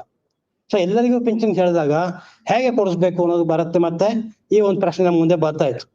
ಹಾಗಾಗಿ ನಾವು ಮಾತಾಡುವಂತ ಈ ಪಿಂಚಣಿ ಯೋಜನೆ ಏನಿದೆ ಇದನ್ನ ಅರ್ಥ ಮಾಡ್ಕೋಬೇಕಾದ್ರೆ ನಮ್ಮಲ್ಲಿ ಇರುವಂತ ಎಲ್ಲಾ ಪಿಂಚಣಿದಾರರು ಏನಿದ್ದಾರೆ, ಈ ರೀತಿ ನಾವು 2 ಎಕ್ಸ್ಟ್ರೀಮ್ ಇದೆ. ವೇಜಸ್ ಅದೇ ತರ ಇದೆ, ಸಂಬಳದ ಅದೇ ತರ ಇದೆ. ಹಾಗಿದ್ದಾಗ ಎಲ್ಲರಿಗೂ ಪಿಂಚಣಿ ತಿಳಿದಾಗ ನಾವಲ್ಲಿ ಇರುವಂತ ಯಾರಿಗೆ ಪಿಂಚಣಿ ಬರಲ್ಲ ಅಂತ ಆಲೋಚನೆ ಮಾಡಿದಾಗ ನಮ್ಗೆ ಬಂದಂತ ಆಶ್ಚರ್ಯ ಮತ್ತೆ ಆತಂಕ ಅಂತ ಹೇಳಿದಾಗ, ಈಗ ಹಲವಾರು ಜನ ನಮ್ಮ ಸಂಘಟನೆಗಳು ಮಾತಾಡಿದ ಅದ್ರ ಬಗ್ಗೆ. ನಮ್ಮ ದೇಶದಲ್ಲಿ 15 ಕೋಟಿ ಜನ ಹಿರಿಯ ನಾಗರಿಕರಿದ್ದಾರೆ. 15 ಕೋಟಿ. ಈ 15 ಕೋಟಿಯಲ್ಲಿ ಈ ಎಲ್ಲ ಪಿಂಚಣಿದಾರರು ಸೇರಿಸಿದ್ರು ಕೂಡ ಪಿಂಚಣಿ ಬರದೇ ಇರುವಂತ ಸಂಗಾತಿಗಳನ್ನ ಸಂಖ್ಯೆ ಲೆಕ್ಕ ಹಾಕಿದಾಗ 10 ಕೋಟಿ ಜನ. 10 ಕೋಟಿ ಜನಕ್ಕೆ ಯಾವುದೇ ಪಿಂಚಣಿ ಇಲ್ಲ, ಯಾವುದೇ ಸಾಮಾಜಿಕ ಭದ್ರತೆ ಇಲ್ಲ. ಇವ್ರು ಹೇಗೆ ಜೀವನ ಮಾಡ್ತಾ ಇದ್ದಾರೆ ಅನ್ನೋ ಪ್ರಶ್ನೆ ನಮ್ಮ ಮುಂದೆ ಬರುತ್ತೆ. ಇದು ಇನ್ನೊಂದು ಪ್ರಶ್ನೆ, ಮುಖ್ಯವಾದ ಪ್ರಶ್ನೆ ಅಂತ ಇದೆ, ಇವರನ್ನ ಸಂರಕ್ಷಣೆ ಮಾಡೋರು ಯಾರು ಅಂತ, ಇದು ಯಾರ ಜವಾಬ್ದಾರಿ ಅನ್ನೋ ಪ್ರಶ್ನೆ ಕೂಡ ಬರುತ್ತೆ. ಇದಕ್ಕೆ ನಮ್ಮ ನ್ಯಾಯಾಲಯದಿಂದ ಉಚ್ಚ ನ್ಯಾಯಾಲಯದಿಂದ ಬಹಳ ಸ್ಪಷ್ಟವಾದ ಒಂದು ಅವ್ರು ಹೇಳಿದ್ದಾರೆ. ಏನಂತ ಹೇಳಿದ್ರೆ, ಇದು ನಮ್ಮ ಗೌರ್ಮೆಂಟ್ಸ್ ಏನಿದ್ದಾರೆ ಅಥವಾ ಸಮಾಜ ಏನಿದೆ ಅವ್ರ ಜವಾಬ್ದಾರಿ ಅಂತ ಹೇಳಿದ್ದಾರೆ. ಹಾಗಾಗಿ ಈ ಸಾರ್ವತ್ರಿಕ ಪಿಂಚಣಿ ಅಥವಾ ಎಲ್ಲರಿಗೂ ಪಿಂಚಣಿ ಹೇಳೋದು ಗೌರ್ಮೆಂಟ್ ಜವಾಬ್ದಾರಿ ಅಂತ ಹೇಳಿದಾಗ, ನಾವು ಸರ್ಕಾರ ಏನ್ ಮಾಡ್ತೇವೆ ಅಂತ ಆಲೋಚನೆ ಮಾಡಿದಾಗ ಬಹಳ ನೋವಿಂದ ಹೇಳ್ಕೊಂತ ಸಂಗತಿ ಅಂತ ಹೇಳಿದ್ರೆ, ಕಳೆದ 30 ವರ್ಷಗಳಿಂದ ನೀವು ಯೋಚನೆ ಮಾಡಿ ನೋಡಿ ಅಥವಾ ನೀವು ಗಮನಿಸಿ ನೋಡಿ, 30 ವರ್ಷಗಳಿಂದ ನಮ್ಮ ಸರ್ಕಾರಗಳು ಹೇಳ್ತಾರಂತದ್ದು ಯಾವುದೇ ರೀತಿಯ ಸಬ್ಸಿಡಿ ಇರಬಾರ್ದು ಅಂತ. ಅದು ಆರ್ಥಿಕ ಧೋರಣೆ. ಹಾಗಾಗಿ ಈ ಸಾರ್ವತ್ರಿಕ ಪಿಂಚಣಿ ಎಲ್ಲರಿಗೂ ಪಿಂಚಣಿ ಹೇಳೋದು ಸರ್ಕಾರದ ಧೋರಣೆ ಬಹಳ ಸ್ಪಷ್ಟವಾಗಿ ಕಾಣಿಸ್ತಾ ಇದೆ. ಅವ್ರು ಇದು ಯಾವುದೇ ಇದ್ರ ಬಗ್ಗೆ ಯಾವುದೇ ಅವ್ರಿಗೆ ಗಂಭೀರತೆ ಇಲ್ಲ, ಯಾವ್ರು ಮಾಡಕ್ಕೆ ತಯಾರಿಲ್ಲ. ಹಾಗಾಗಿ ನಮ್ಮ ಮನೆಯಂತ ನೆಕ್ಸ್ಟ್ ಬರುವಂತ ಪ್ರಶ್ನೆ ಅಥವಾ ಆಲೋಚನೆ ಅಂತ ಹೇಳಿದಾಗ ಇದನ್ನ ಗಳಿಸುವಂತ ಹೇಗೆ ಮಾಡೋದು ಅಂತ. ಇದಕ್ಕೆ ನಾವು ಮಾಡ್ಬೇಕಾದಂತ ಮುಖ್ಯವಾದ ಒಂದು ಅಂಶ ಅಂತ ಹೇಳಿದ್ರೆ ಸಾಕಷ್ಟು ಪ್ರಚಾರ ಕೊಡ್ಬೇಕಾಗತ್ತೆ. ಆ ದಿಸೆಯಲ್ಲಿ ನಾವು ಮೈಸೂರಿನಲ್ಲಿ ಮಾಡಿದಂತ ಈ ಒಂದು ಸಮಾವೇಶ ಏನಿತ್ತು ಅದಕ್ಕೆ ಸಾಕಷ್ಟು ಪ್ರಚಾರ ಕೊಟ್ಟು 2,000 ನಮ್ಮ ಪ್ಯಾಂಪ್ಲೆಟ್ಸ್ ಅನ್ನು ಪ್ರಿಂಟ್ ಮಾಡಿ ಎಲ್ಲರಿಗೂ ಹಂಚಿ ಹಲವಾರು ಕಡೆ ಇದಕ್ಕೆ ಪ್ರಚಾರ ಮಾಡಿದ್ದೀವಿ. ಈ ಪ್ರಚಾರ ಮುಂದುವರಿಬೇಕು ಅನ್ನೋದೇ ನಮ್ಮ ಒಂದು ಉದ್ದೇಶ. ಹಾಗಾಗಿ ಈ ಪ್ರಚಾರ ಮುಂದುವರಿಸಬೇಕಾದ್ರೆ ಹೇಗೆ ಮಾಡ್ಬೇಕು ಅಂತ ಆಲೋಚನೆ ಮಾಡಿದಾಗ ಬರೀ ಒಂದು ಸ್ಥಳೀಯವಾಗಿ ಮಾಡೋದು ಸಾಕಾಗಲ್ಲ. ಇದು ಹೆಚ್ಚು ಜನಕ್ಕೆ ವ್ಯಾಪಕವಾಗಿ ಪ್ರಚಾರ ಆಗ್ಬೇಕು ಅಂತ ಹೇಳಿದಾಗ ಸ್ಟೇಟ್ ಲೆವೆಲ್ ಮಾಡ್ಬೇಕು ಅಂತ ನಮ್ಮ ಆಲ್ ಇಂಡಿಯಾ ಬಾಡಿಯಿಂದ ಒಂದು ಕರೆ ಇತ್ತು. ಹಾಗಾಗಿ ಇವತ್ತು ಆ ಒಂದು ಆಲ್ ಇಂಡಿಯಾ ಕರೆ ಮೇಲ್ಗೆ ಇವತ್ತು ನಾವು ಏನಿಲ್ಲಿ ಆಯೋಜನೆ ಮಾಡ್ತಾ ಇದ್ದೀವಿ ಇದು ಬಹಳ ಶ್ಲಾಘನೀಯ. ಮತ್ತು ಇದು ಹೆಚ್ಚು ಇದ್ರ ಬಗ್ಗೆ ನಾವು ಪ್ರಚಾರ ಮಾಡ್ಬೇಕು ನಾವು ಕೂಡ ನಾವು ಒಪ್ಕೊಳ್ತಾನೆ. ಈ ಒಂದು ವಿಚಾರ ಸಂಕಿರಣದಲ್ಲಿ ನಾವ್ ಏನ್ ತೀರ್ಮಾನ ತಗೊಳ್ತೀವಿ ಅದನ್ನ ನಾವ್ ಎಲ್ರೂ ಸೇರಿ ಕೈ ಜೋಡಿಸಿ ಯಾರಿಗೆ ಪಿಂಚಣಿ ಬರಲ್ಲ ಅವ್ರ ಮಧ್ಯೆನೂ ಕೂಡ ಹೆಚ್ಚು ಪ್ರಚಾರ ಮಾಡ್ಬೇಕು ಅನ್ನೋ ಒಂದು ತೀರ್ಮಾನ ತಗೋಬೇಕು ಅಂತ ಕೇಳ್ಕೊಂಡು ನಮ್ಮ ಮೈಸೂರು ವಿಭಾಗಕ್ಕೆ ಸಂಬಂಧಪಟ್ಟ ಹಾಗೆ ನಾವು ಸತತವಾಗಿ ಪ್ರಯತ್ನ ಮಾಡ್ತಾ ಇದ್ದೀವಿ. ಇತ್ತೀಚೆಗೆ ಡಿಸೆಂಬರ್ 17ನೇ ತಾರೀಕು ಆಲ್ ಇಂಡಿಯಾ ಪೆನ್ಷನ್ಸ್ ಡೇ ಅಂತ ಏನ್ ಹೇಳಿದ್ರು ಆ ಸಮಯದಲ್ಲಿ ನಮ್ಮ ಸಾಧ್ಯವಾದಷ್ಟು ಪ್ರಚಾರ ಆಗಲಿ ಅಂತ ಹೇಳಿ ನಮ್ಮ ಲೋಕಲ್ ಪೇಪರ್ ಆಂದೋಲನ ಅಂತ ಲೋಕಲ್ ಪೇಪರ್ ಇದೆ, ಅದರೊಳಗೆ ಇದ್ರ ಬಗ್ಗೆನೆ ಸ್ಪೆಸಿಫಿಕ್ ಇದ್ರ ಬಗ್ಗೆನೆ ಒಂದು ಆರ್ಟಿಕಲ್ ಪಬ್ಲಿಷ್ ಮಾಡಿಸಿ ಆದಷ್ಟು ಜನಕ್ಕೆ ಅದು ತಲುಪಲಿ ಅನ್ನೋ ಪ್ರಚಾರ ಮಾಡ್ತಾ ಇದೀವಿ. ಇದಾದ ನಂತರ ನಾವು ವಾಪಸ್ ಮೈಸೂರು ಹೋದ ನಂತರ ನಮ್ಮಲ್ಲಿ ಮತ್ತೆ ಈ ಸಮನ್ವಯ ಸಮಿತಿಯನ್ನು ಸೇರಿಸಿ ಮತ್ತೆ ಇದನ್ನ ಹೇಗೆ ಮುಂದುವರಿಸಬಹುದು ಅಂತ ಪ್ರಚಾರ ಕೂಡ ಯೋಚನೆ ಮಾಡ್ತೀವಿ. ಮುಖ್ಯವಾಗಿ ಇನ್ನು 2-3 ತಿಂಗಳು ಬಹಳ ಮುಖ್ಯವಾದ ತಿಂಗಳು ನಂಗೆ ಅನ್ಸುತ್ತೆ. ಯಾಕೆಂದ್ರೆ ನೀವು ಗೊತ್ತಿರೋ ಹಾಗೆ ನಮ್ಮ ಎಲೆಕ್ಷನ್ಸ್ ಬರ್ತಾ ಇದೆ. ಹಾಗಾಗಿ ಎಲ್ಲ ಯಾವುದೇ ಒಂದು ಪೊಲಿಟಿಕಲ್ ಪಾರ್ಟಿ ಇರಲಿ ಅದ್ರ ಮಧ್ಯೆ ನಾವು ಹೋಗಿ ನಮ್ಮ ಬೇಡಿಕೆ ಇಡಬೇಕು, ಅವರು ಮಾತಾಡಿಸ್ಬೇಕು. ಮತ್ತೆ ಇದು ಎಲೆಕ್ಷನ್ ಟೈಮಲ್ಲಿ ಒಂದು ದೊಡ್ಡ ಒಂದು ಎಲೆಕ್ಷನ್ ಇಶ್ಯೂ ಆಗ್ಬೇಕು ಅನ್ನೋ ಉದ್ದೇಶ ಇಟ್ಕೊಂಡು ನಾವೆಲ್ಲರೂ ಕೈ ಜೋಡಿಸೋಣ ಅಂತ ಕೇಳ್ಕೊಂಡು ನನ್ನ ಮಾತು ಮುಗಿಸ್ತೀನಿ. Thank you Congress. Thank you, Comrade. Before Comrade Amanullah speaks, once 2 minutes we will have a felicitation for Comrade Kunnikrishnan as well as Comrade Mahantesh. Boss. Now, I request Comrade Gangadhar to felicitate Comrade Kunnikrishnan, General Secretary of India Insurance Insurance Association.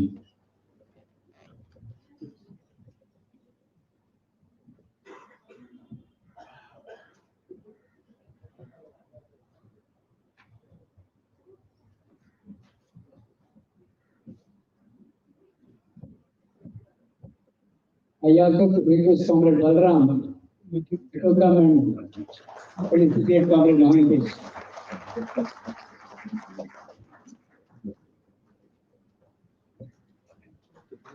Comrade Balram.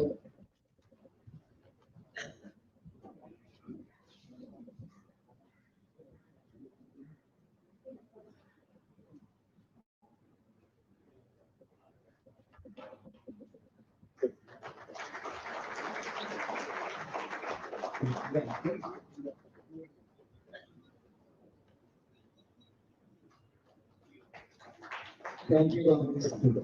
Now I request Comrade Amanullah Khan. I don't take any introduction for Comrade Amanullah Khan. Okay. So,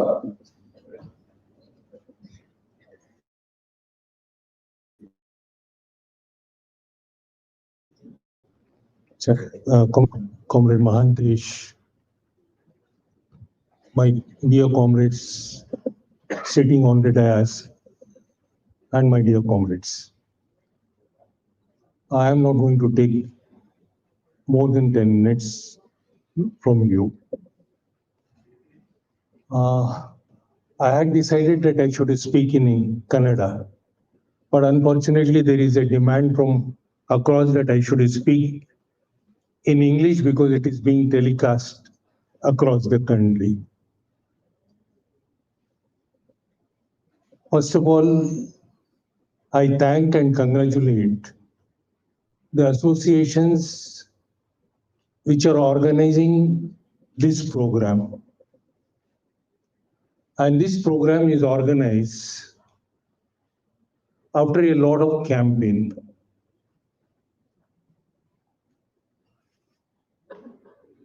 Our comrades, the pensioners, whose age is, some of the comrades whose age was 76 years, 77 years, they went to the streets, shopping complexes, they distributed the pamphlets and said that why are we doing this seminar? They went to the bus stand, railway station, Jayanagar shopping complex, Malleshwaram 8th Cross, they distributed the pamphlets. And today, because of that effort, you could see that this program has got a wider participation from a large segment of the Karnataka society. This program is not just restricted to the insurance pensioners or the insurance employees. We find the state government employees here. We find the employees from the textile. We find our comrades from auto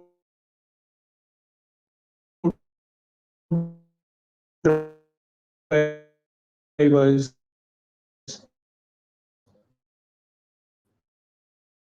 the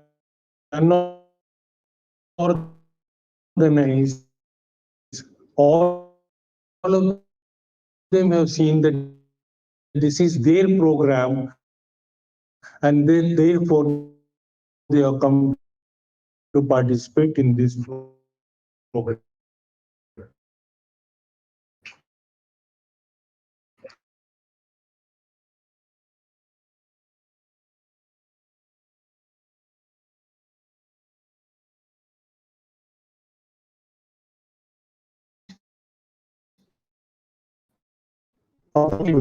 Last section of the university, we did say organized program.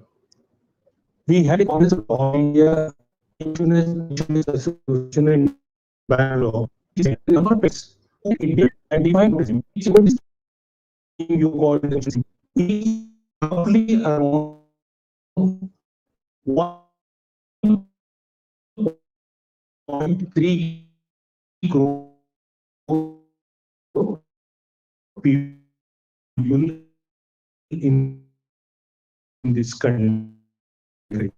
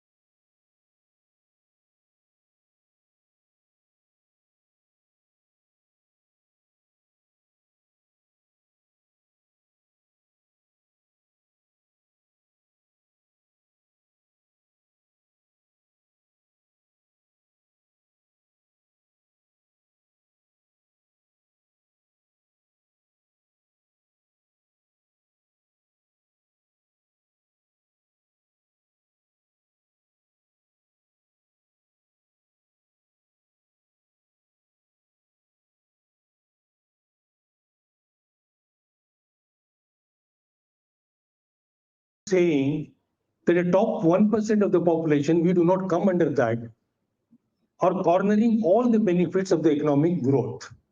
So they try to pitch the unorganized against the organized. And they want to implement their own policies. So we decided to tell the people that we are concerned about the way our society progresses, our society develops, the problems of the unorganized. And we had a very strong foundation because the Pension Parishad had already raised this demand for the universal pension scheme. And we decided that we should campaign and demand this. The justification of the demand and the resources needed to implement this scheme was beautifully highlighted by Comrade Prabhat Patnaik. I don't want to go into this aspect, but the simple fact is that today we have a society which is so unequal, and by all indications, Indian society today is the most unequal society anywhere in the world.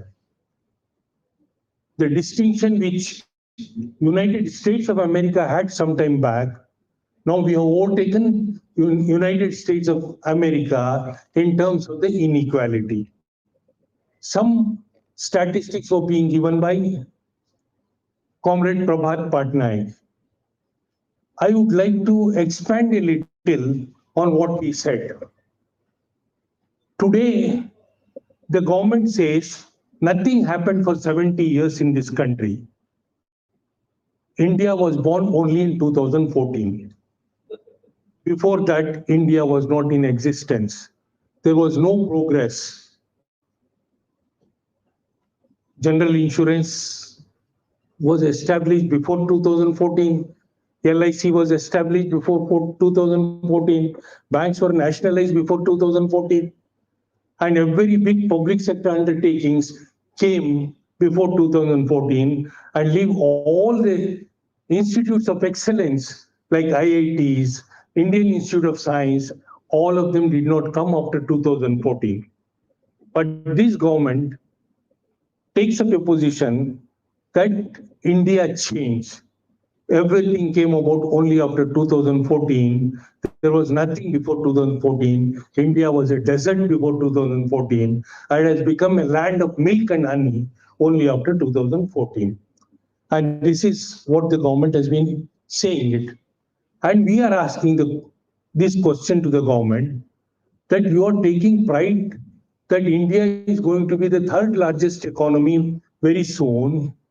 Why is it that according to the government own statistics, even today, 22% of our population live below the poverty levels?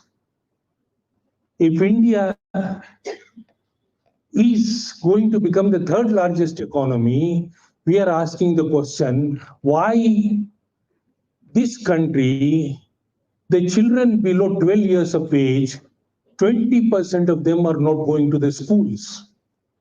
If India is growing at 7%, why is it that the world's largest hungry people are staying in India? This is the question that we are raising. And we are seeing that inequalities are developing. Between 1950, the share of the top 1% in the national income was 12%. Comrade Prabhat Patnaik informed us that by 1980, it came down to 6%. From 12%, it came down to 6%, and there was, to some extent, inequality was reduced. But after the onset of the new liberalization, we find that today, from 6%, the share of the 1% of the top population has gone up to 22%. And the share of the top 1% in the total wealth of the country today has reached 57%. And this is unacceptable. And then we find that how these resources from the poor are being transferred to the rich. In a simple way, in 1980, in the GDP is the value of all the goods and services that you produce. In that, the share of the labor, the wages, was 31%.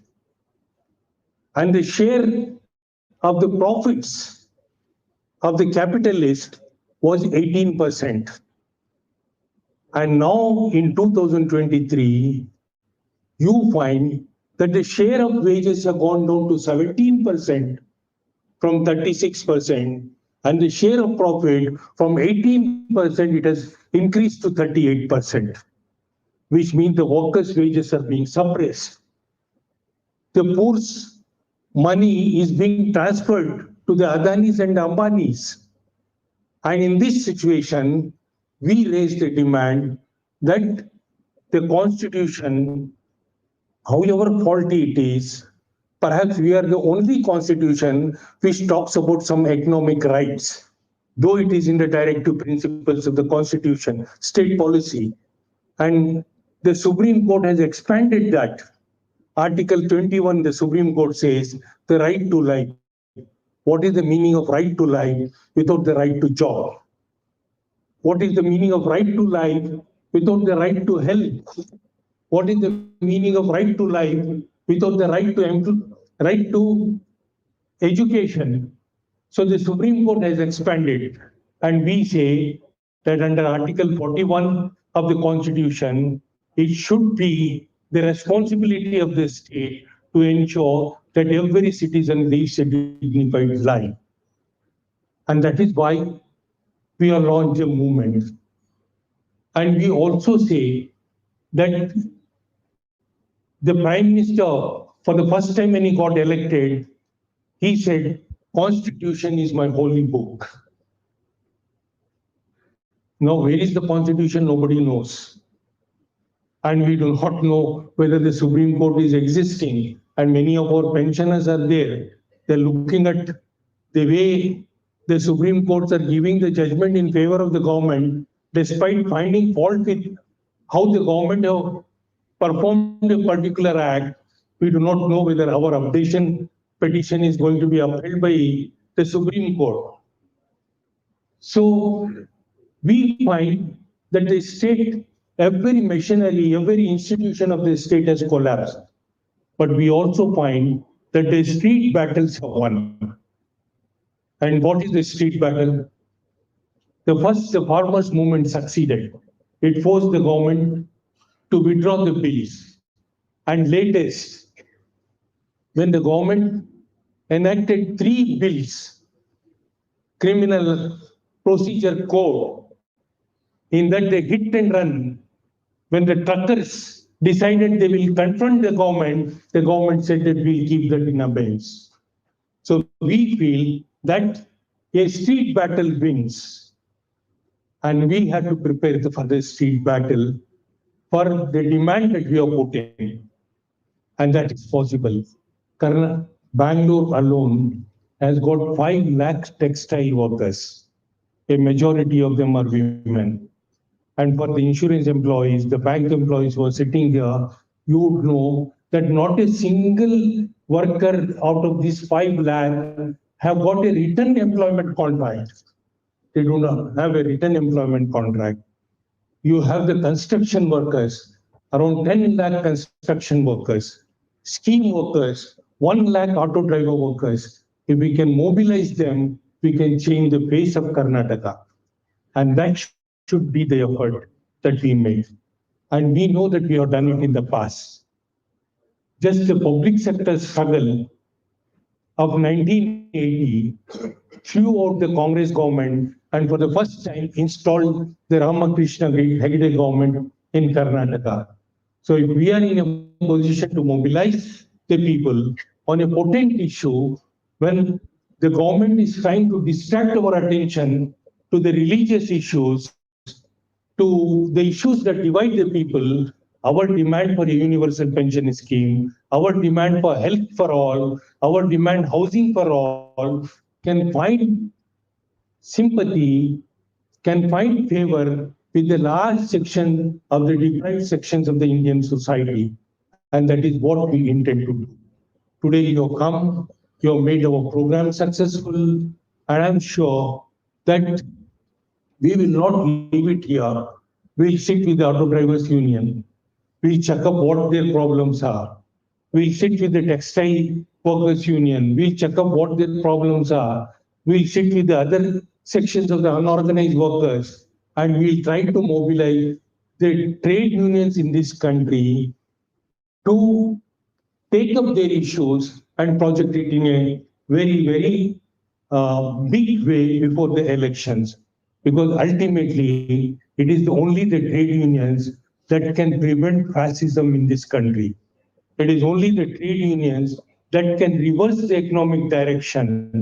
And it is the responsibility of the trade union. And I'm thankful and I'm grateful that our associations have taken up this task. And I hope that they are not going to rest with this. They will continue the struggle, and we are going to support that struggle. With this optimism, I conclude. Thank you so much. Thank you, Comrade Hemanta. This is too deep work for everybody here, and we will take up the challenge in the coming days so that this can be achieved. It was an achievable one that was possible. Now, comrades, we also decided that organizing the unorganized sector is a very difficult task. So let us have felicitate some of the comrades who are sitting at the so because we know how difficult it is to organize trade union. We work in the organized sector, but the working in the unorganized sector is a very tough job. So we have decided some 9% will be offered in this participated in this occasion. So now I request Lata, just on the names.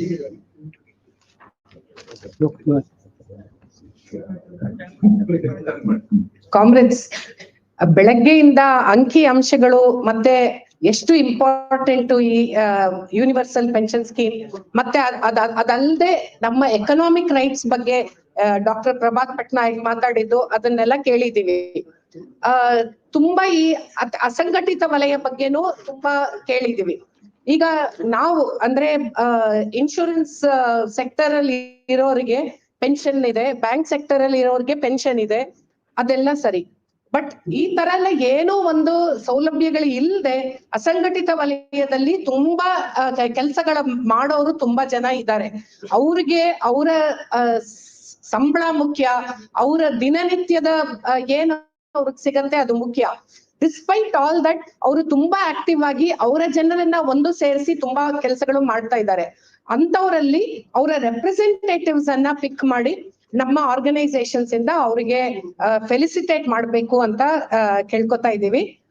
ಅವ್ರ ಹೆಸರುಗಳನ್ನ ಕರೀತೇನೆ, ಎಲ್ರು ಇಲ್ಲಿ ಬಂದು ಕೂತ್ಕೊಂಡ್ರೆ ಅವ್ರಿಗೆ felicitate ಮಾಡೋದು easy ಆಗತ್ತೆ.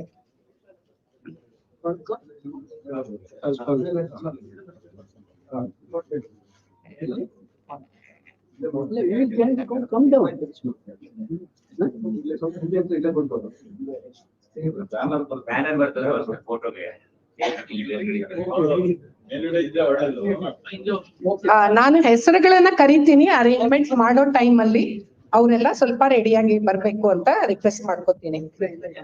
K Harish ಅವರು, ಕಟ್ಟಡ ಮತ್ತು ಇತರ ನಿರ್ಮಾಣ ಕಾರ್ಮಿಕರ ಸಂಘ. ಕೆ ಹರೀಶ್ ಅವರು ಬಂದಿದ್ದೀರಲ್ಲ.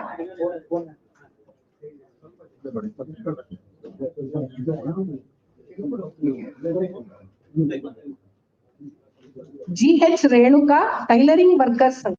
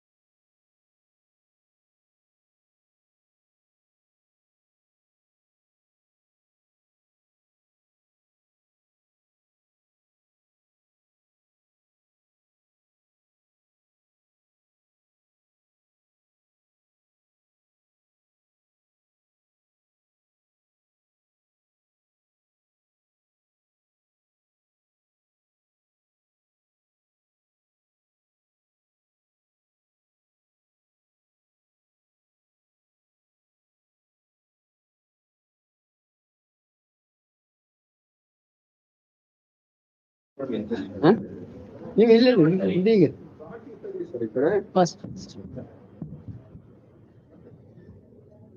ಇವರು ಕಟ್ಟಡ ಮತ್ತು ಇತರ ಕಾರ್ಮಿಕರ ಸಂಘಕ್ಕೆ ತುಂಬಾ ಕೆಲಸ ಮಾಡ್ತಾ ಇದ್ದಾರೆ.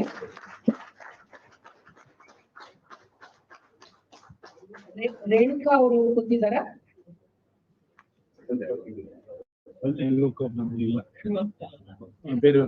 ರುಕ್ಕಮ್ಮ ಅವರಿಗೆ ನಮ್ಮ CRK ICPA Mysuru general secretary ಅವರು ಫೆಲಿಸಿಟೇಟ್ ಮಾಡ್ಬೇಕು ಅಂತ ಕೇಳ್ಕೊತೀನಿ.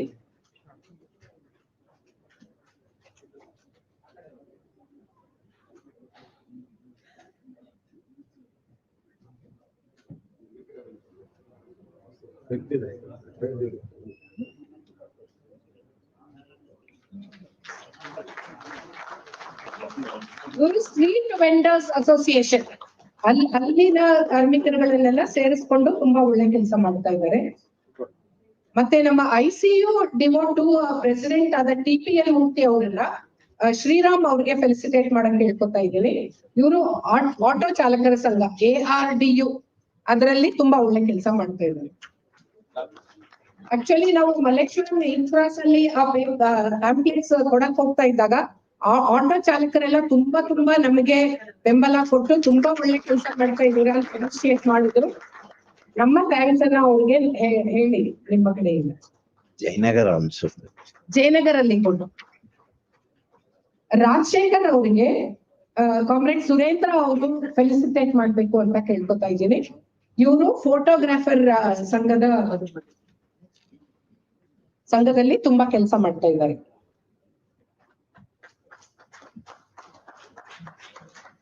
ಮಧು ಅವರು ನೆಕ್ಸ್ಟ್ ಫೆಲಿಸಿಟೇಟ್ ಮಾಡಿಸ್ಕೊಡೋ ವ್ಯಕ್ತಿ.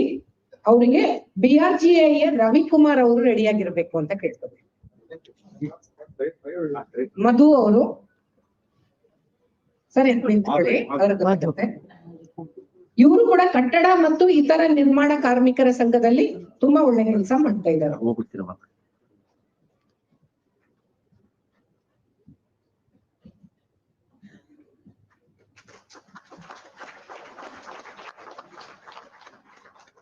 ನಮ್ಮ Karnataka state women sub committee joint convener ಆಗಿರೋ HR ಗಾಯತ್ರಿ ಅವರನ್ನ ಫೆಲಿಸಿಟೇಟ್ ಮಾಡಕ್ಕೆ ರಿಕ್ವೆಸ್ಟ್ ಮಾಡ್ತಾ ಇದ್ದೀನಿ. ಯಾರಿಗೆ ಅಂದ್ರೆ ರೇವಮ್ಮ ಮನೆ ಕೆಲಸಗಾರರ ಸಂಘ.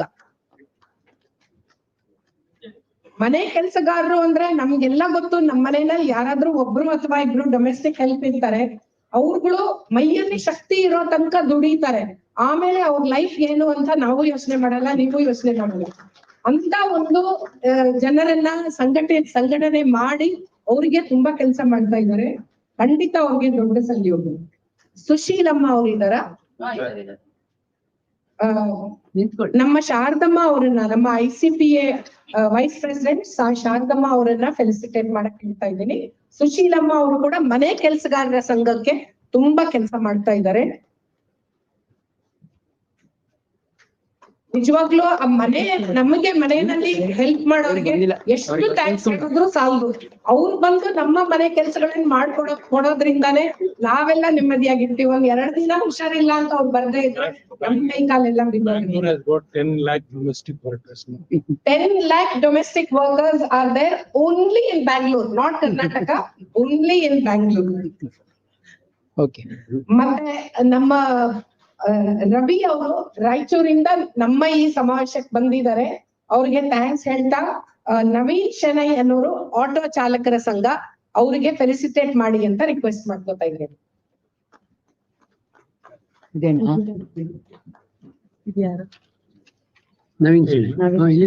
ಇಲ್ಲಿ ಲೆಟರ್ ಇದೆ. Change letter Final. We'll give a standing ovation. ಇಷ್ಟು ದೊಡ್ಡ ಕೆಲಸಗಳ ಮಾಡ್ತಾ ಇರೋರಿಗೆ ಆಮೇಲೆ ಕೊಡ್.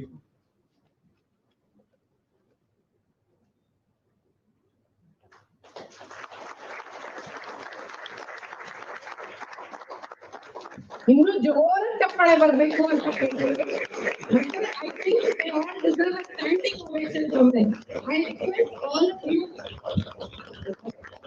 They are representative of all the people in the nominated sector.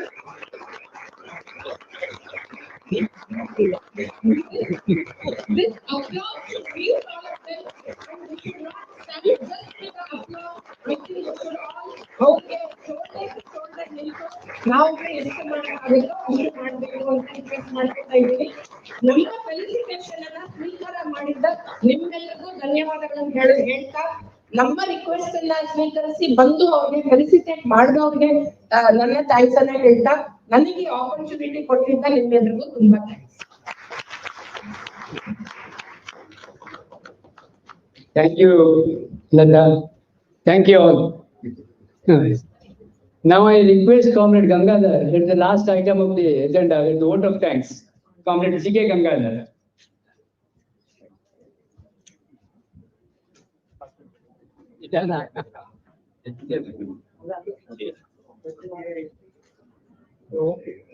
Comrade President, comrade leaders on the dais, and my dear comrades. ಇವತ್ತಿನ ಈ ಒಂದು ಏನು ಸಮಾವೇಶ ಅಥವಾ ವಿಚಾರ ಸಂಕಿರಣ ತುಂಬಾ ಸಕ್ಸಸ್ ಆಗಿದ್ದಕ್ಕೆ ಮೊಟ್ಟ ಮೊದಲನೇದಾಗಿ ಈ ಒಂದು ಸಮಾವೇಶನ ಉದ್ಘಾಟನೆ ಮಾಡಿದಂತಹ Unni Krishnan, general secretary all India insurance pension association, ಇವರು ಕ್ಯಾಲಿಕಟ್ಟಿಂದ ಇಲ್ಲಿಗೆ ಬಂದು ಈ ಒಂದು ಸಮಾವೇಶವನ್ನು ಉದ್ಘಾಟನೆ ಮಾಡಿದ್ದಕ್ಕೆ ಅವರಿಗೆ ನಮ್ಮ ಎಲ್ಲ ಸಂಘಟನೆಗಳ ಪರವಾಗಿ 5 ಸಂಘಟನೆಗಳ ಪರವಾಗಿ ನಮ್ಮ ಧನ್ಯವಾದಗಳನ್ನ ತಿಳಿಸ್ತಾ ಇದ್ದೇವೆ. ಮತ್ತೆ ಡೆಲ್ಲಿಯಿಂದ ಪ್ರಭಾತ್ ಪಟ್ನಾಯಕ್ ಅವರು ಬಂದು ಸಾಕಷ್ಟು ವಿಚಾರಗಳನ್ನು ಸ್ಟ್ಯಾಟಿಸ್ಟಿಕ್ಸ್ ನಿಮ್ಗೆ ತಿಳಿಸಿದ್ದಾರೆ. ಹಾಗಾಗಿ ಅವರಿಗೆ ಕೂಡ ನಮ್ಮ ಎಲ್ಲಾ ಸಂಘಟನೆಗಳ ಪರವಾಗಿ ಧನ್ಯವಾದಗಳನ್ನ ತಿಳಿಸ್ತಾ ಇದ್ದೇವೆ. ಮತ್ತೆ CITU ಪರವಾಗಿ ಕಾಮ್ರೇಡ್ ಮಹಂತೇಶ್ ಅವರು ಬಂದು ಸಾಕಷ್ಟು ವಿಚಾರಗಳನ್ನು ಅವರ ಹೋರಾಟಗಳು ಎಲ್ಲವನ್ನ ತಿಳಿಸಿ ನಮ್ಮ ಈ ಒಂದು ಸಮಾವೇಶವನ್ನ ಸಪೋರ್ಟ್ ಮಾಡಿ ಮಾತಾಡೋದಕ್ಕೆ ಅವರಿಗೆ ಧನ್ಯವಾದ ತಿಳಿಸ್ತಾ ಇದ್ದೀನಿ. ಆಮೇಲೆ SK ಗೀತಾ ಅವರು vice president south central zone employees federation, ಇವರು ಕೂಡ ತಮ್ಮ ವಿಚಾರಗಳನ್ನ ಹೇಳಿ ನಮ್ಮ ಈ ಒಂದು ಸಮಾವೇಶಕ್ಕೆ ಸಪೋರ್ಟ್ ಮಾಡಿದ್ದಾರೆ. ಅವ್ರಿಗೆ ಕೂಡ ನಮ್ಮ ಧನ್ಯವಾದ ತಿಳಿಸ್ತಾ ಇದ್ದೀವಿ. ಮತ್ತೆ ಅಮಾನುಲ್ ಖಾನ್ ಅವರು ನಮ್ಮ ಫಾರ್ಮರ್ ಪ್ರೆಸಿಡೆಂಟ್ AIA, ಅವರು ಕೂಡ ಸಾಕಷ್ಟು ವಿಚಾರಗಳನ್ನು ಹೇಳಿದ್ದಾರೆ. ಈ ವಿಚಾರಗಳನ್ನು ಮುಂದಕ್ಕೆ ತಗೊಂಡು ಹೋಗ್ಬೇಕು, ನಾವು ಹೋರಾಟ ಮಾಡ್ಬೇಕು ಅಂತ ತಿಳಿಸಿದ್ದಾರೆ. ಅವ್ರಿಗೆ ಕೂಡ ನಮ್ಮ ಎಲ್ಲಾ ಸಂಘಟನೆ ಪರವಾಗಿ ಧನ್ಯವಾದ ತಿಳಿಸ್ತಾ ಇದ್ದೀನಿ. CR Krishnamurthy, general secretary ICPA Mysuru, ಅವ್ರಿಗೆ ಕೂಡ ನಮ್ಮ ಧನ್ಯವಾದಗಳನ್ನು ತಿಳಿಸ್ತಾ ಇದ್ದೇವೆ. ಮತ್ತೆ ಇದಲ್ಲದೆ ಈ ಒಂದು ಕಾರ್ಯಕ್ರಮ ಯಶಸ್ವಿ ಆಗಲಿಕ್ಕೆ ಬಂದಂತಹ ನಿಮ್ಮ ಎಲ್ಲರಿಗೂ ವಿವಿಧ ಸಂಘಟನೆಗಳು ಹೇಳ್ತಾ ಹೋದ ಸಾಕಷ್ಟಿದೆ. ಬ್ಯಾಂಕ್ ಆಗಬಹುದು, ವಿಮಾ ವಲಯದಲ್ಲಿ ಆಗಬಹುದು, ಬೇರೆ ಬೇರೆ ಜಿಲ್ಲೆಗಳಿಂದ ಬಂದಿದ್ದಾರೆ. BSNL ಆಗ್ಬಹುದು, ಸರ್ಕಾರಿ ವಲಯ ಆಗ್ಬಹುದು, ಮನೆ ಕೆಲಸಗಾರ ಸಂಘದಿಂದ, ಬೀದಿ ಬದಿ ವ್ಯಾಪಾರಿಗಳ ಸಂಘದಿಂದ, ಕಟ್ಟಡ ಕಾರ್ಮಿಕರ ಸಂಘದಿಂದ, ಆಟೋ ಡ್ರೈವರ್ ಸಂಘದಿಂದ, ಟೆಕ್ಸ್ಟೈಲ್ ಸಂಘದಿಂದ ಎಲ್ಲರೂ ಕೂಡ ಬಂದಿದ್ದೀರಾ. ನೀವು ನಿಮ್ಮೆಲ್ಲರಿಗೂ ಧನ್ಯವಾದಗಳನ್ನು ತಿಳಿಸ್ತಾ ಈ ಒಂದು ಕಾರ್ಯಕ್ರಮಕ್ಕೆ ನಾವು ಏನು ಸನ್ಮಾನ ಮಾಡ್ಬೇಕು ಅಂತ ಇವ್ರು ಕೇಳ್ಕೊಂಡಾಗ 9 ಜನ ಕೂಡ ಇಲ್ಲಿ ಬಂದು ನಮ್ಮ ಸನ್ಮಾನವನ್ನು ಸ್ವೀಕರಿಸಿದ್ದಾರೆ. ಅವ್ರಿಗೆ ಕೂಡ ನಮ್ಮ ಧನ್ಯವಾದಗಳನ್ನ ತಲುಪಿಸ್ತಾ ಇದ್ದೇವೆ. ಮತ್ತೆ ಈ NGO ಹಾಲನ್ನ ಸಜ್ಜುಗೊಳಿಸಿದ ಎಲ್ಲ ಈ NGO ಹಾಲ್ನ ವ್ಯವಸ್ಥಾಪಕರಿಗೆ ಕೂಡ ನಮ್ಮ ಧನ್ಯವಾದಗಳನ್ನು ತಿಳಿಸ್ತಾ ಇದ್ದೇವೆ. Thank you very much. ಇದು ಊಟ ಇದೆ, 1:15ಗೆ ಒಂದು ಊಟ ಇದೆ ಇಲ್ಲೇನೆ. ದಯವಿಟ್ಟು ಎಲ್ಲರೂ ಸ್ವೀಕರಿಸಿ ಹೋಗ್ಬೇಕು ಅಂತ ಹೇಳಿ